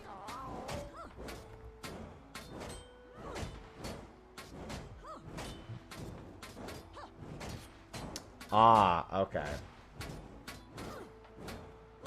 Yeah, so these are only 2 of them. Entity and Dwarf. Because I don't have Centaur stance even equipped. Or Demon stance. What the hell is this? Spawn a fragment of Raza at your target. Targeted location, but in the fragment attack with a scythe, damaging, inflicting conditions on foes. Gain might for each enemy struck. The skill gains bonus effects depending on the legend equipped in the other slot. You gain boons and the skill begins casting enemies struck by you in the fragment are additionally stunned. Oh my god.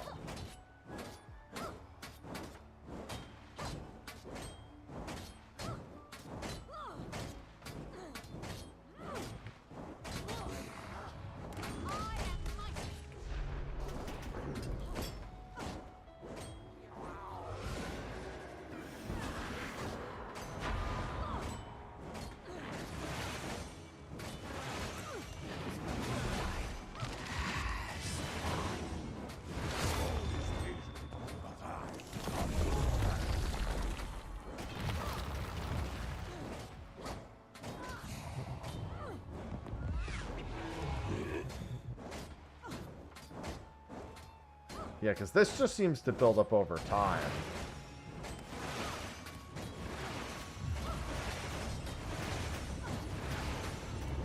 Oh, I see. And then this just gradually depletes this. I like this one.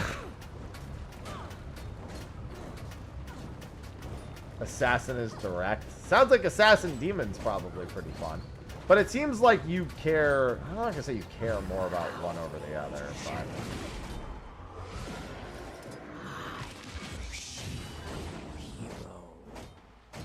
yeah, there's a lot going on here.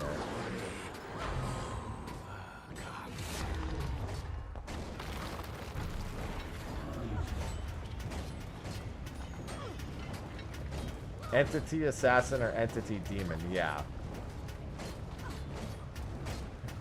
You just pick one and then run that.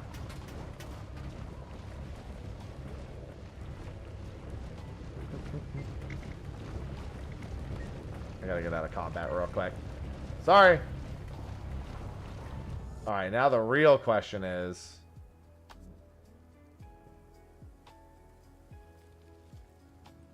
where do I do that?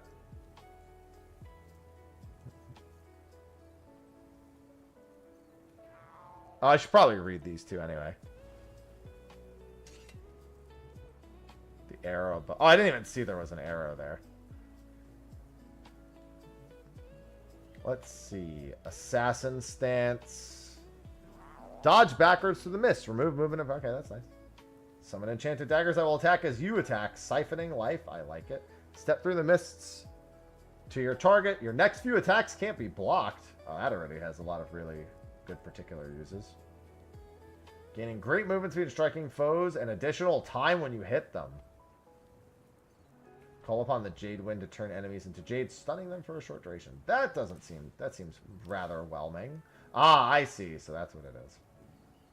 Using Cosmic Wisdom also grants you the bonuses of your other equipped legend.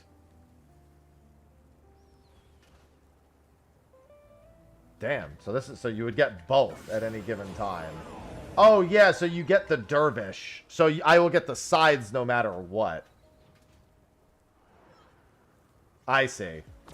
So I get the sides no matter what, and then whatever like, as long as I have entity. So like both the DPS builds that run entity would run both, gaining bonus power. Yeah, that seems really good. I feel like that one's... Well, let's see. Apply conditions to enemies when you disable them. I'm not wild about that.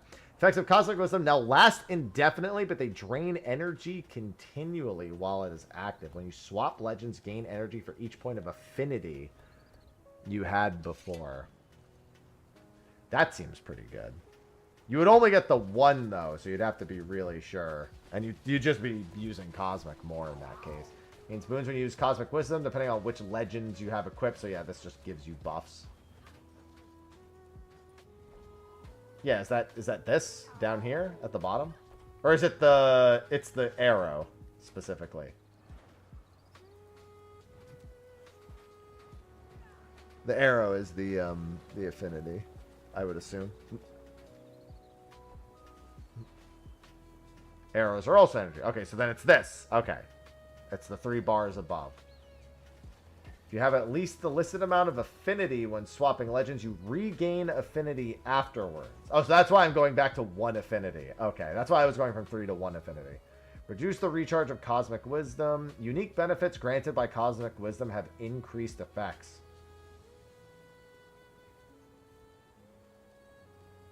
That all seems very good.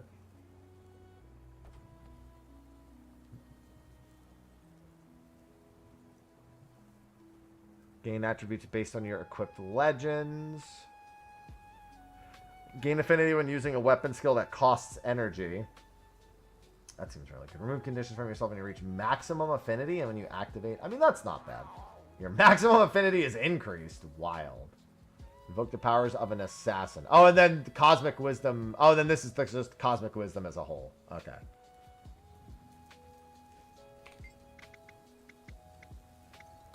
Wait, did you spawn a golem?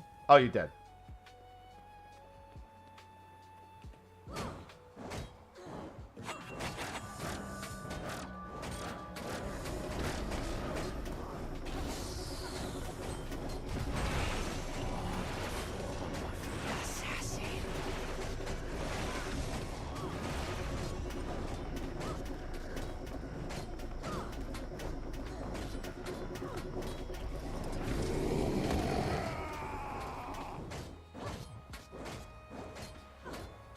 Incredible speed, gaining great movement speed and striking foes and additional time when you hit them. Yeah, so when you do like... Hello, numbers.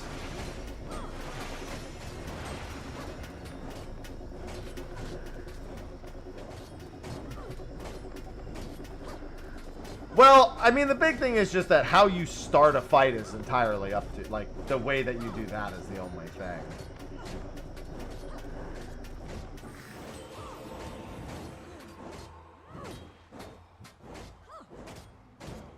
Beguiling Haze. Legendary Assassins, but the skill becomes a ground targeted AoE. And strikes enemies in its radius. Okay. What does this one do? Skill deals increased damage.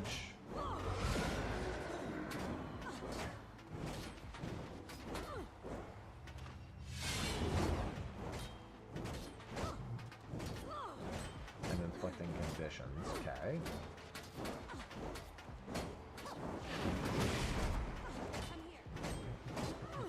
break out of a stun.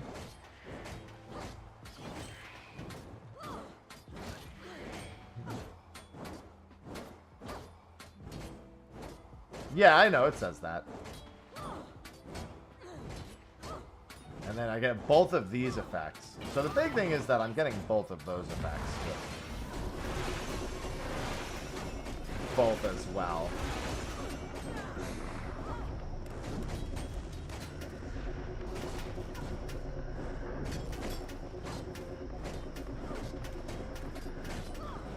And that keeps taking up all of that.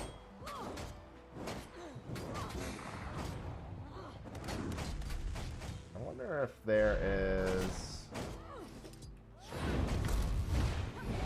That takes a little bit. Those all don't take too much.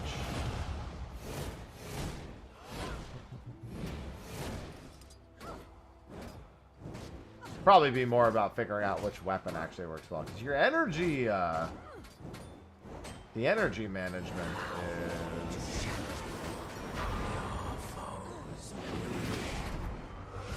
thing I'm not sure how to incorporate, really.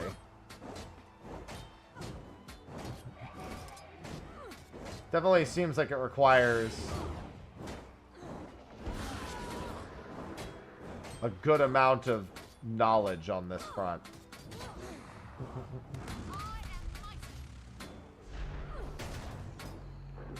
Because these all seem like, it seems like you mostly, like, semi just rely on that and just use these for various other things.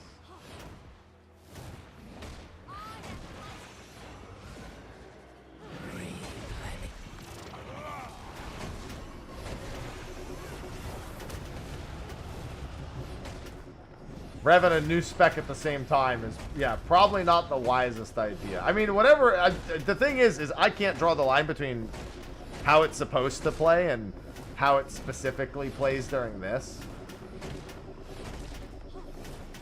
Which is certainly a way to do it.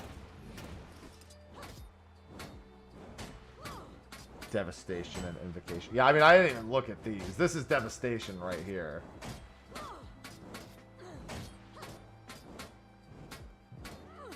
That's good for the start of a fight. Gain resistance when you invoke a legend. Might grant you more power. Oh, that's pretty good. Gain stacks of battle cards. Your next attack steals health. There's a lot of self-sustain here in this one. Whereas, I mean, the way that they default spec'd it. Whereas it seems like you would probably want to run Notoriety and... I guess it depends on how much you actually need any sort of defensive stack. Because Unsuspecting Strike and Notoriety both seem pretty good. Or if not Notoriety, then Assassins. Grant Fury to yourself and nearby ally. I mean, it depends, I guess, if you have a Fury source or not. Good morning, Crimson.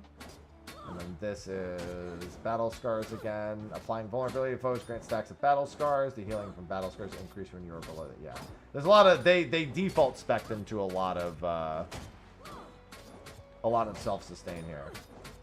This is execution damage. Gain quickness when you swap weapons. Deal increased damage to foes with stability or protection. That could be good. And then the other one is Invocation, which obviously I can't do here. A taco? I want tacos. Guild Wars 2 drops started. Why, are people getting drops in my chat right now? Well, that's good. Should I put that in the title? Are you making drop progress right now?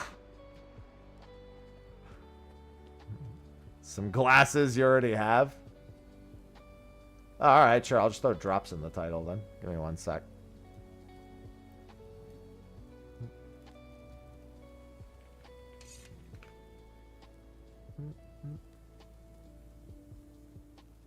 I'll take it. There you go. There's drops. Oh, did you remove that for me? All right, cool.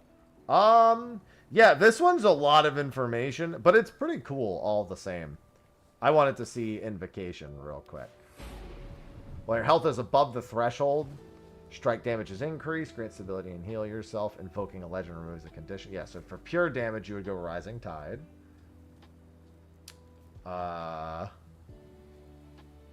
And then legendary entity is the boons is the other one. So since that was the assassin, it'd be condition damage and power. Swiftness, heal yourself. And gain swiftness when you use a skill that has an energy cost. Jesus, that's that's very common. Gain might when you grant yourself fury. Alright, that seems like a really easy one. Invoking a legend skill. Cast a skill based on the legend invoked.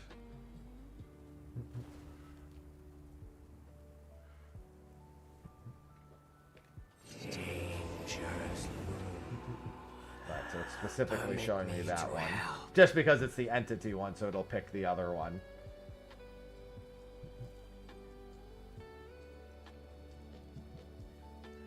Invoking a legend while at or below the energy will grant extra energy to your next legend. Oh, that seems pretty good. Critical hit chances further increase while you're under the effect of fury. Convert. Oh, wow. It's a 50%. It's pretty good.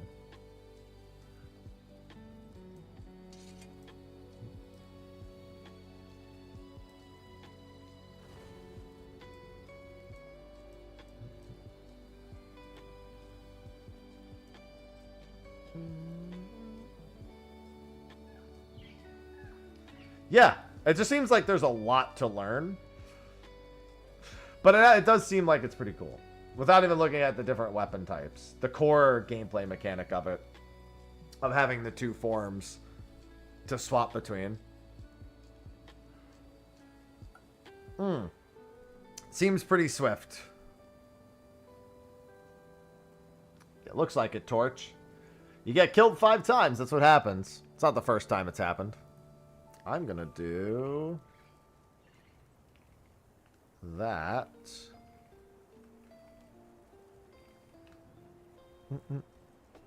Get us some more ascensions real quick. Alright. Yeah, here's the thing.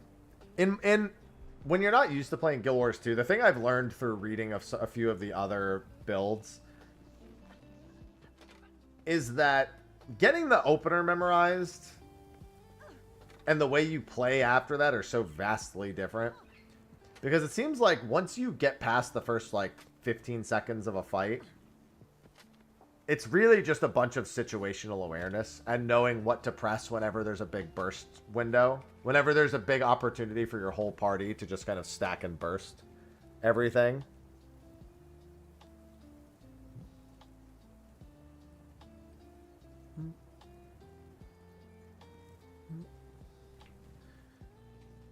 Smash face on keyboard. Unless you're a healer, yeah, obviously. Because some skills, it seems like using them is like, you may have like, 10 skills, but there might be 2 or 3 skills that are just superior to the rest, and even, you don't necessarily want to press them all on cooldown. There's like certain ones you may want to press, some ones you may not want to press. Yeah, what's the one that has, is it Elementalist? That's APM is really high? Is that the one that I'm thinking of?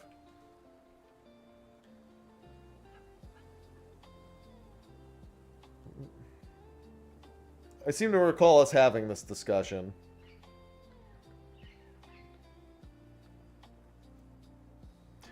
NG, yeah, that's another one.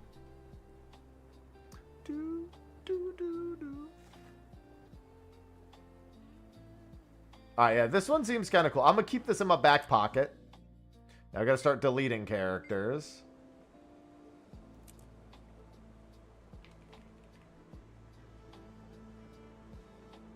Oh, type the name, don't type delete.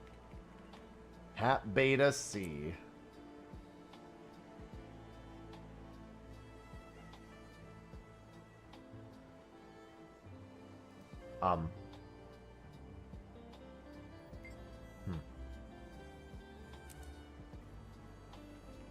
Haps Beta.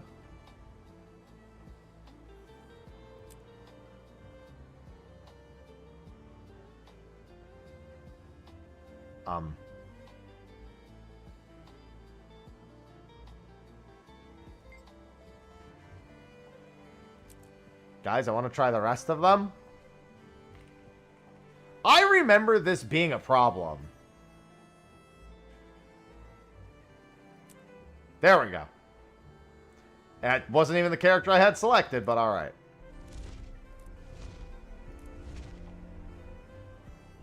Alright, let's try NG next.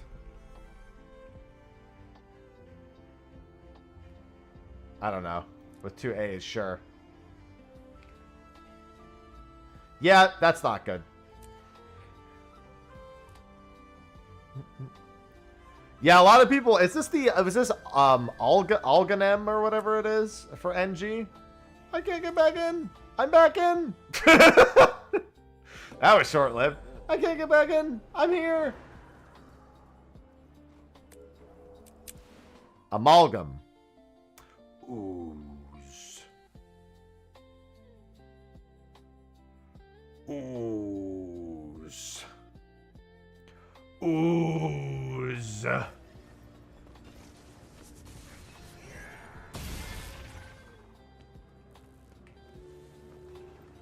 I'm goozing with the oozing. Alright, while we're... Oh my god, why are there so many... alright, alright. Wait, okay, hold on. Alright, so evolve, I'm assuming, is ooze. Yeah, okay. I've never... No, I've only played Necro and Thief, really. I had, like, a Guardian that was, like, in the mid-20s or something. I just noticed that I had 3 unapplied skills. So this, obviously, is the new one. Evolve. Alright. I can type.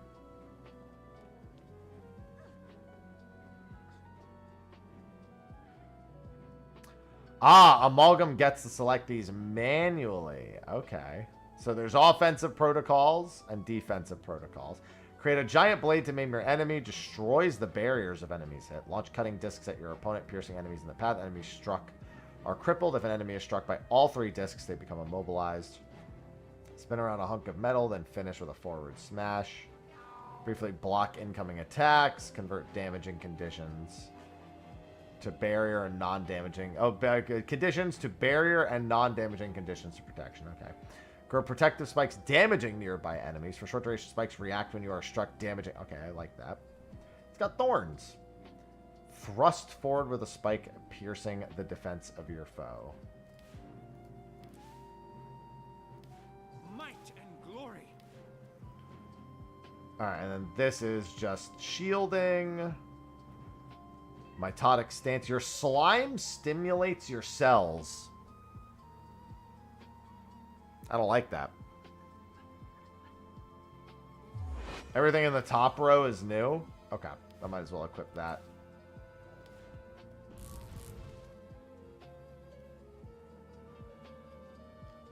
I like it when my cells are stimulated. Leap into the air as you command your body to compact, stunning enemies upon landing. Gain stability, increase your outgoing stun durations. I'm goo!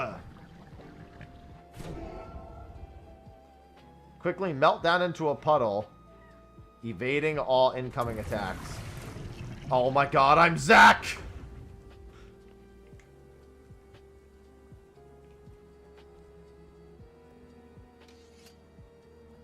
I'm so gooey. Well, actually, that's Vladimir, but shut up.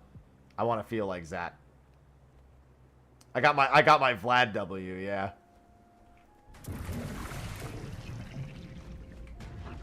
Superheat your body and lash out damaging and burning enemies. Struck your outgoing strike and condition damage is increased. That's cool.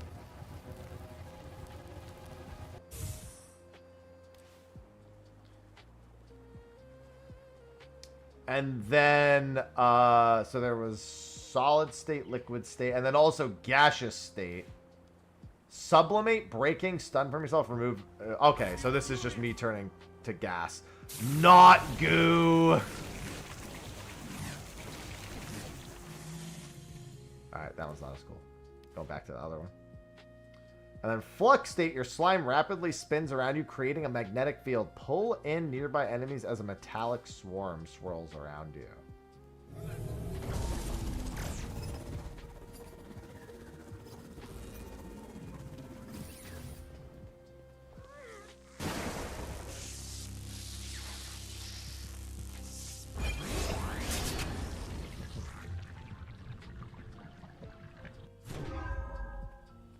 Interesting.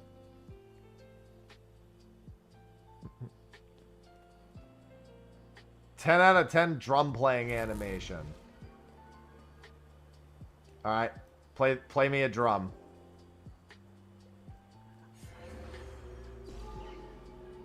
They're definitely playing a drum there. I can't deny that.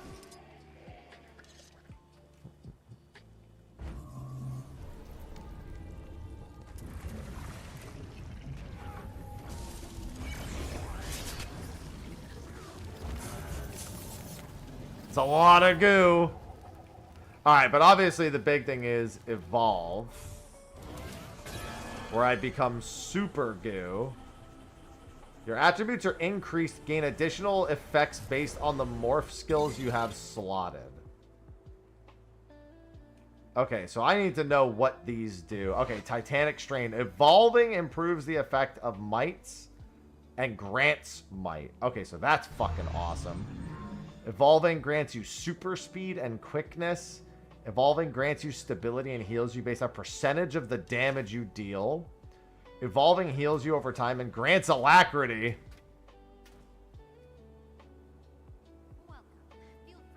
That's pretty nice. I like that. Evolving grants you barrier and... Also really good. Evolving striking foes and addition... Oh, strike foes an additional time. And then this one, when you evolve, stun nearby enemies. Oh, it's plenty of uses. Okay.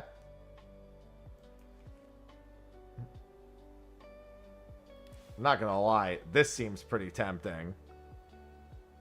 Just having alacrity on it. I would probably take that over... Depends on how much I really need super speed. Oh, skills and actions are faster with quickness too, though. That's really good.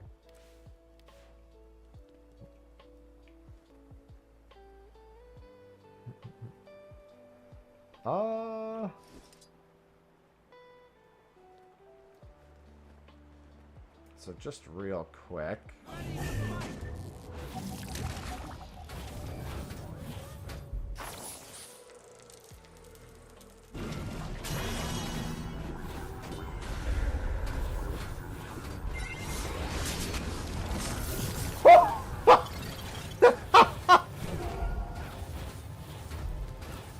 I can already see where this could get a little hilarious.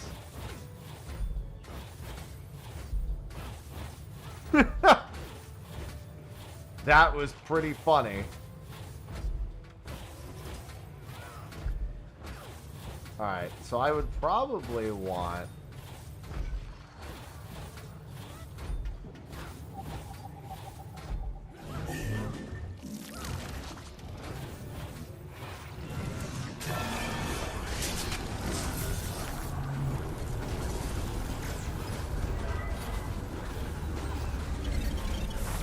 Now it's about figuring out which weapons I would even want.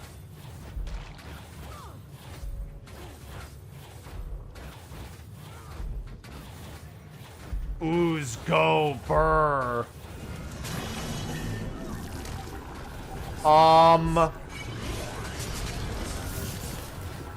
That's a lot of damage, man.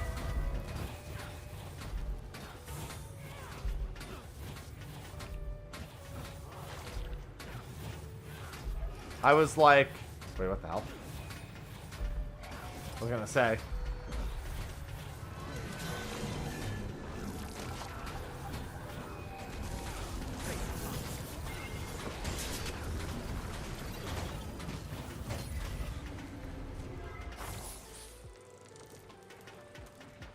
Not an insignificant amount of damage. And that's without even really giving a shit.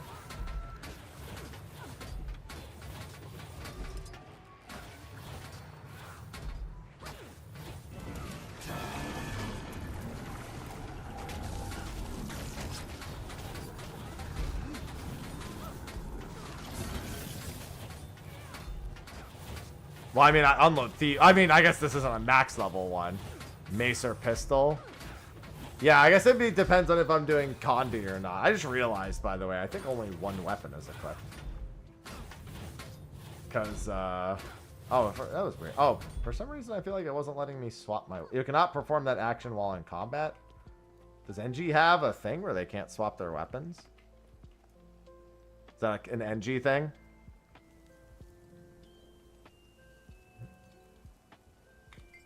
NG can't swap. You know what? That's probably for the better. Has no kits. Okay. NG and LE can't swap. Alright. Let me, This is the hammer. Alright, let's give it a try. I'm actually really liking this. I can see why people really like it. It's... Given you press a few buttons and it kind of just gets blasted. Yeah. I see some of the immediate appeal. Does that always launch you forward? Or does it at the enemy? Yeah. Block attacks while striking foes in front of you, granting a barrier. Bring down the power to stun all foes and damage them over time.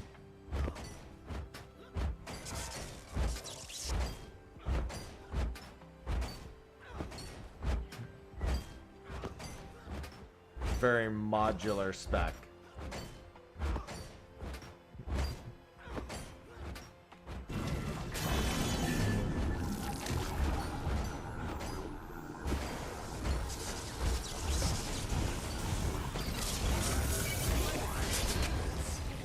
I could see your opener being quite the time.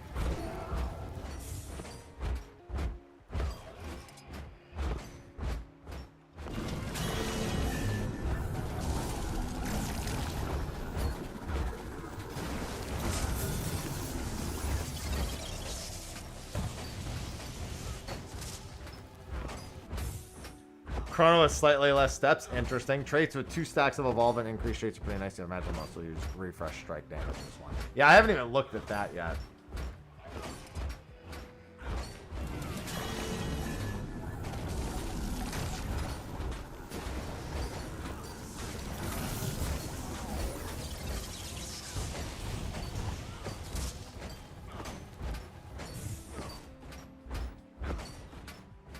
Lightning field and whirl finishers.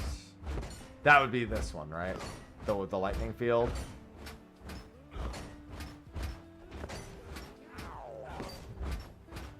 And 2 is indeed a whirl.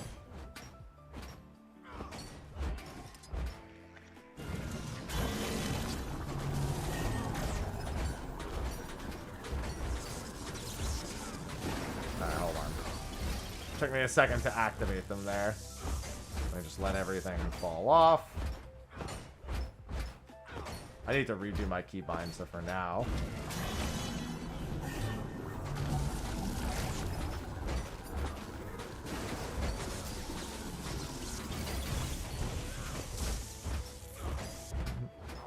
Firearm trailing smells like you do for all of that. Spiking insanely from throw. Alright. Yeah, hammer 3 seems good for the gap. Gap closer. Yeah, because this you don't really want to necessarily do at any point. It's really this. Even without any Condi damage, it's pretty good. It's funny because this actually does poison. Like, it actually does have poison on it, funnily enough.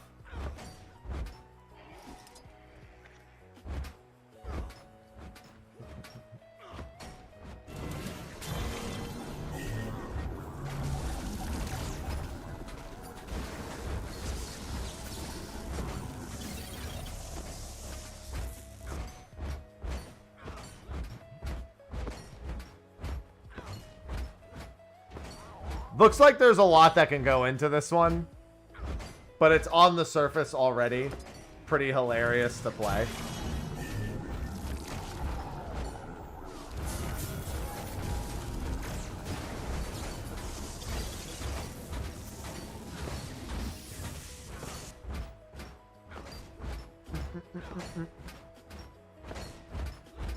Yeah, I'm curious to see how Troubadour goes, because that's one that I'm actually very curious about.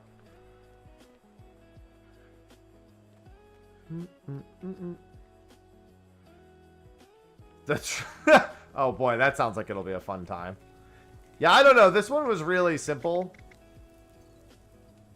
Because NG doesn't have weapon swapping, as much as you may have a lot of actions, at the very least, it feels more warranted to have higher APM when one of those actions per minute isn't swapping. So it seems a little bit more... Obviously, this isn't even one of the high APM builds, I'd assume. But, like, I could... if that's something that's true of all the specs, then I could understand it. Or an in-combat one. At the very least, you may need 2 different weapon types in combat. Like, I'm sorry, like, if you're going from, like, one fight to the next in between, then you just have different weapons for different types of fights. So having one weapon each situationally versus both weapons being... Equip bomber grenade kit as a utility. Yeah, they were talking about mines in the YouTube chat.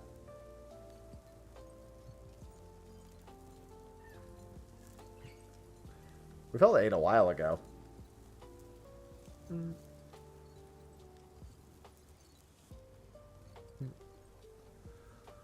Yeah, I don't even know where that is.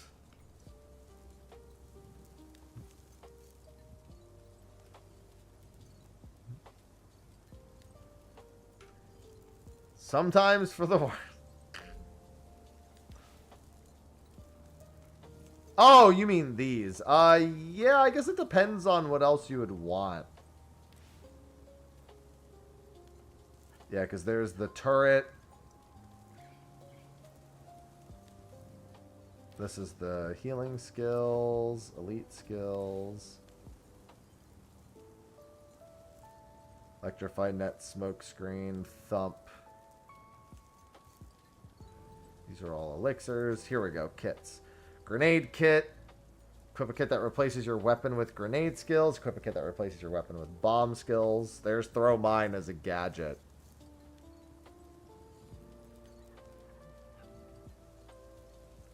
Yeah, I guess it's a question, because here, like, that's going to be the thing that really ends up affecting it, is how much optimization goes into the kits.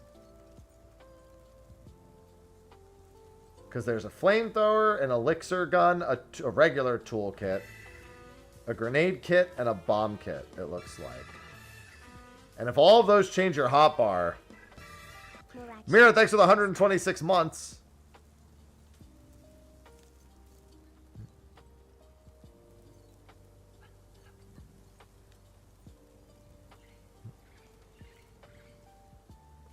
Oh, I'm sure there are builds without kits.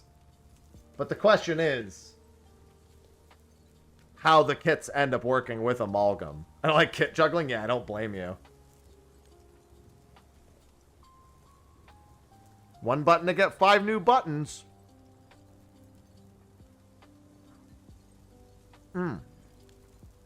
I see why a lot of people are attracted to this, though.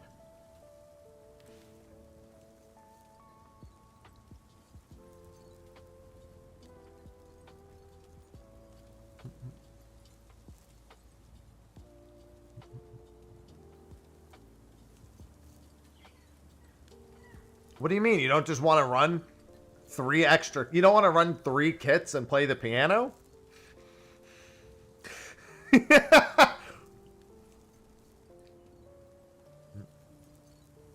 Gun plus robot equals damage. I like it. But I mean, that's nice, because the whole point is that you should... The whole point of Guild Wars 2 systems is options. Like, yeah, there's usually something that's like... notably at least better than some of the other competition, but I don't, outside of the raids, I guess I don't really know how much demand there is for any particular build in terms of build variety.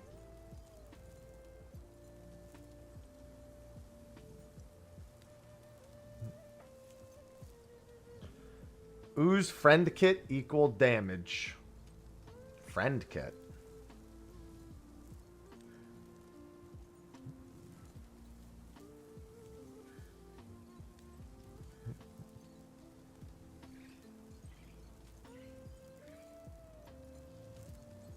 Rip fingers. It's pretty cool.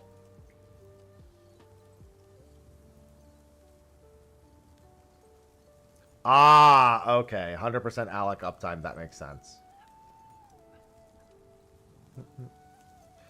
Yeah, in the YouTube chat, they were mentioning using the throw mine to mix with one of the other things. I think I've got the core of what it is. And it's pretty cool. The burst on your F5 seems like it's so satisfying, too.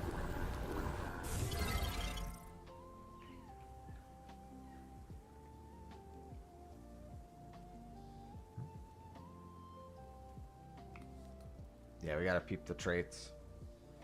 Heal every second while you have barrier. Heal when you evolve. Morph skills and evolve grant protection. Convert conditions to boons when you use this stand. Oh, that's really nice. I feel like I would personally lean towards hardened chrome. This just gives you evolve to begin with. Gain vitality, gain barrier when you use a morph skill. Amalgam skills inflict poison on hit. I'm sure Condi build loves that. Or a Condi amalgam.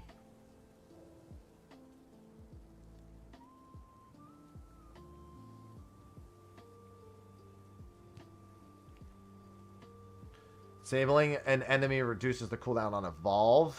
I mean, I'm sure that's useful in a lot of places. Evolve no longer inherits bonus from strains. Morph skills grant their strain bonus at a reduced... I don't think I like that. Using a morph skill increases your damage for the duration. Oh. Increases your damage for a duration. That means you could theoretically keep up most of these. 17 seconds. You probably want a defensive protocol. Is Alacrity snapshot or retroactive? I'd assume it's snapshot.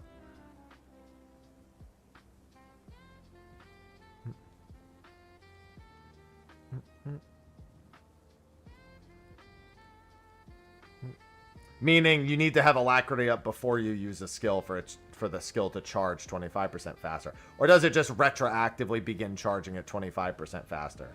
Okay, it calculates per second you have it. Okay.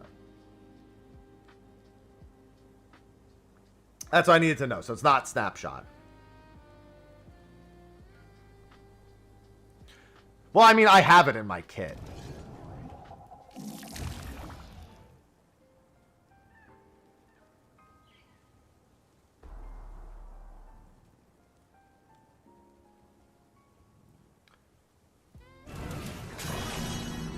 Ah, I see.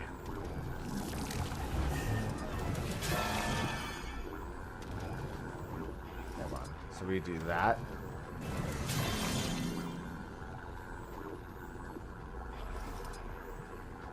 Wait, so you get all of these back when you evolve? Oh.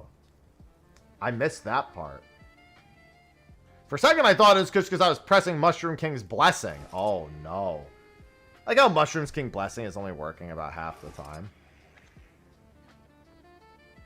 Well, you have to evolve in order to keep getting Alacrity, because this only lasts 8.5 seconds.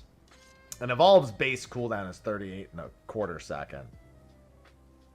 Yeah, I can't tell the difference with the Alacrity timing, to be honest. I can't see the color difference.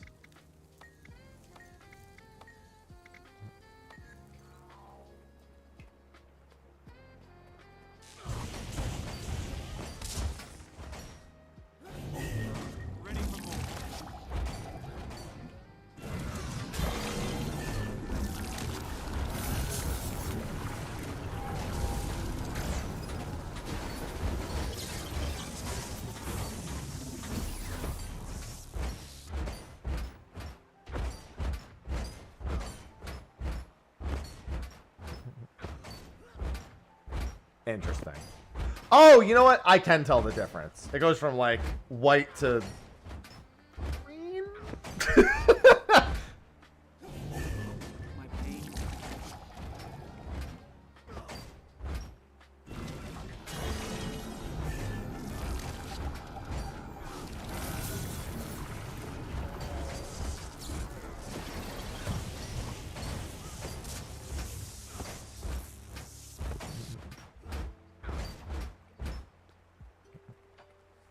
You mean this one? With the middle skill? Oh, you mean this one. Strain enhancement effects are shared to nearby allies when activated with a reduced duration. Oh, yeah, I can see why that would be good.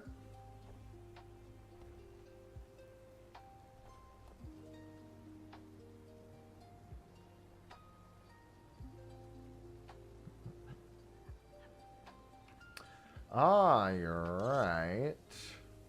Duration increase. Sharing boons is caring.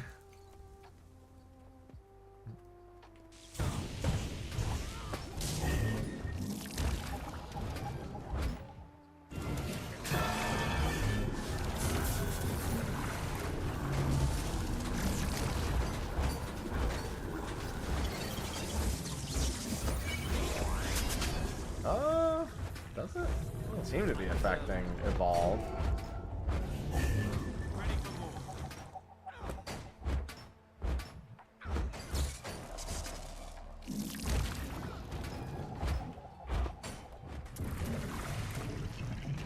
Yeah, that's situation.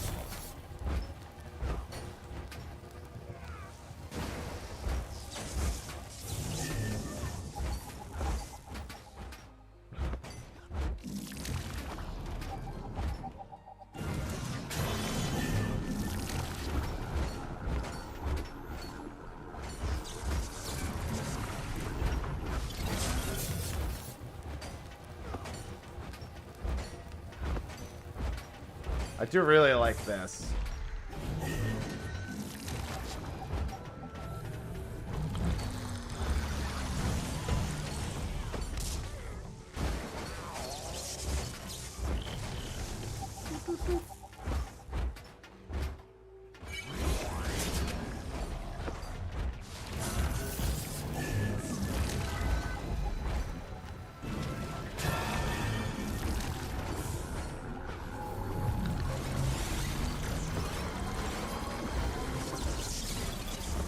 That's a lot of damage. The hammer block does seem really good. Striking while striking foes in front of you, granting barrier for each enemy you hit.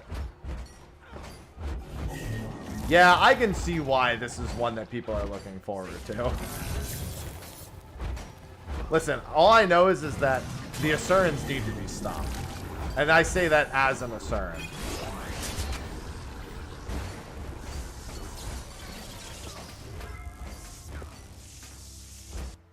Oh, actually, I wonder something.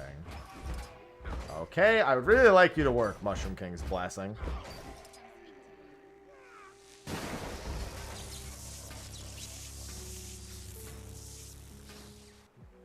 Alright. I just wanted to see the number of impacts, number of targets, reflects missile. Okay. Alright, that's a cool one. We'll add that to the list of potential. I'm gonna do the next one now. Haps Beta. Alright. And Thief is next. Now, I already have a Thief at 80. So I'm curious about this one. Yeah, hopefully before end of stream they re-enable Evoker. Because that's one I was actually really looking forward to trying.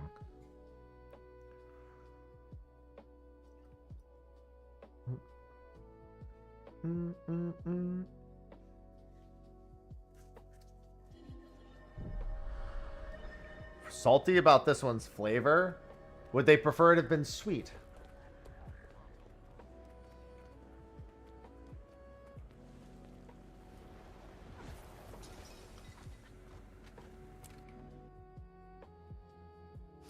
The name is just off. God damn it!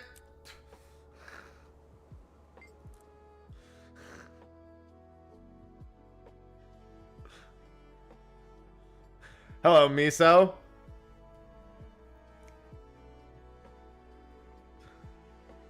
I mean, gosh darn it.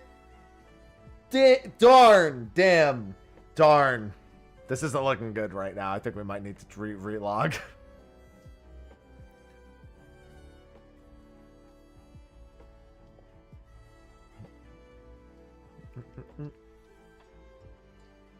So far, I'm really liking some of the flavor we're seeing.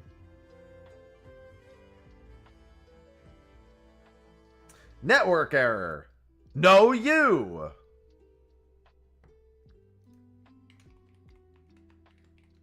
The evokers are crashing the game.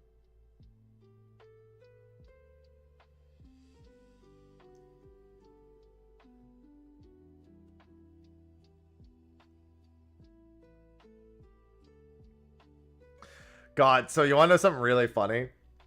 So when Omega got announced for Monster Hunter Wilds, somebody tweeted, people are going to have to learn about Larboard and Starboard.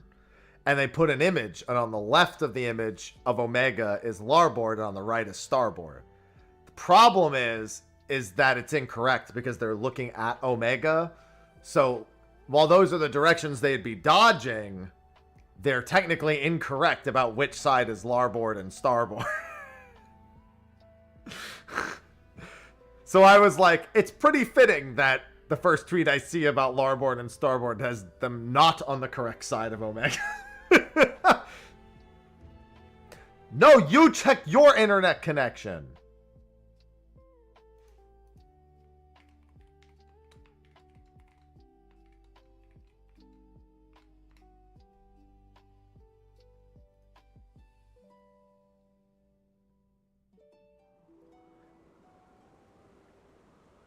I don't know about that. Torch. I can't wait to teach my Monster Hunter friends Looper. Oh, also, it's not capturing on screen anymore, I just realized. Sorry, I've been re-logging, but it just hasn't. Why is it not showing up? Interesting.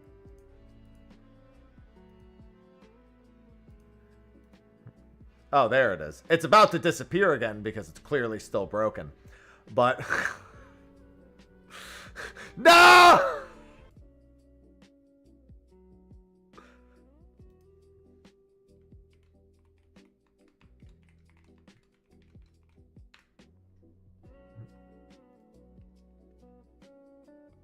Alright, I'm going to let everyone else try, and then when it's working again, let me know.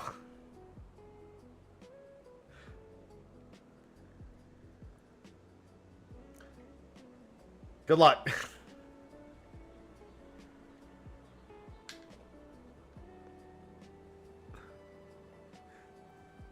It's so funny because people are like, it doesn't make any sense for Omega to be in Monster Hunter Wilds, and I'm like, yeah, I've never seen Omega show up where there's dragons before.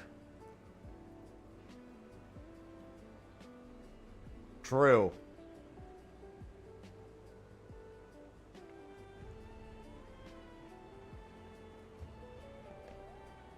Omega's like, dragons? What's my snack? Raisins.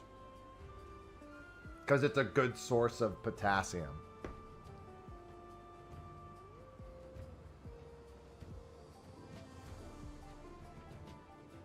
I also like raisins.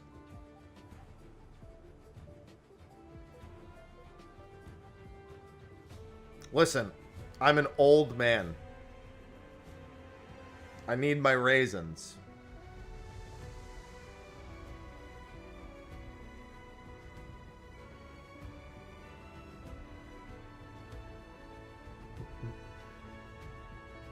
Old man needs potassium. Don't worry, the prunes are next. People were thinking M&F's armor skull. So anyone else been able to get back in yet? I'm waiting to actually try to get back in.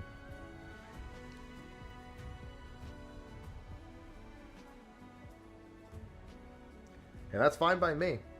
I've really enjoyed... 3 of the 4 I've enjoyed. I think so far, it's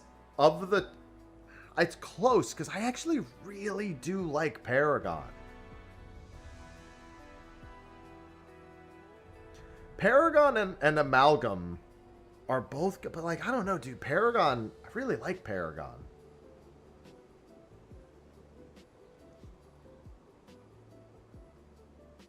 I really like the just like infinite buff maintenance that comes with Paragon. I really like it. It just, I don't know, it just feels good. I think it helps that Warrior just kind of is an attractive option all around.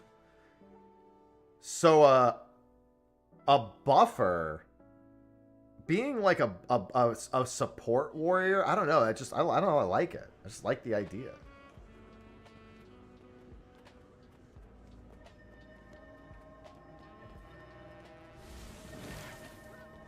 You know?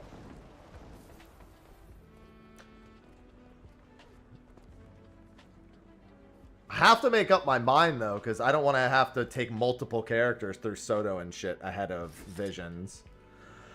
Okay, this is the Thief class. Summon a script. Oh, this is the rat job, right. Summon a script to pilfer artifacts from the targeted enemy. And then these are my artifacts that I can turn back on them, right? S2 through 4 are all the artifacts that my rat steals.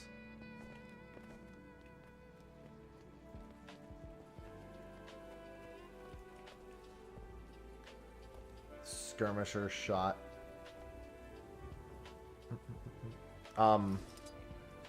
Game, I want to unload my PP. I know how to unload my PP as Thief.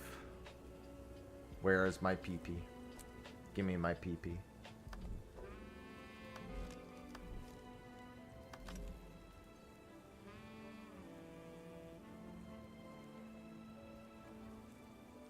Oh, okay, well that's good, because I was worried about needing Soto on a bunch of different characters. Alright, I need to go get my PP.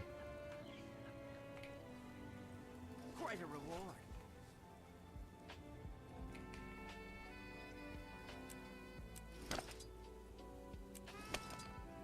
Oh, sorry. Now my PP is... Now I can unload my PP. Me and my rat can unload PP together. Alright, let's read the double-edged skills. Yeah, I'm not bothering with the skill, with the statting. Because all that's going to give me an accurate read on the actual numbers, but I'm more concerned with, like, how it feels.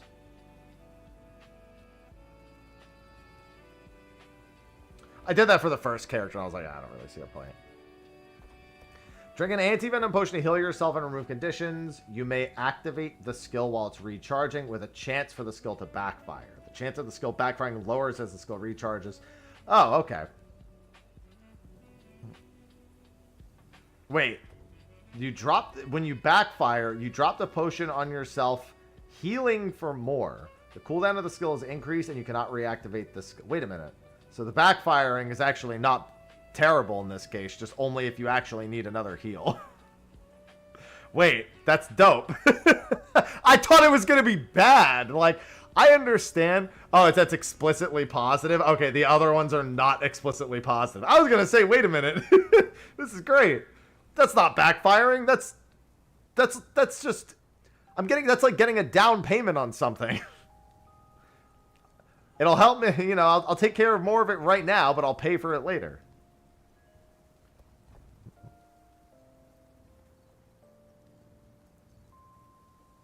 Alright, summon a script to fire a dwarven cannon at the target area, damaging and inflicting conditions. You may activate the skill while it's recharging. Okay, what's the backfire?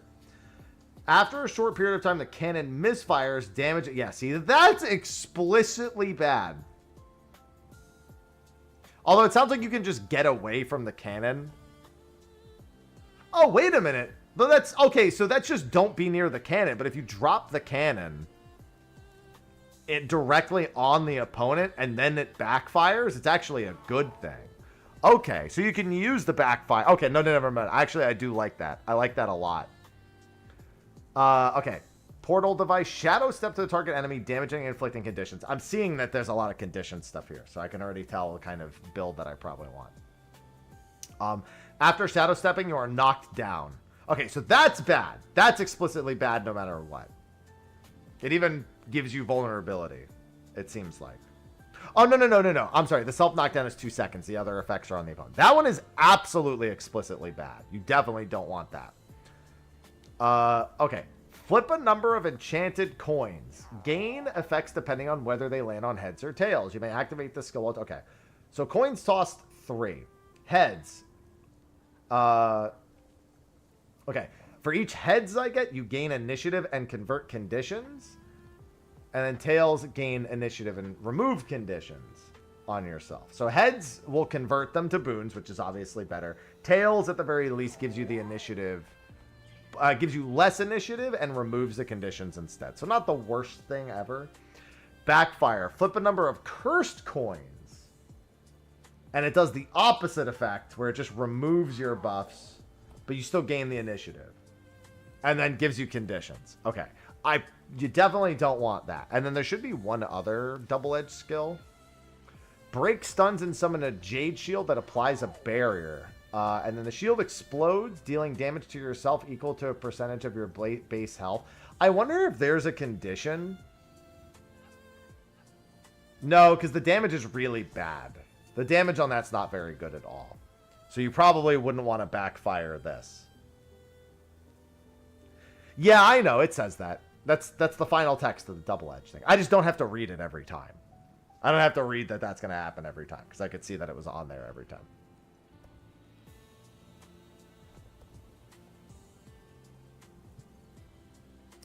And then we have Scrit Scuffle. That sounds like a dance. You would see it like a...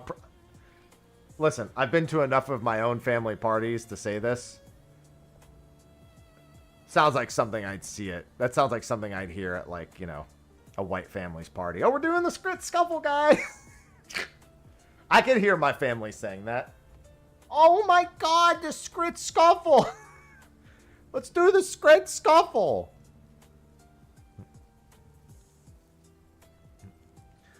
Summon a Scrit Assistant to your location that grants you artifacts every interval as long as you are within range. A Scrit has a random chance of giving you an unstable Scrit bomb.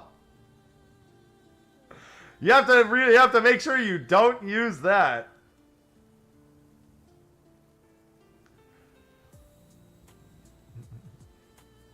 That looks like that could end poorly.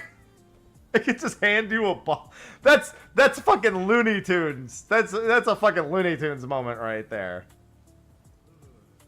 That's pretty funny. Alright, so I guess the key here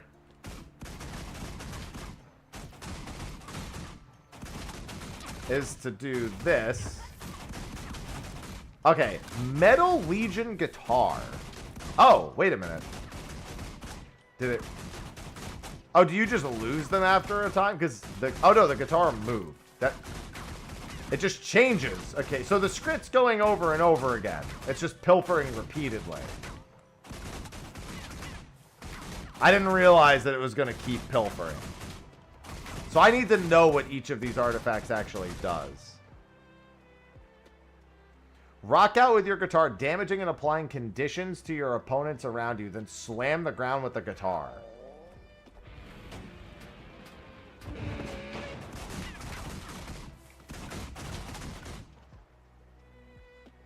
Oh, it's because my initiative is being spent. Okay. That's actually pretty cool.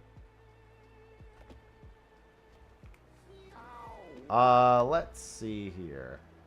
Okay, Metal Legion Guitar we already read, which I think is pretty funny.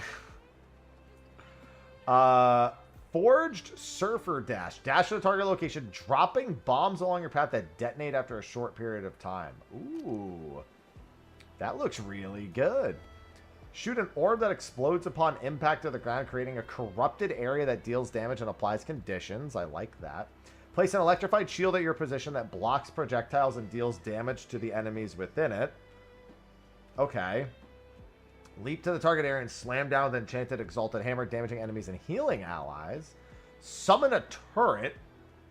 Fires automatically at the close... Alright. The problem is I gotta be able to recognize all of these.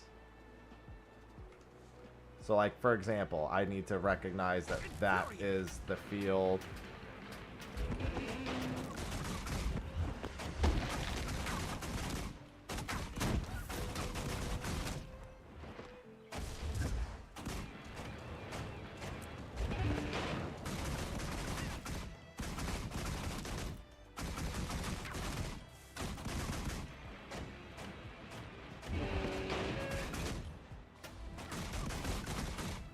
A hollow dancer decoy.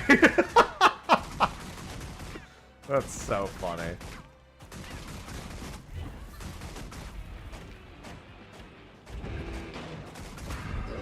That one's got movement. No, I want to summon my turret. Oh, the turret seems really good for unloading my PP. Hey. He's gone. Not the decoy. The rat decoy.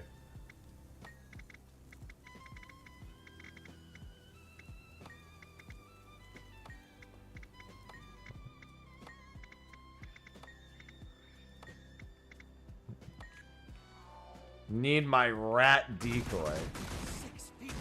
I gotta look at the traits too. So then for like this.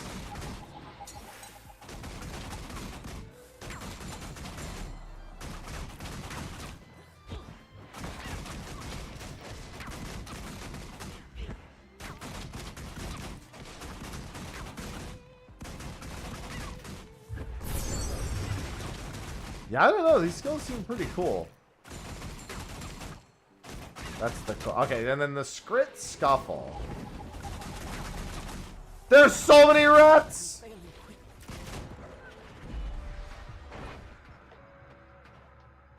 I didn't realize you were going to turn on the damage. Thank you very much. Is that the extreme damage version? I was busy here. Yeah, look what you did. You did this. I could use a hand over here. No. You did this. Live with, die with your mistake. I was learning all my tools. You were like, let me just murder this fucking guy.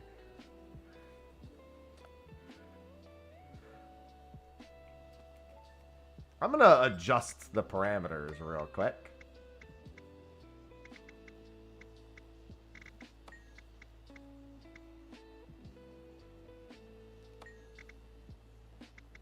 All right, how do I fix his eight? What did you do? How do I specifically fix what you did?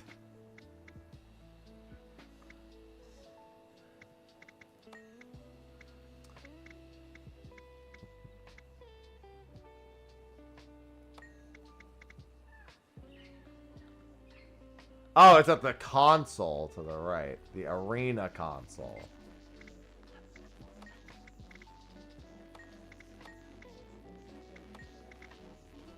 Alright, there we go.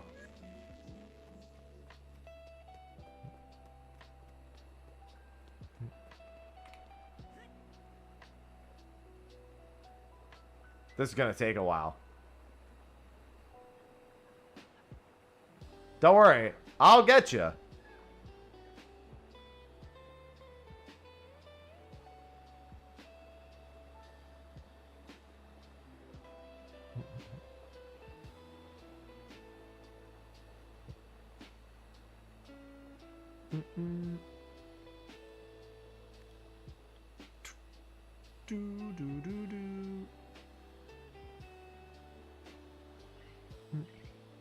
Come on.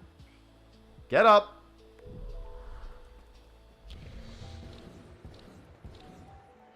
It's funny because I thought I killed myself with.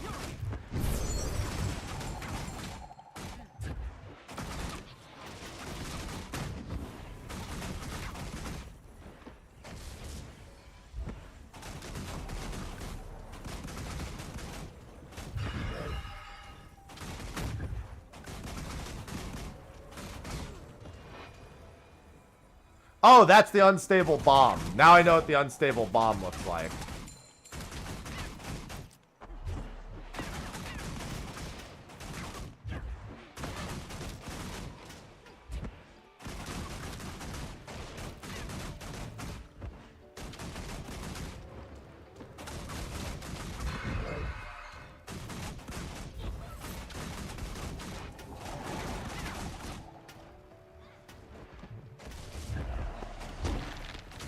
Alright, so it looks like if I were to run, like, unload.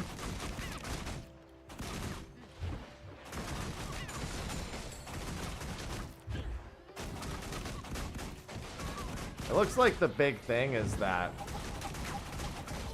Okay, so that's... Okay, again, I keep forgetting what...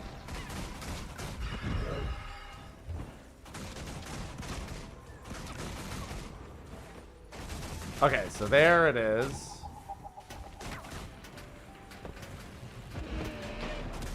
It's actually pretty hard for me to remember, but I'd have to see all the animations repeatedly.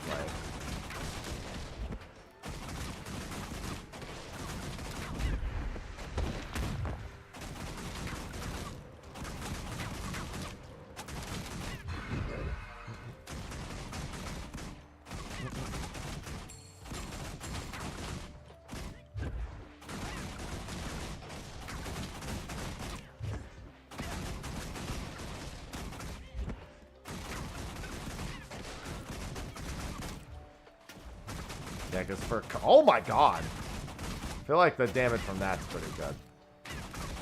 The Condi damage, I think I can get up there pretty high.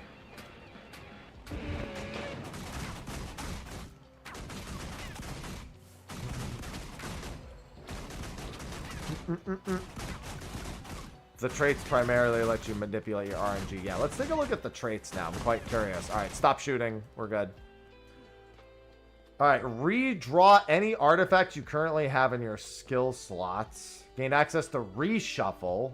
Remove conditions from yourself whenever you reshuffle your artifacts. Oh, that's pretty good. Whenever you pilfer, you are guaranteed to get one offensive artifact and one defensive artifact. Gain an additional artifact slot. I don't know how much I care about the extra slot. You can use one more artifact each time you pilfer. Scoundrel's Luck. Gain Scoundrel's Luck whenever you use Scrit Swipe. That's this. Letting you use double-edged skills on cooldown without trigger...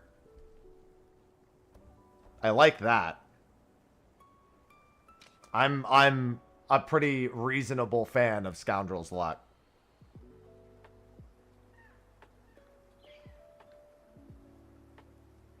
Rock out with your... Oh, wait, no. This is... Wait a minute. Your artifacts have increased effectiveness. Okay. And then this one is gain increased damage for a period of time. Okay, that's 15% damage. But yeah, this would allow your next double-edged skill used on cooldown will always be successful regardless of the remaining cooldown. If used on Scrit Scuffle, it instantly reduces the chance of obtaining... It instead reduces the chance of obtaining the bomb. So yeah, you can use this to coin again. Which for this weapon doesn't really matter much at all. But yeah, you could coin immediately. You could Shadow Step again immediately. You could call another Mortar Strike.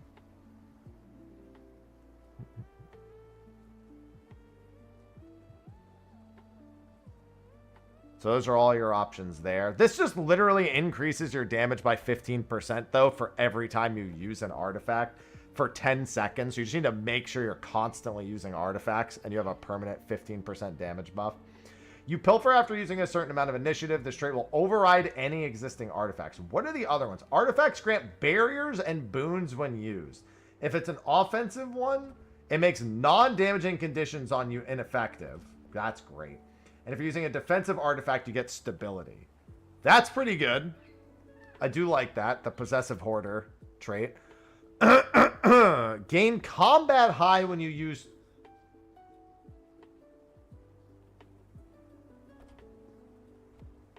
Oh.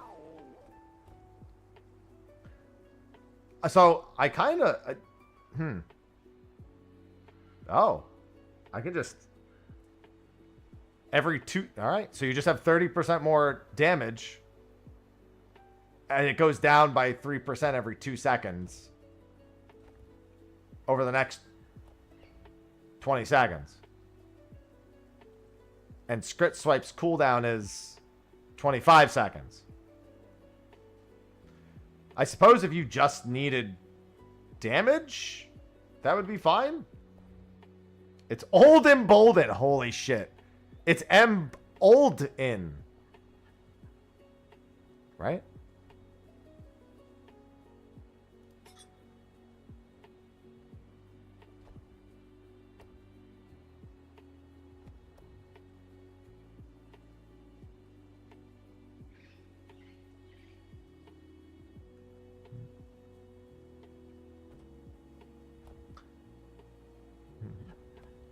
Yeah, an alacrity party. That's what I would probably do.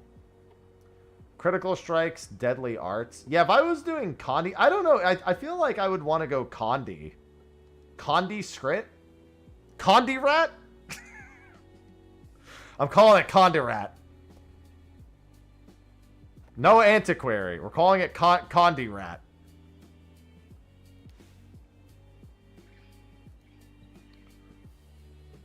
Affliction Rat.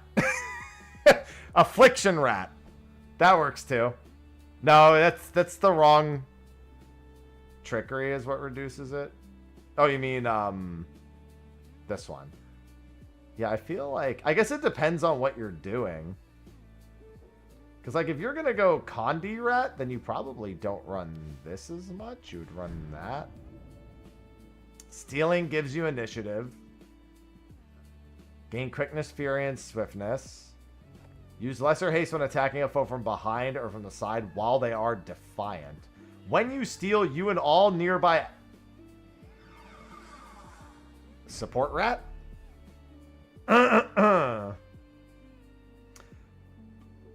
Stealing grants you and your nearby allies vigor. You rip boons from your target and grant them to nearby allies. Stealing also dazes the target, reduce the cooldown of steal.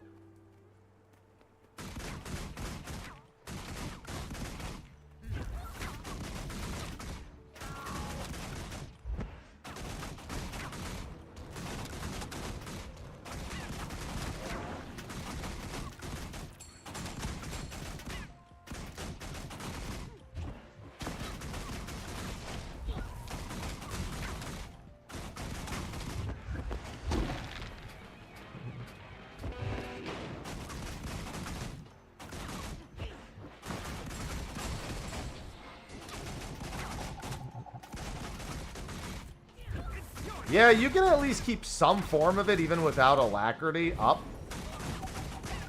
all the time.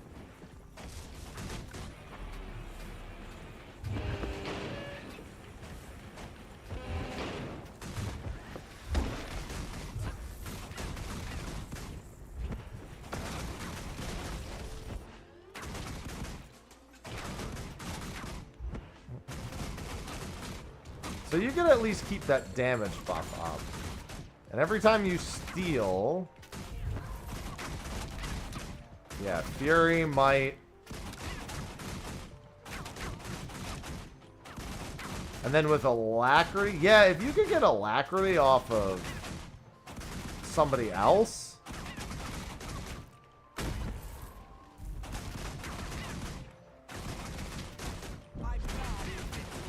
Yeah, let me give myself perma alacrity real quick. A deadly raid squad is a happy raid squad. Practice your Adjust skills using our Steph, state-of-the-art still build. add boons, alacrity.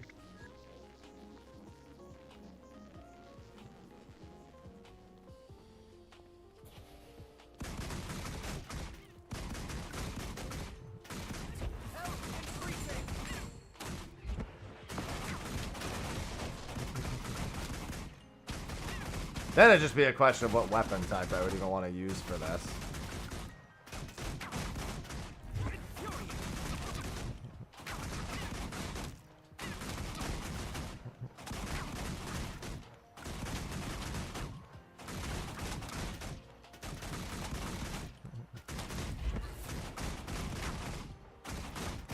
Yeah, because it looks like...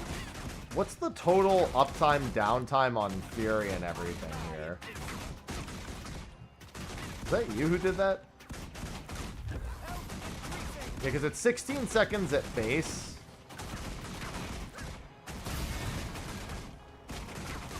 Oh, you're playing a Luminary over there. Okay. Yeah, before even factoring in any of these...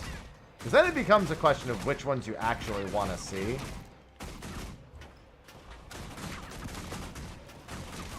I'm feeling like Condi support rat is not the end of the world. I'm not wild about it, but I do think it's pretty fun. Can run Celestial gear. So Celestial set, Condi support rat.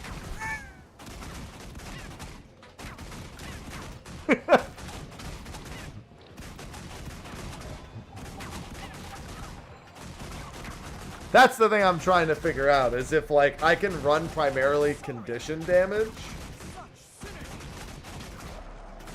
Oh, if I can run primarily condition damage. What weapon would I want on Thief if I were to do support rat? Ritualist? Well, no, I was just looking at, like, specifically if I were to run script, what would I enjoy most? That's what I was thinking. I just threw on the pistols because the pistols I don't have to use my brain for. There was no, like, particular reason behind being on these.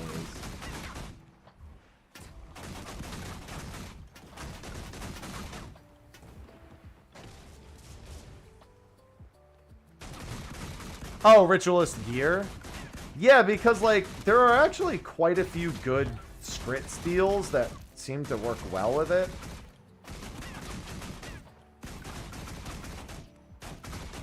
The taunt actually does do pretty good direct damage.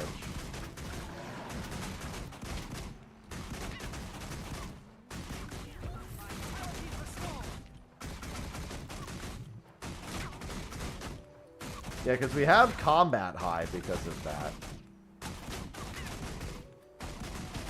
Scepter dagger.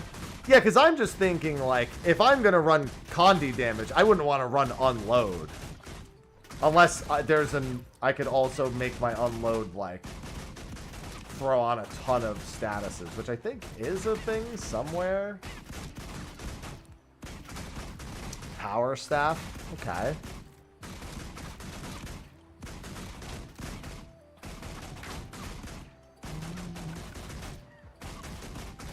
Steal and inflicts poison. Deal damage and gain life when stealing. What does it do? Gain bonus power. Which is increased when wielding a dagger. Okay, we wouldn't run that if we were running Condi. When striking a foe with a dual-wield attack. Oh, that might be it. Spear, scepter, dagger, I think, are the Condi weapons. Okay. Because I have to decide if I'm just going to use my Thief and run Ratmancer. Or if I want to do something else. May have to extend this into tomorrow, because now I have to consider this pretty carefully. Spear.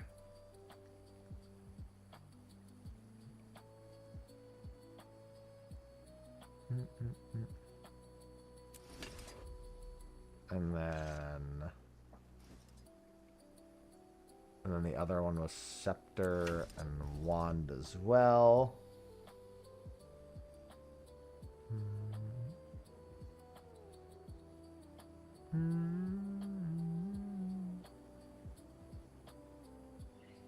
There's a dagger. Yeah, this is the Scepter. Scepter dagger.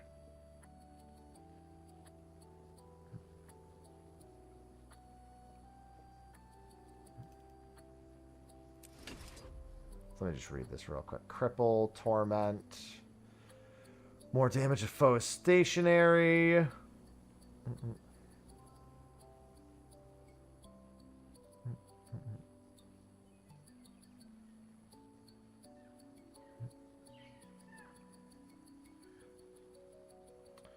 Works by targeting allies. Unfurling shadows to... Oh, for the might, you mean?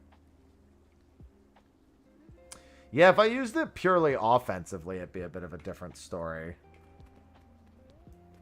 And then what does the spear do? Bleed. Bleed and poison.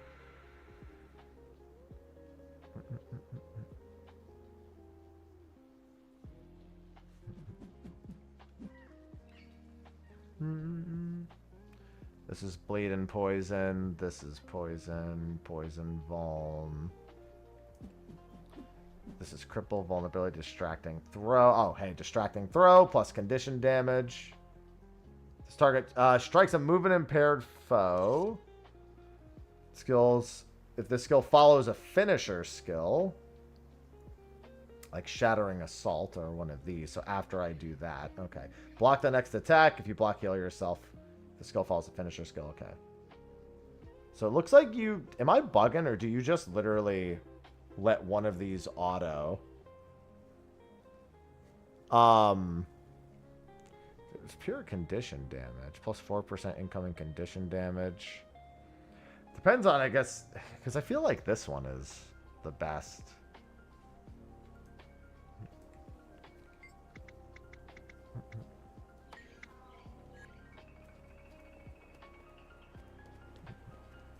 So when you just auto at this,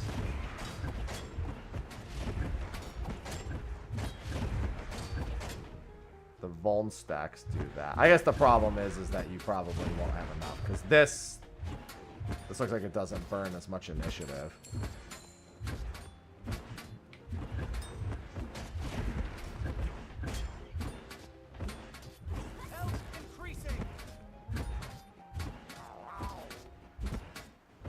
Deals damage to enemies within it.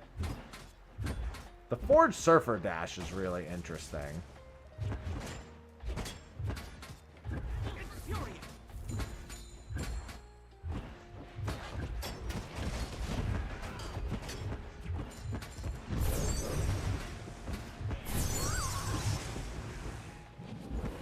Yeah, I definitely gotta redo some of these. And that's the bomb. That's the Mistburn Mortar. So it looks like before skritting, you would almost want to do... And this is Force. Yeah, I gotta get used to the...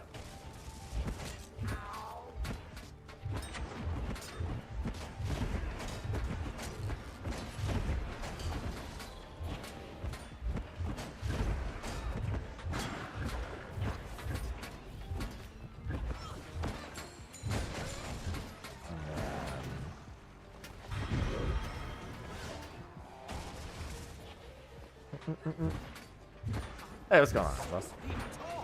The Skrit party. Yeah, I'm trying to figure out what I would want to do for being a rat.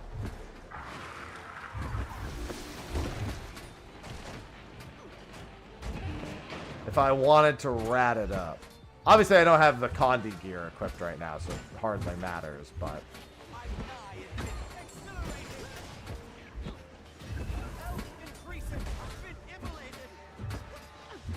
Well, I immolated myself, so we can't really complain.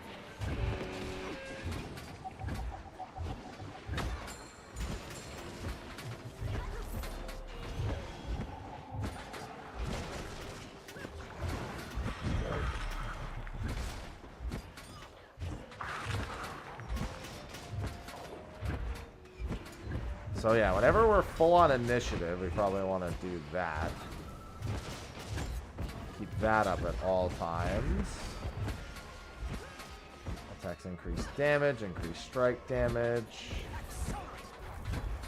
Distracting throw.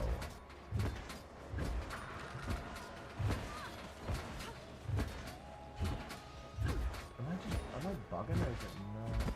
It counts as a lead attack and grants a bonus to outgoing damage for a duration. Oh, I guess that's what distracting throw is. The skill follows a finisher skill. It counts as a lead attack. So if you do that, that, that. Okay, I have to make sure I don't over tap it.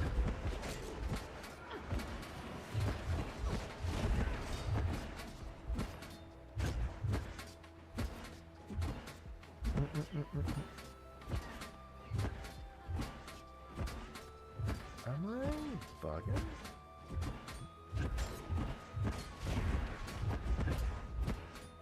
Because I'm just not seeing distract. Oh no, there it is.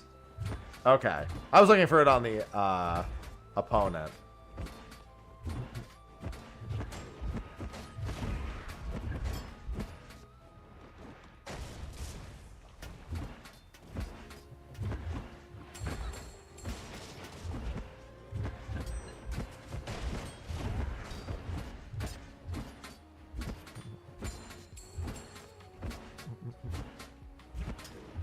Yeah, I can see it being at least a little bit more APM heavy than some of the other ones. Yeah, I didn't really know how to get excited about anything on... Because you'll want to do that every time, and then... This also does the damage.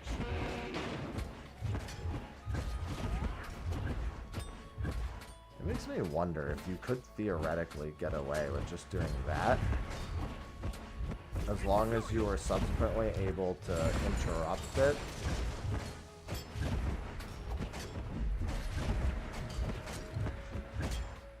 Okay, but you'd have to be keeping a good track on that.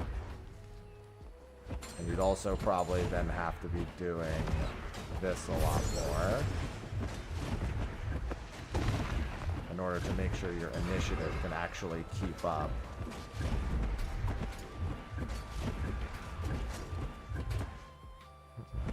What was the finisher?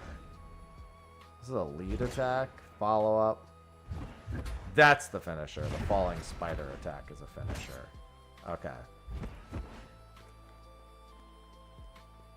Oh yeah, he's not updated for that.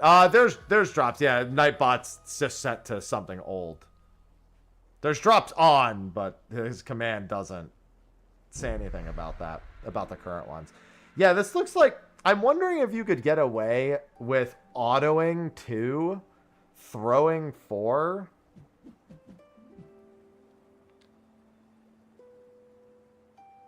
And then, I feel like that's too much to ask. I feel like you'd still rather stay on 1 and manually do 2.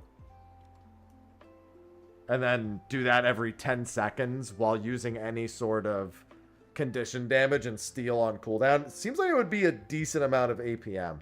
I'll keep it on the list, but I still got more classes to try, so I don't want to get hung up on this for that much longer.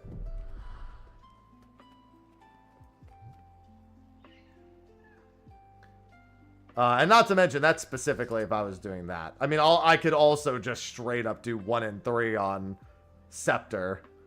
1, 3, yeah, like I could see the Scepter Spear, the Scepter Dagger being largely Condi damage and then still just stealing. It's really about being able to recognize. You really need to know what your artifacts do pretty much the moment you pull them.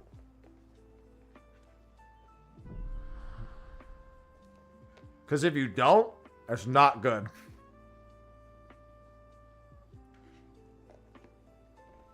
You know what I'm gonna do?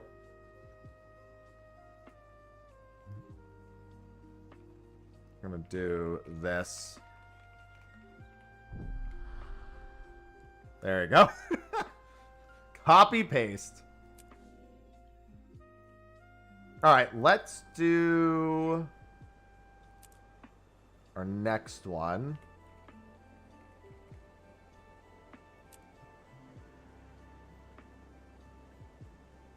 That's not good. Generally, it's not good when I want to delete a character and it doesn't let me delete a character.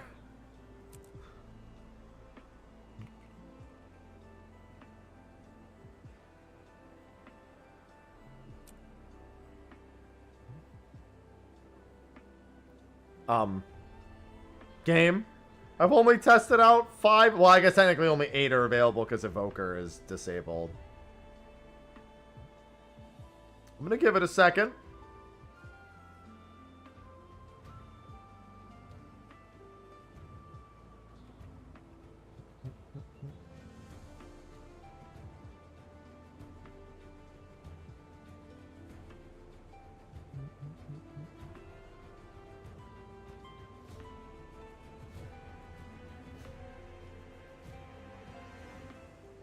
Sometimes they do things.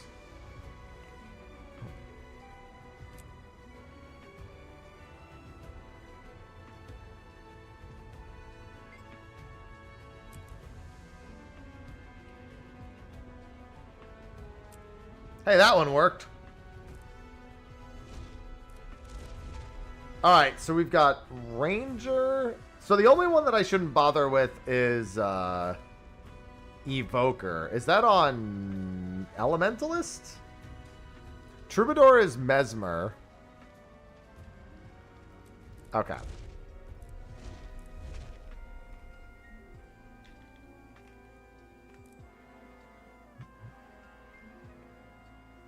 Damn it!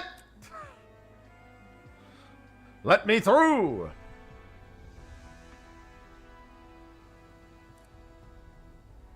Oh, whoops.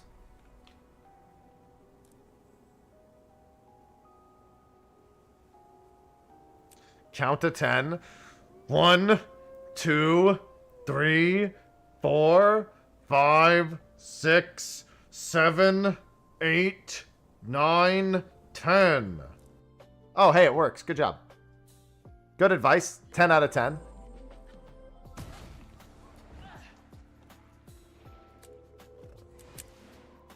Literally. 10 out of 10.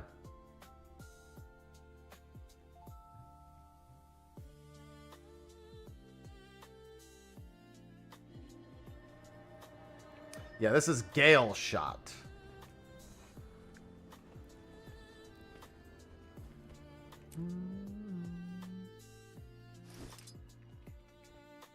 Alright, so I see I have my pet.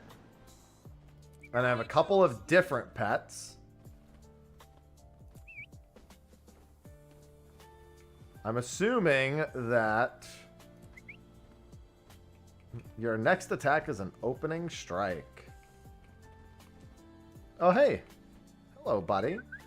So we've got 2 different pets, it looks like. We've got this falcon, and we've got this big old bird. They each have their own health. Attack my target, gale breath, and return to me. And then they have a guard command as well, it looks like. Oh no, this is their stance. You hit the bottom above your health for a 3rd weapon. This? Cyclone bow?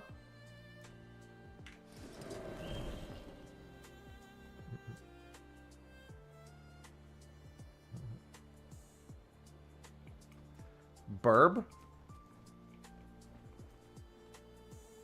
That's bleed. Looks like one of these is a Condi pet and the other one... Oh no, this one just... Well, actually, I don't know. This bird looks cooler, but its actual attack is an AoE breath. Whereas this one is single target, but does a shit ton of direct end damage over time. And then for Cyclone Bow,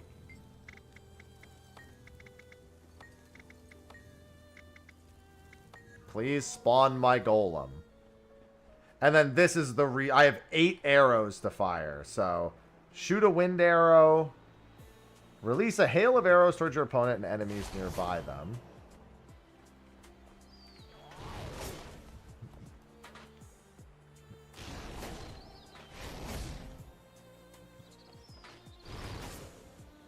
Okay, that's just the basic one. Release a rapid volley of arrows.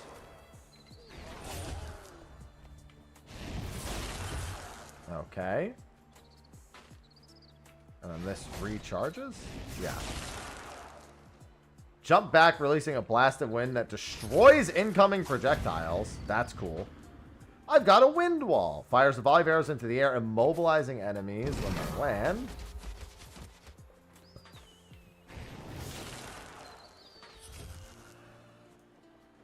My pet just bullying them. Supersonic, supercharge an arrow with wind magic and then launch it at incredible speed. This skill grants additional wind force.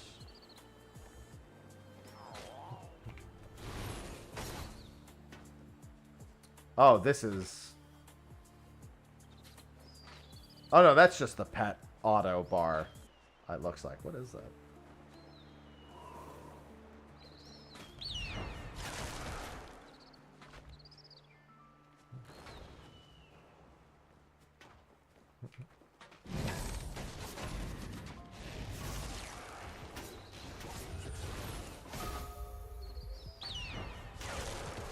Alright, that Gale Force increases outgoing strike damage. So it looks like whenever you generate enough...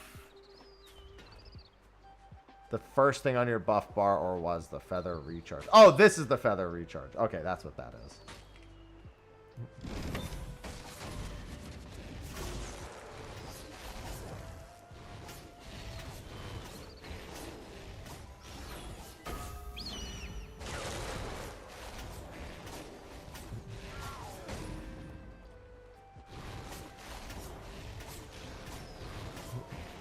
Alright, and then I need to see what this is. Call upon a gentle wind to heal an ally and grant super speed to you and your pet. Super speed. And then Squall, conjure a barrage of wind to cut through your target, deal increased damage against vulnerable foes. The wind flies faster when you have swiftness or super speed. Oh. Well, I see the synergies at least. Launch yourself forward with a powerful gust of wind.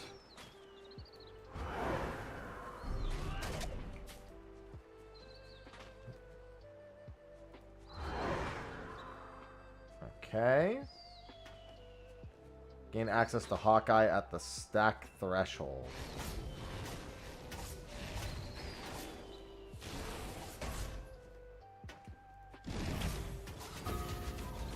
I see. So you want 5 stacks to use that. So you're balancing getting arrows back with that. Okay. And then what's this do? Summon a current of chilling northern air projectiles that pass through the current become frozen, chilling, and dealing additional damage. So you would actually want to do something more like...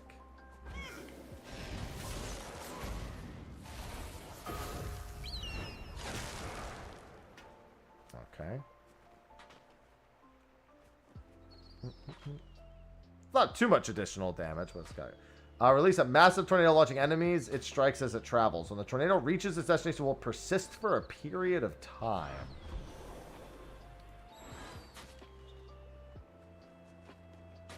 Alright, I didn't mean to cancel it.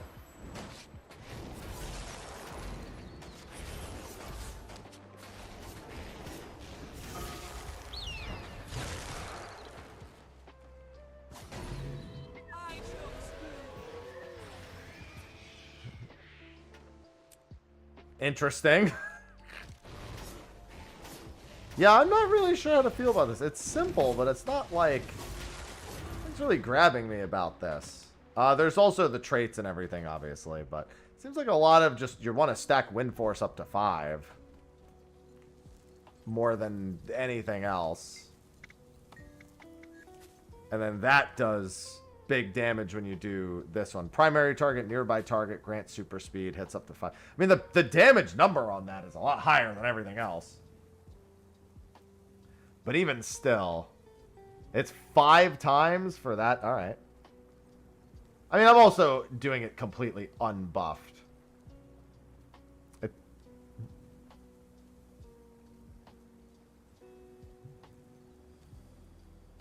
This is what Rangers wanted. Okay. Yeah, I guess so. I don't know. Another thing is, can I... Okay, that'll probably make it feel better to set that to auto. Yeah, because here's the big thing. Is there a reason other than utility to ever dismiss your Cyclone Bow? Other than really wanting another weapon? Or is it implied that you'll basically commit to... Yeah, that's what I thought. Spending CDs with regular weapons because they're strong. Yeah, but I guess if you're committed to the whole idea of committing to Rangers, you wouldn't do that. It's more damage to switch. Yeah, that makes sense.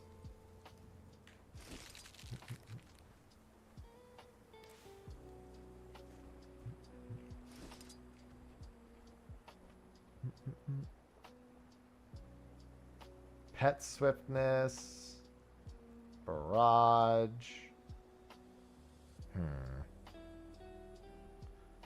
And then let me check the other skill that's not here. Wind shear.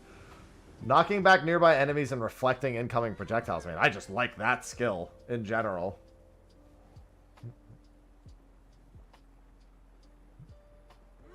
Moobot being a part of the team is unfortunate because Moobot is not strong in any capacity.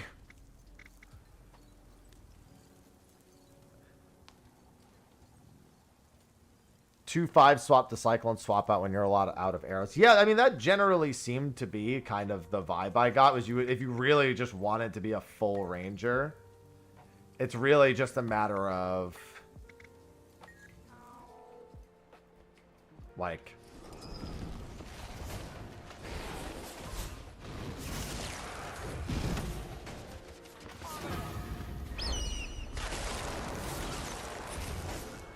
And then you would do that.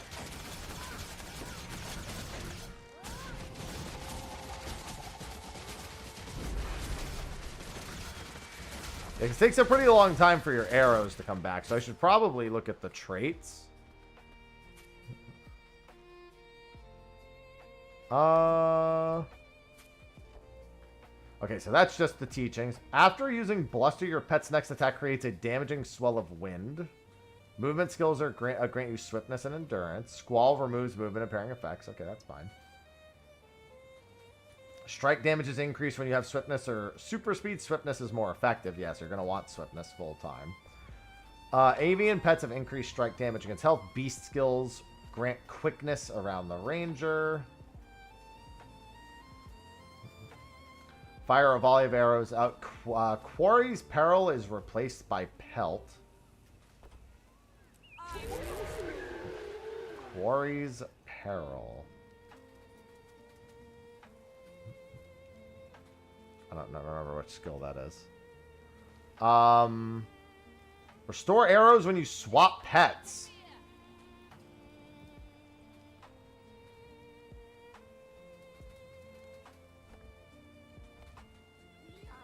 Interesting.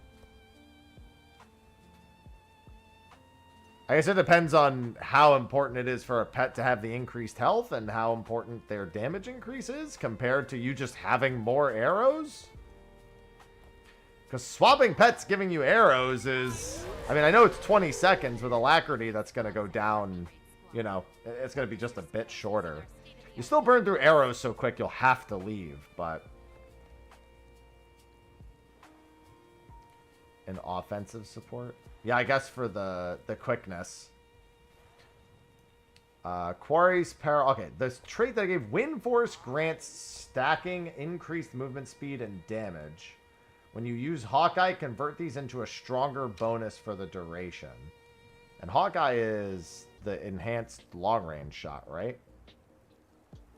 The enhanced keen shot, I mean. Quarry's Peril and Supersonic Arrow. Reset the cooldown of Bluster and use Bluster or Hawkeye grants boons, so that's very supporty. After a number of missile hits, release a volley of arrows at your target and gain an arrow. Conjure... Alright. I'm curious about some of these.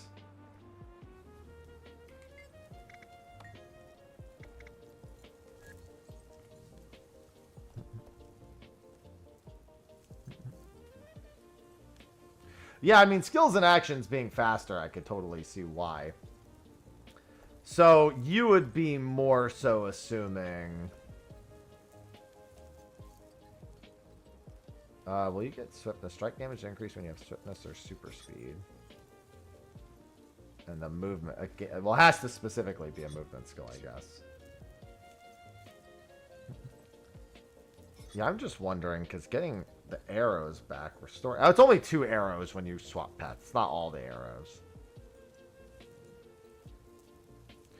Yeah, because you can grant quickness. Skills and actions are faster. I mean, because Hawkeye duration is literally the same as quickness. So this seems kind of nutty. Because you can pretty much keep quickness up, like, almost...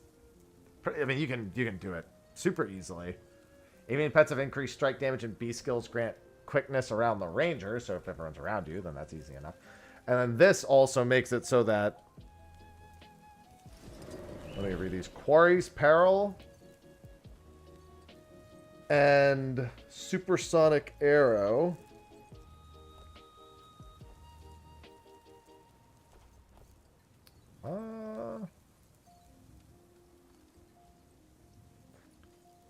And then Hawkeye. Yeah, Hawkeye is this skill. So Hawkeye grants, like, second swiftness.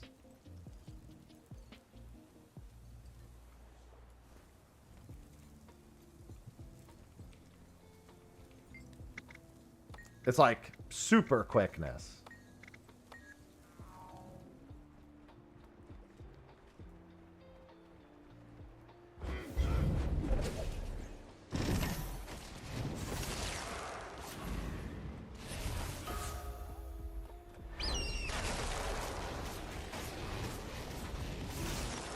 Yeah, it lasts for like 10 seconds.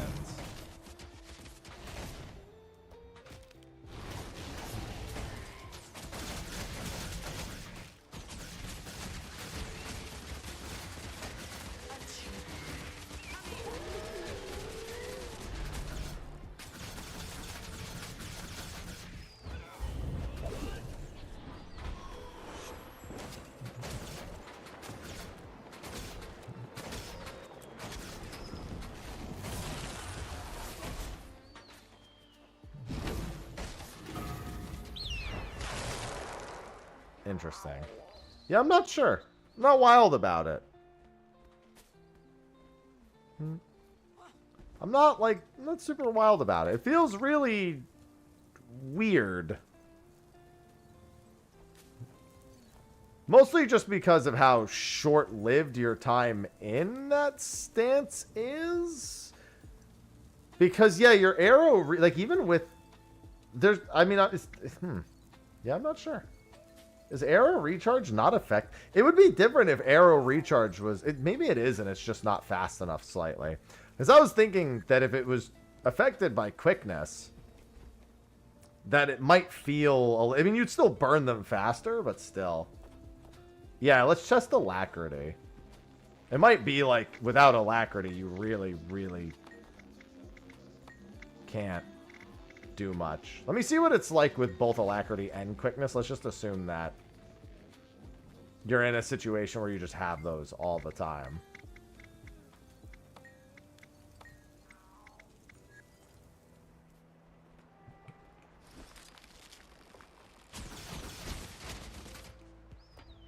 Oh, whoops. Doesn't look like it's affected at all.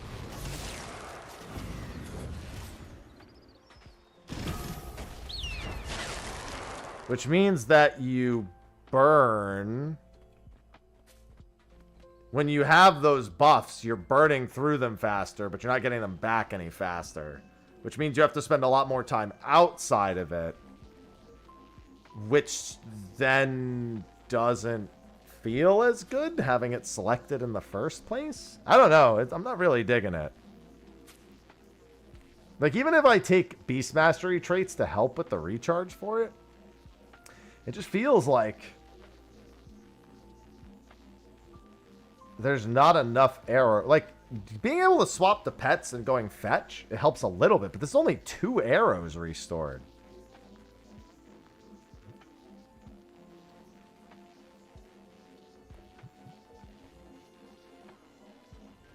Arrow cost 1, maximum count 2, count recharge. Okay. Yeah, I don't know. Yeah, I mean, I guess the idea is that whenever you have arrows, you just unload it, but otherwise you're not playing it. So yeah, again, when it comes to like fulfilling the idea of the spec, for me, it's a little bit lost when I actually can't spend that much time in it because it's not balanced around the idea of me spending time in it. You know what I mean?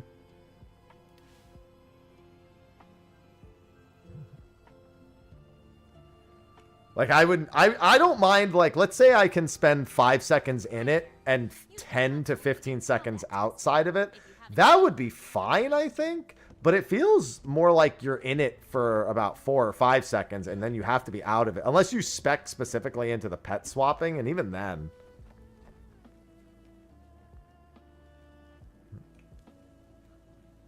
It just feels like you'll spend a lot of time not actually in this mode. So yeah, that one's, I'm not feeling that one. Maybe if they change things up a little bit, but I'm not feeling that. I'm thinking that that's definitely not on the list of ones I want to play in Visions. So, does anyone read this as Hype Beta B, or is it Haptabab? Hapatab. Character, Haps, where'd you get the name Hapatab? The lack of capital letters anywhere else but the beginning. That's hepatitis. Yeah, I found out that I had, what's that called? Hapatab? Hapatab?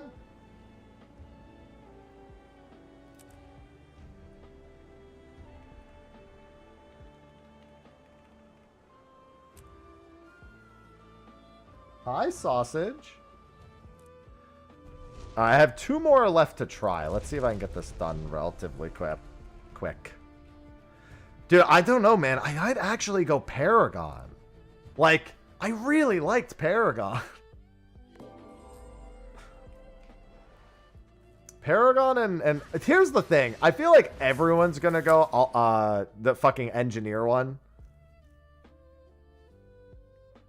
Amalgam. I feel like so many people are gonna go Amalgam that like I kind of just don't want to be a part of the pack. You know what I mean?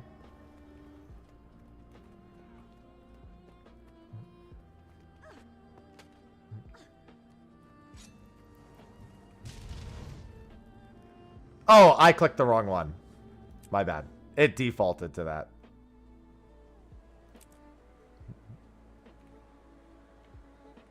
I thought I clicked the bottom left one. I did not. Mesmer. Yeah, I don't think I'll need to spend too much time on this. I've heard enough that Troubadour doesn't feel very good. Oh yes, I earned this. Yeah, Light Earth was really digging Ritualist earlier.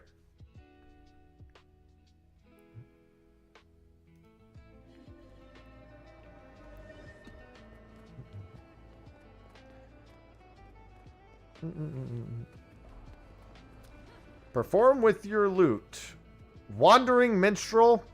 Are they even trying anymore? Getting healthy. Build up notes instead of summoning illusion. Shatters are replaced by instrument skills. So all of this is new. Literally all of this. The reverberating lute. Perform with your lute, sending out damaging sound waves. The lute will then consume all notes to continue playing in the background. The lute's duration is extended for each note consumed. Flustering flute, play an enchanting tune with the flute, confusing enemies in front of you. Enemies in the center of the music will be dazed. The flute will then consume all this to continue playing in the background. I'm guessing the auras are what's happening when they play in the background. Hold on, let me actually go back and read the first one. Lute playing plus 4% healing increase to others, plus 4% damage, plus 4% Condi damage. That's not a whole lot. Flute playing. Oh, same thing. Okay, so that's just what it does to play any of them. Got it. And then Crescendo is this. Yeah. And Crescendo is strike up the band and unleash a wave of sonic instruments playing in the background. Contribute to amplitude, increasing the strength of the wave. So I need to develop notes. Okay. Which I assume will occur anywhere where I would have developed a clone, I'm assuming. Anytime I would have developed an illusion, I'll instead develop notes.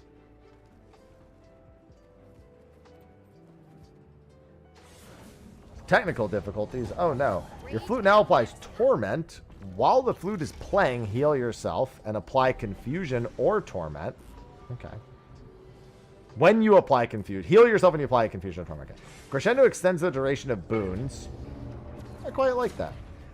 Syncopat.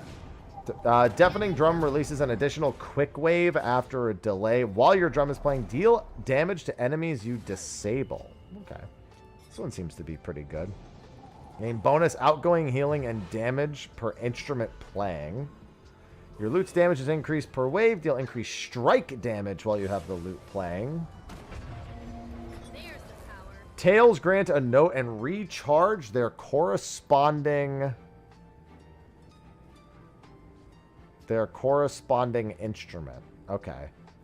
So I'm assuming these are tails. Yes. Okay, I figured. Playing the harp grants you distortion. Periodically grants boons to nearby allies as the harp plays. Gabrielio, thank you for the 9 months. Welcome back.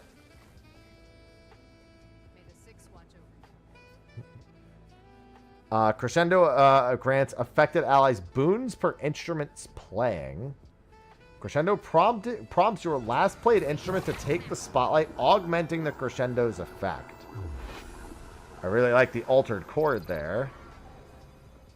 When you use an instrument above the note threshold, create an after image that plays that instrument after a delay. After using Crescendo, gain a note every interval for a duration. Gain increased attributes for each instrument you have playing. I kind of like that.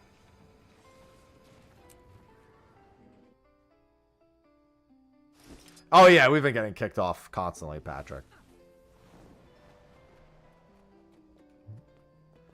So, Tails. We also need to read through these. Deliver the story of RNA and Dragon Cycle rejuvenating nearby allies. Performance reciting this tale with 2 or more instruments playing will increase the healing received. Rouse allies with the Legends of Almora Soulkeeper, granting offensive boons. Reciting this tale with the lute playing will grant you notes. So that's a nice little way to do that. So notes into that. Alright. Recall the cruelty of Scarlet Briar as you revile your targets with a battery of insults damaging their ego. Alright. Reciting this tale with the flute playing will inflict your target with additional torment and defiance break per hit. Okay. Tale orate the heroes of Treherne. Hello, Treherne. Calling nearby allies to action. Break their stuns and brace them forever. Reciting tale with the heart playing will further bolster allies with a barrier. Tale of the August Queen. Retell how Queen Jenna protected her city in time of need. Granting allies distortion. And chaos aura. Interesting. Command every instrument to begin playing in the background. Duration is determined by the number of instruments you currently have playing.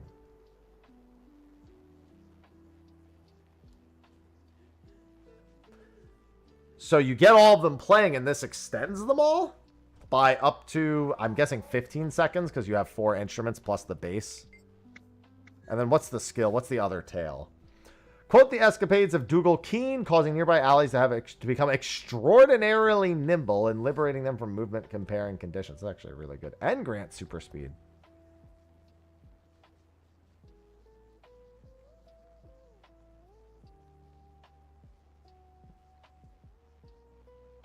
Mirror images summons 2 clones. Yeah, I'd assume anything that grants clones instead grants notes in this case.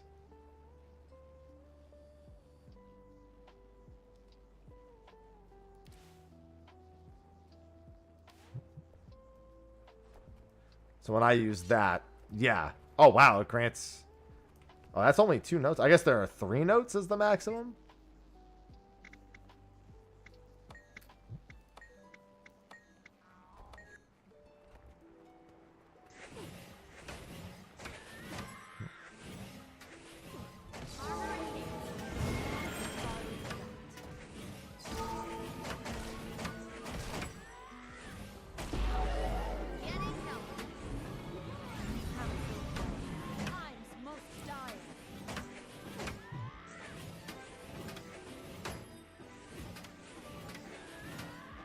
Ah, I see. And then...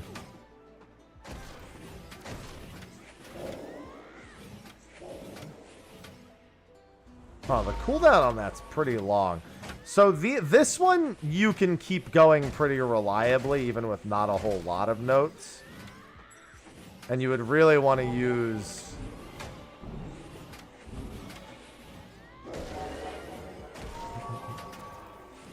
And then just granting the bonus.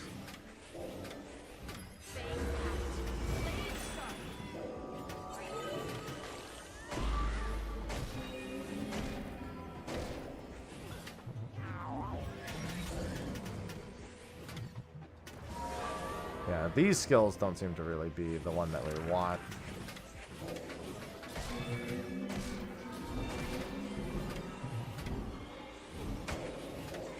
The middle one doesn't have a line on it.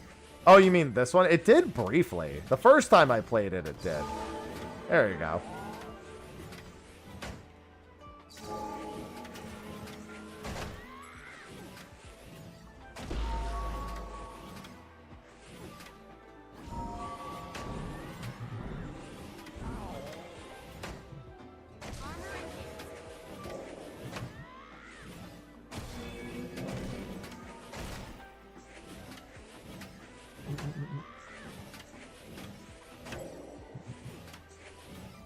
Because it looks like you can at least get going pretty quick if you do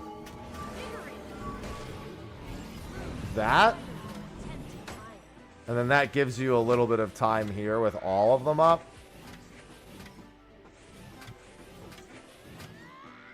Then it's just a question of having enough notes to do it repeatedly, which maybe if you start playing immediately you do. There's definitely going to be, and then crescendo is... Instruments playing in the background contribute to the amplitude, increasing the strength of the wave. 25%, that's pretty nice.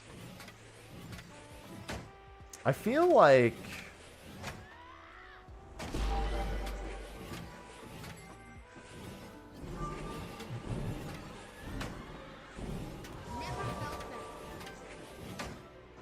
There's got to be a better way for me to get notes. I guess I need to make sure the lute is playing so I can do Tale of the Soul Keeper to get extra notes. I definitely have to weave that in.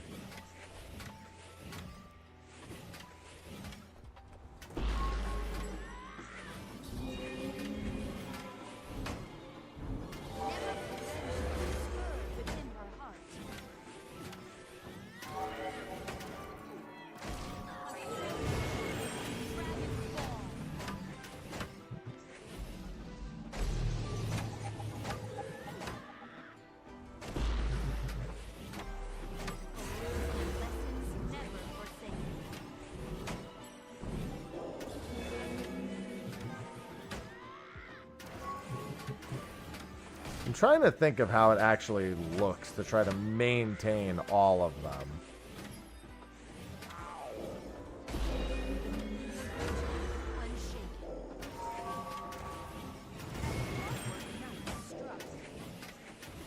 Because it's pretty hard to actually maintain all of them. There's probably like a threshold. I also don't have alacrity, so I don't know how that ends up. Alacrity and quickness.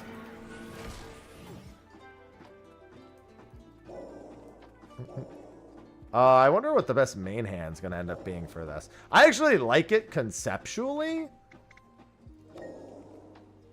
But similar with... I guess yeah, let me try it. Let me despawn that.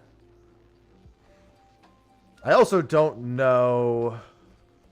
When a phantasm becomes a clone, it transfers its boon to you. Shatter skill becomes an ammo. Shatter skill 1 becomes an ammo skill. Flame burst torches. Phantasm spawn with quickness. Okay, so this is useless because the phantasms, we're not using phantasms at all. So we probably go Scepter. Yeah, so Scepter, we probably get, it looks like we get rid of illusions. Because I don't know how the Master of Misdirection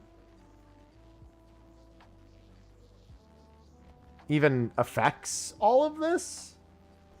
Because I don't know if these are considered shatter skills, like when it changes over, but this seems like... Yeah, that would reduce the instrument cooldown. But what's... I guess crescendo is considered shatter for the case of this. To get those back up faster.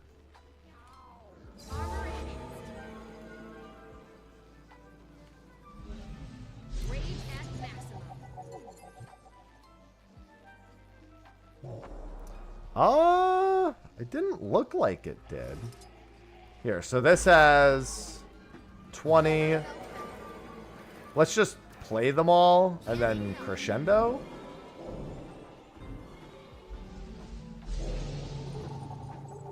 Yeah, I don't know. It doesn't seem like it interacts with it at all. And then again, I don't really understand how the phantasms are going to... I'd assume that each of these would count as a phantasm if it was... Your shatters... Yeah, no, they're all considered shatter skills. So I guess they're just recharging faster. So this is actually making them all recharge faster. So these all have recharge reduction right now.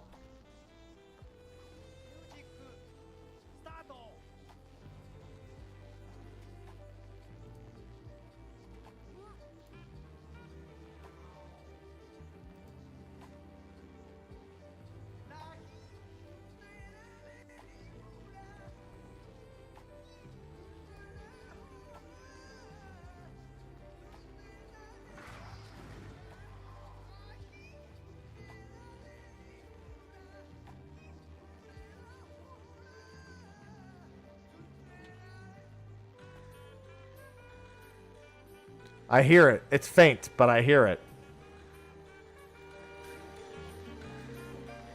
Thanks for the bits. Crescendi's not. Hey, at least it was something fitting for me playing the Bard class. Troubadour. This, honestly, Master of Fragmentation seems better. I need to actually read, because since they're all shatter skills, it changes how I feel about things a lot. Let me also throw on, because here's the thing. If this ends up feeling better when it releases, I'm kind of tempted to do this and Paragon are actually both Oh, what a pleasant surprise. something I'm enjoying.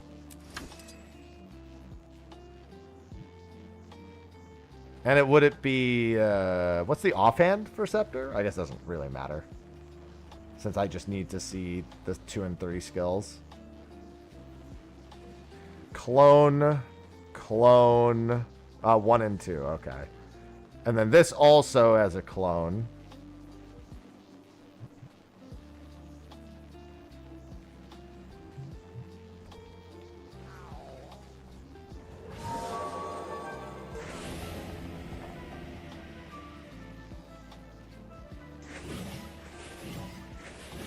Okay, I probably have to actually hit an enemy for that. Block your foe and create an illusion when attacked. So, like, that could theoretically work with the offhand that I have.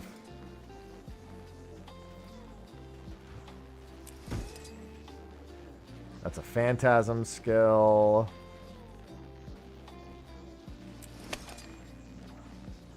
That's another Phantasm skill. Sword? Focus, sword.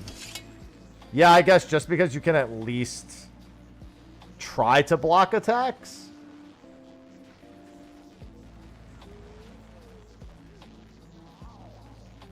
So you go for a block to try to get an extra note on like an unavoidable attack or something.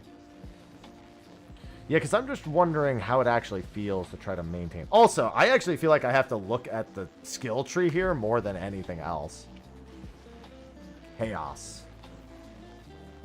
Creates a magical storm. Cast Lesser Chaos Storm and use a healing skill. Grant protection to nearby allies when you use Shatter Skill 2. So that's my flute. Manipulations. Grant Aegis. Gain Chaos Aura when you use your second Shatter skill, the flute again. Chaos Aura grants you increased condition damage for a short period of time. Oh, that's not bad. Gain condition damage. Gaining Chaos Aura grants boons to nearby allies. That's a regen.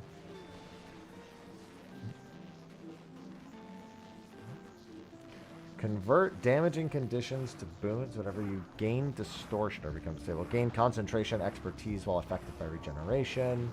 Gain stability when you use a shatter skill. Grants an additional boon to nearby allies when shatter's used. Jesus, so that's all my instruments pretty much, yeah.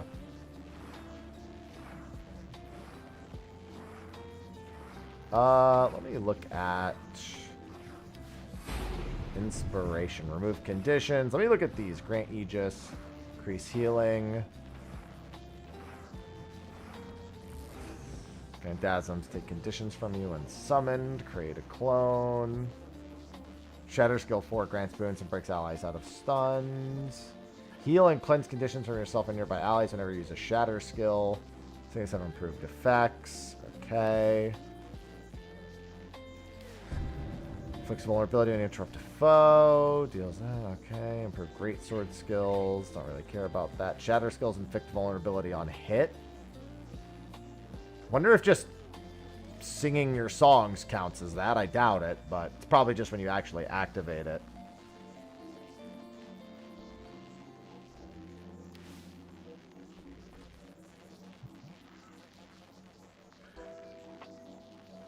Deals increased strike damage. Gain quickness when you interrupt a foe. You and your illusions deal increased strike damage. Doesn't sound like it's very useful. Shatter skills deal more damage. Interrupts deal that. And then dueling was the last one, which definitely doesn't seem like it's going to be the case. Yeah, I don't know. It does. Yeah. Oh no, it definitely seems more support. I was just seeing what role I wanted to go with it. I'm not even sure. Because you can do a bit of condition damage.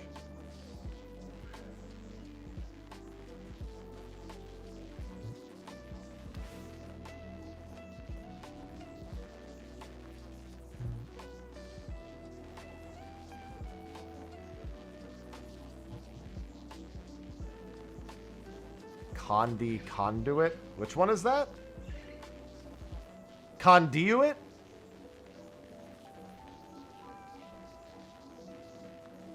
For Rev?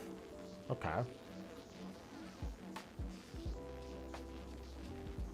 Rev was one that I was torn about whether I would do direct or that. I'm really curious to see how they make this one work. Because again, with the note gain, I'm just looking for stuff that when you charge a mantra, phantasms, take conditions. What was the other one I had equipped? Chaos, I think.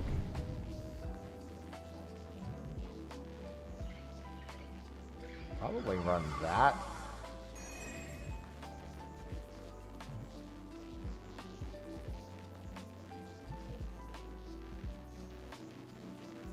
You could run a bit of Condi here.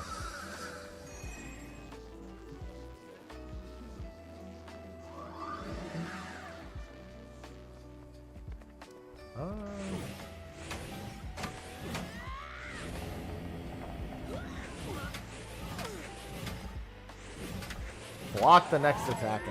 Yeah, that's the big thing, is that you don't really get more unless you...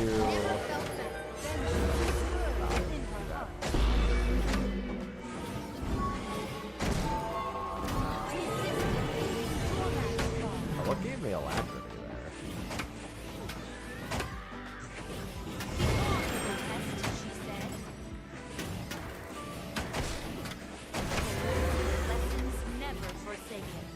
Oh, that gives me... Oh, this gives me alacrity. Okay. Well, that helps considerably. Yeah, just trying to see how it feels in isolation without quickness or anything.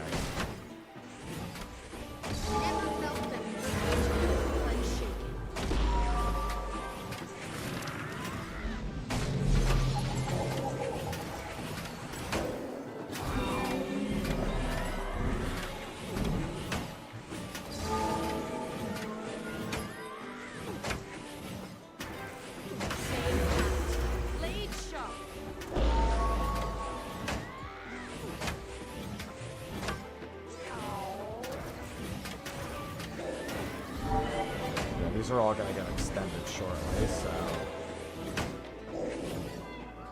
Oh, I did that a little... Oh, no, there we go.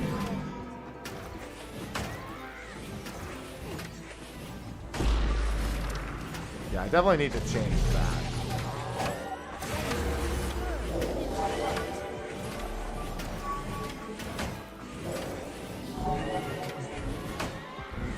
Might end up being essential. Yeah, that's the thing I'm looking at, is what the go-to method ends up being for max uptime on that. The alacrity from this is like super important.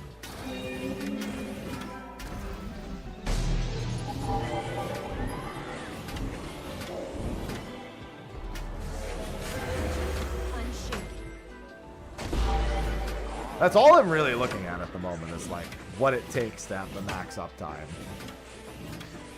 Because so long as you have them all playing, it seems like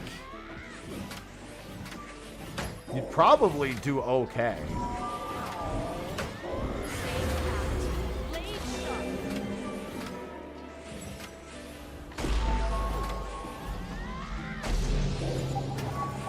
Like, you can get with using less notes on the flute and the other one, it feels like, but on the other two,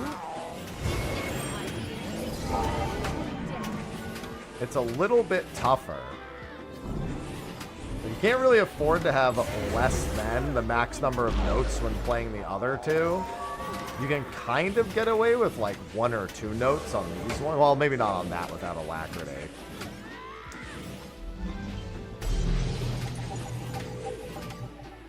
Yeah, I don't know. I'm mildly intrigued. I'm a little more intrigued than some of the other ones, just because it's a bit technical to make sure that they actually all work.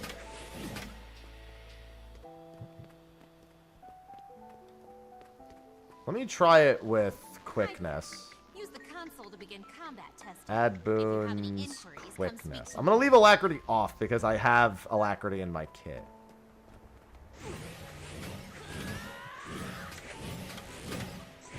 Lessons never forsaken. Getting help. Normally I would have that other skill available, so I probably should have waited. But I guess I can just see what it's like with this.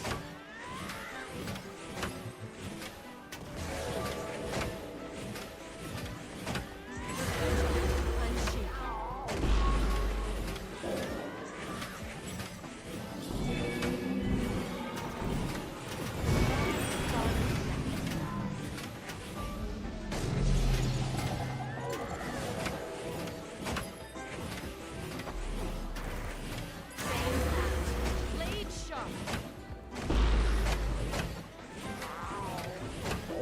My opener to like manage them was off.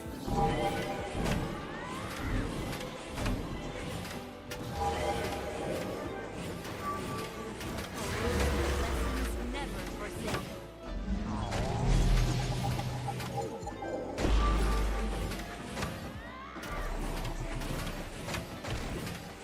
And also, I'm not getting any bonus notes doing it this way.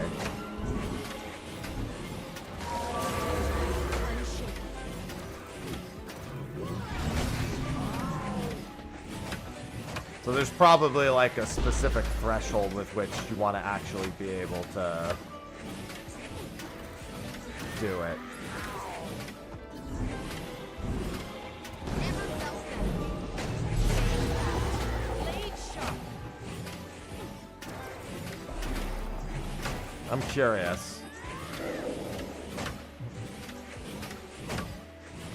Yeah, I guess I am more curious how it ends up working when you're in a group. Because even given my, like, the torment damage here isn't even that bad, given that I'm not actually spec'd into any of the Condi damage at all. I mean, it's not good, but... Yeah, I'm really curious how that ends up looking.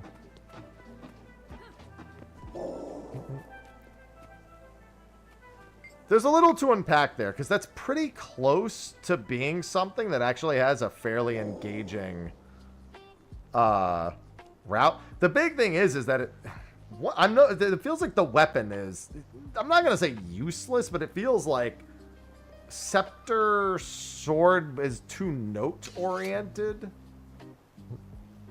I probably want to just make sure to be using the Phantasm on cooldown, if anything.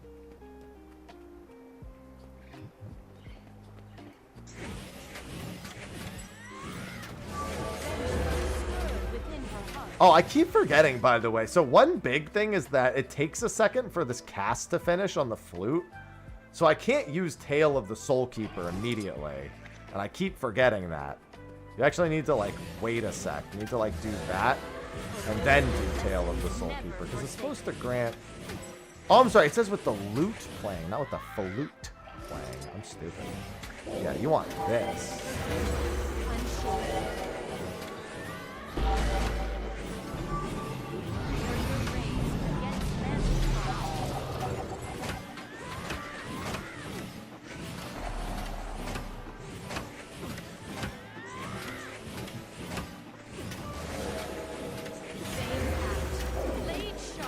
Yeah, unfortunately, both of those come off a little bit early if you do it that way. It's not figuring out how you actually get to a max duration. It feels like the loot you should just not invest notes into at all, except for maybe one note. You probably just play the loot with one note and play everything else with more notes. Unless you have no choice because cooldowns are about to be up.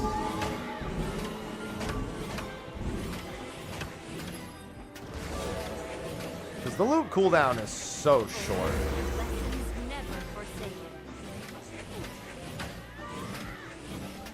The alacrity uptime with... Yeah, I feel like you just need maybe slightly better alacrity uptime, so that might be justification enough to use the other ones.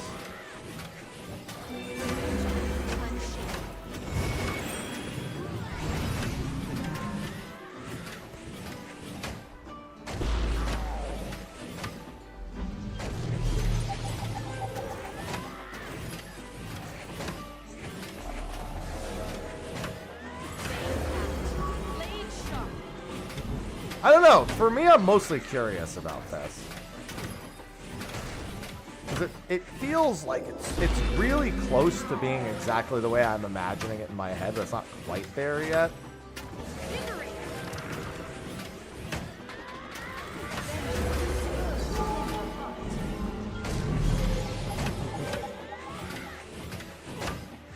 The Fatherly Scepter Torch. Yeah, that's what I'm thinking.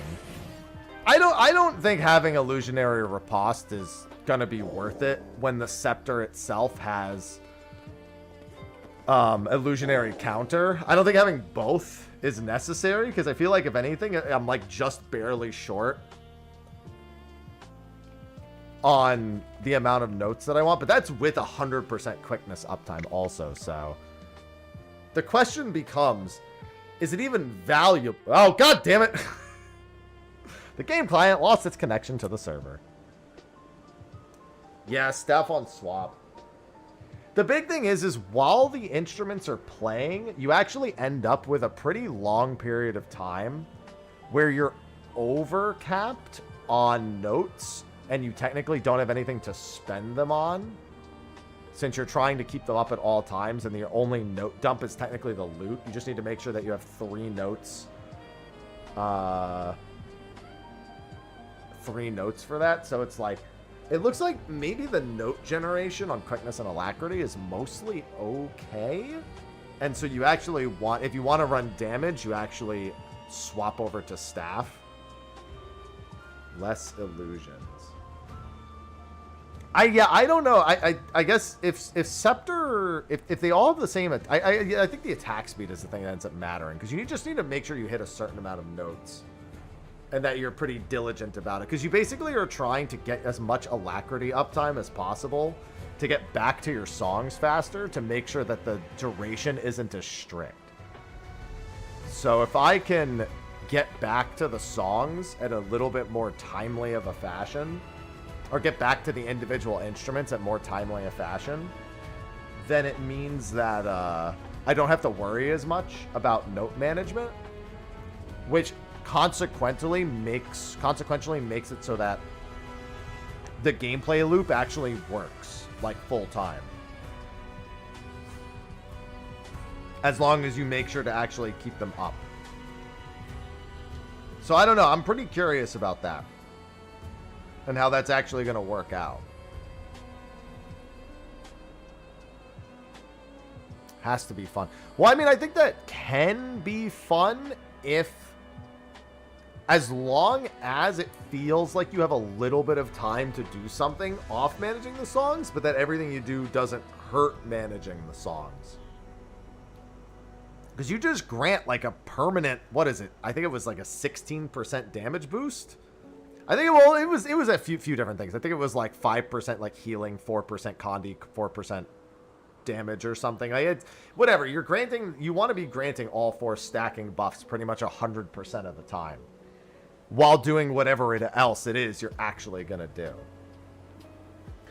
And in order to get you going initially, you have your buff ability, and then with the alacrity after that. The big thing is in theory, you could play the first few instruments with basically almost no notes, and then pop your elite skill, which adds 15 seconds initially to them.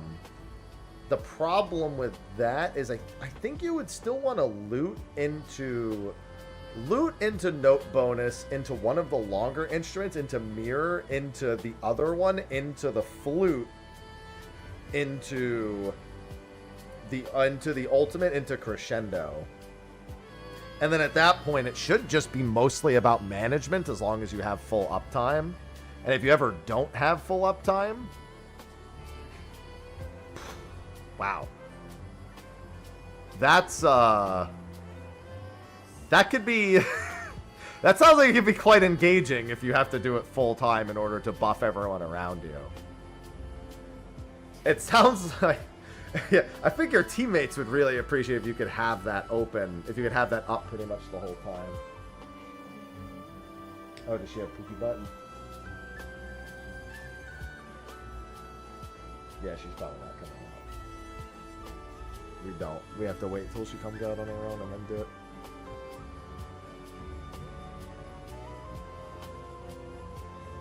She's no way she's that dumb.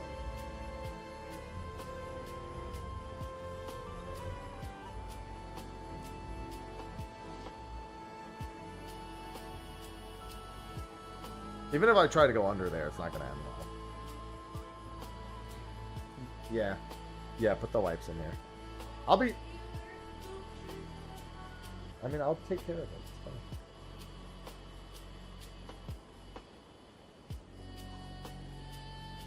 It'll be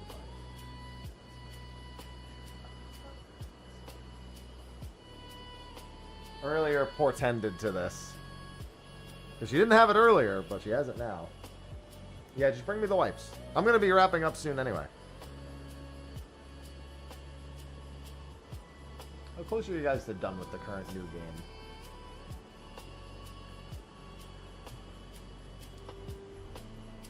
Because it sounds like we have a bit of an emergency with my cat having poopy butt. Yeah, I hope it doesn't... No, I think the idea is that... I don't think the notes are going to be a problem. I think it probably needs a little bit of rebalancing, but that it's not too far off. Any of these? Yeah, I don't know if I want to go rat. That's the thing. It's like, I think Paragon was the most fun that I had.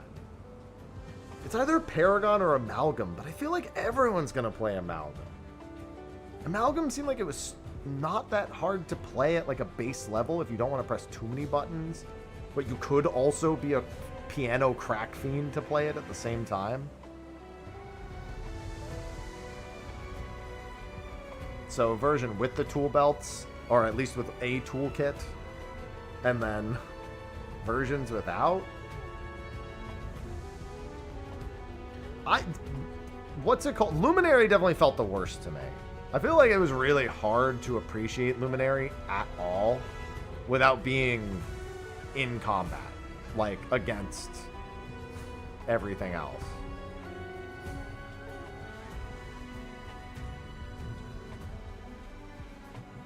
Now, I haven't gotten to play a couple of them just because... Oh, wait, hold on. 1 second, guys.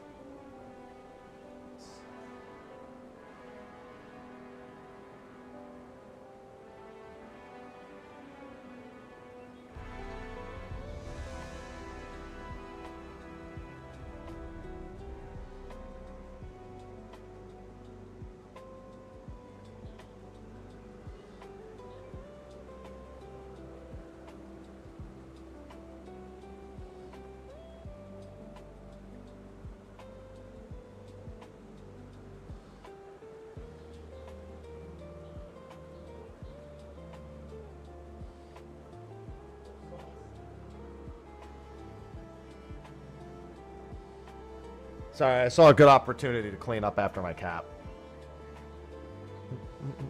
Hollowsmith and Scourge.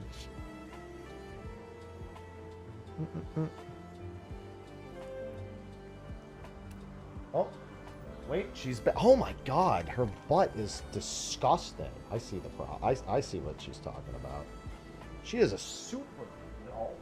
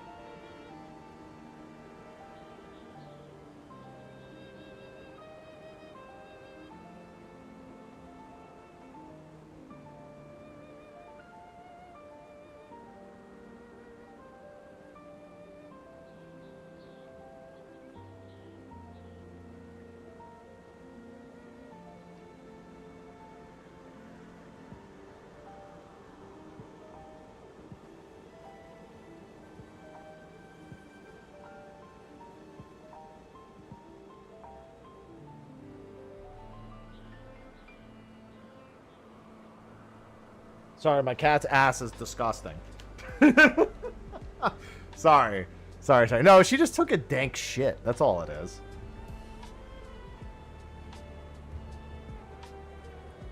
I'm going to be wrapping up in a few minutes anyway, so I'll be going to clean up after her. I'm going to leave the FF bot on for a little bit while I'm off cleaning and everything, so that'll still be going.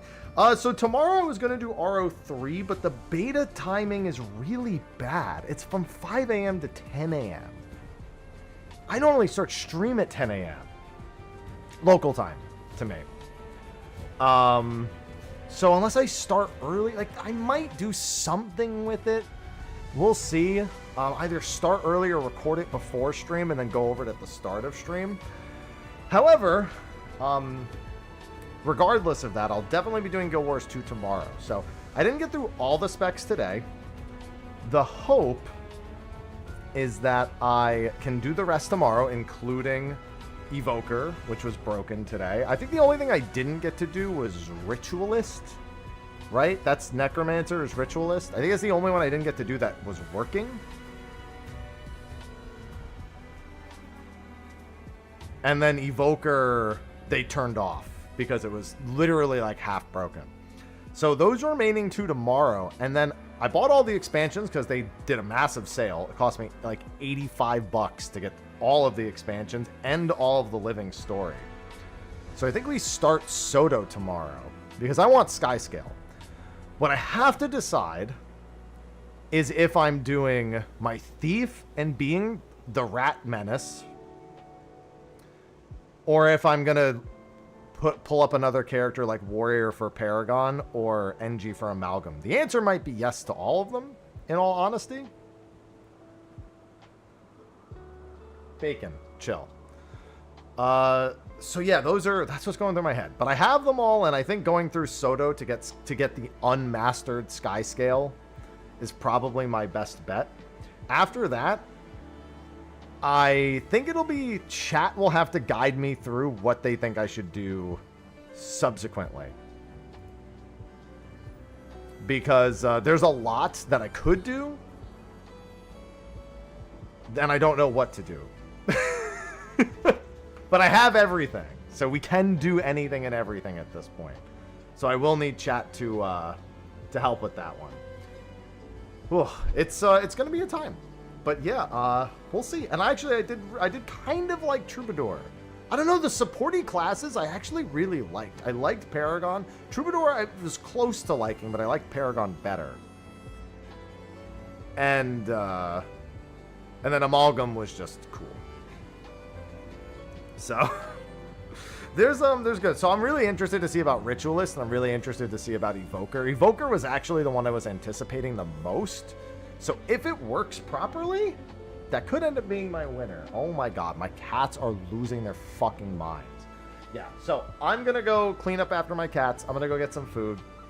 I'm not going to leave the stream on all night for the game on the side, the FF bot that's been playing. But I am going to leave it going for a little bit. I'm not going to be joining any games for a bit, so let me oh, I haven't been in battles. Let me ascend Nightbot. There you go. Nightbot's done a lot more ascension than my main character has. Let me tell you that. Sorry, Leonis. Overriding. Okay, you should be good.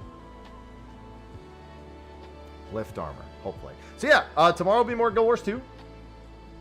Be sure to tune in. Be sure to check it out. And don't forget, Friday is Blue Protocol. Yeah. That's happening. Friday is Blue fucking Protocol. Insane. I can't believe it's actually fucking happening. So I'm looking forward to that. If you're curious about Blue Protocol and it actually fucking releasing, technically it's been out in China for a little bit, but it'll be out in the States now, which is a surprise at all. Anyway, I'm gonna mute my mic, change the title and everything, and then I'll see you guys tomorrow. Until then, enjoy this for a bit, and I'll see you later. Bye-bye.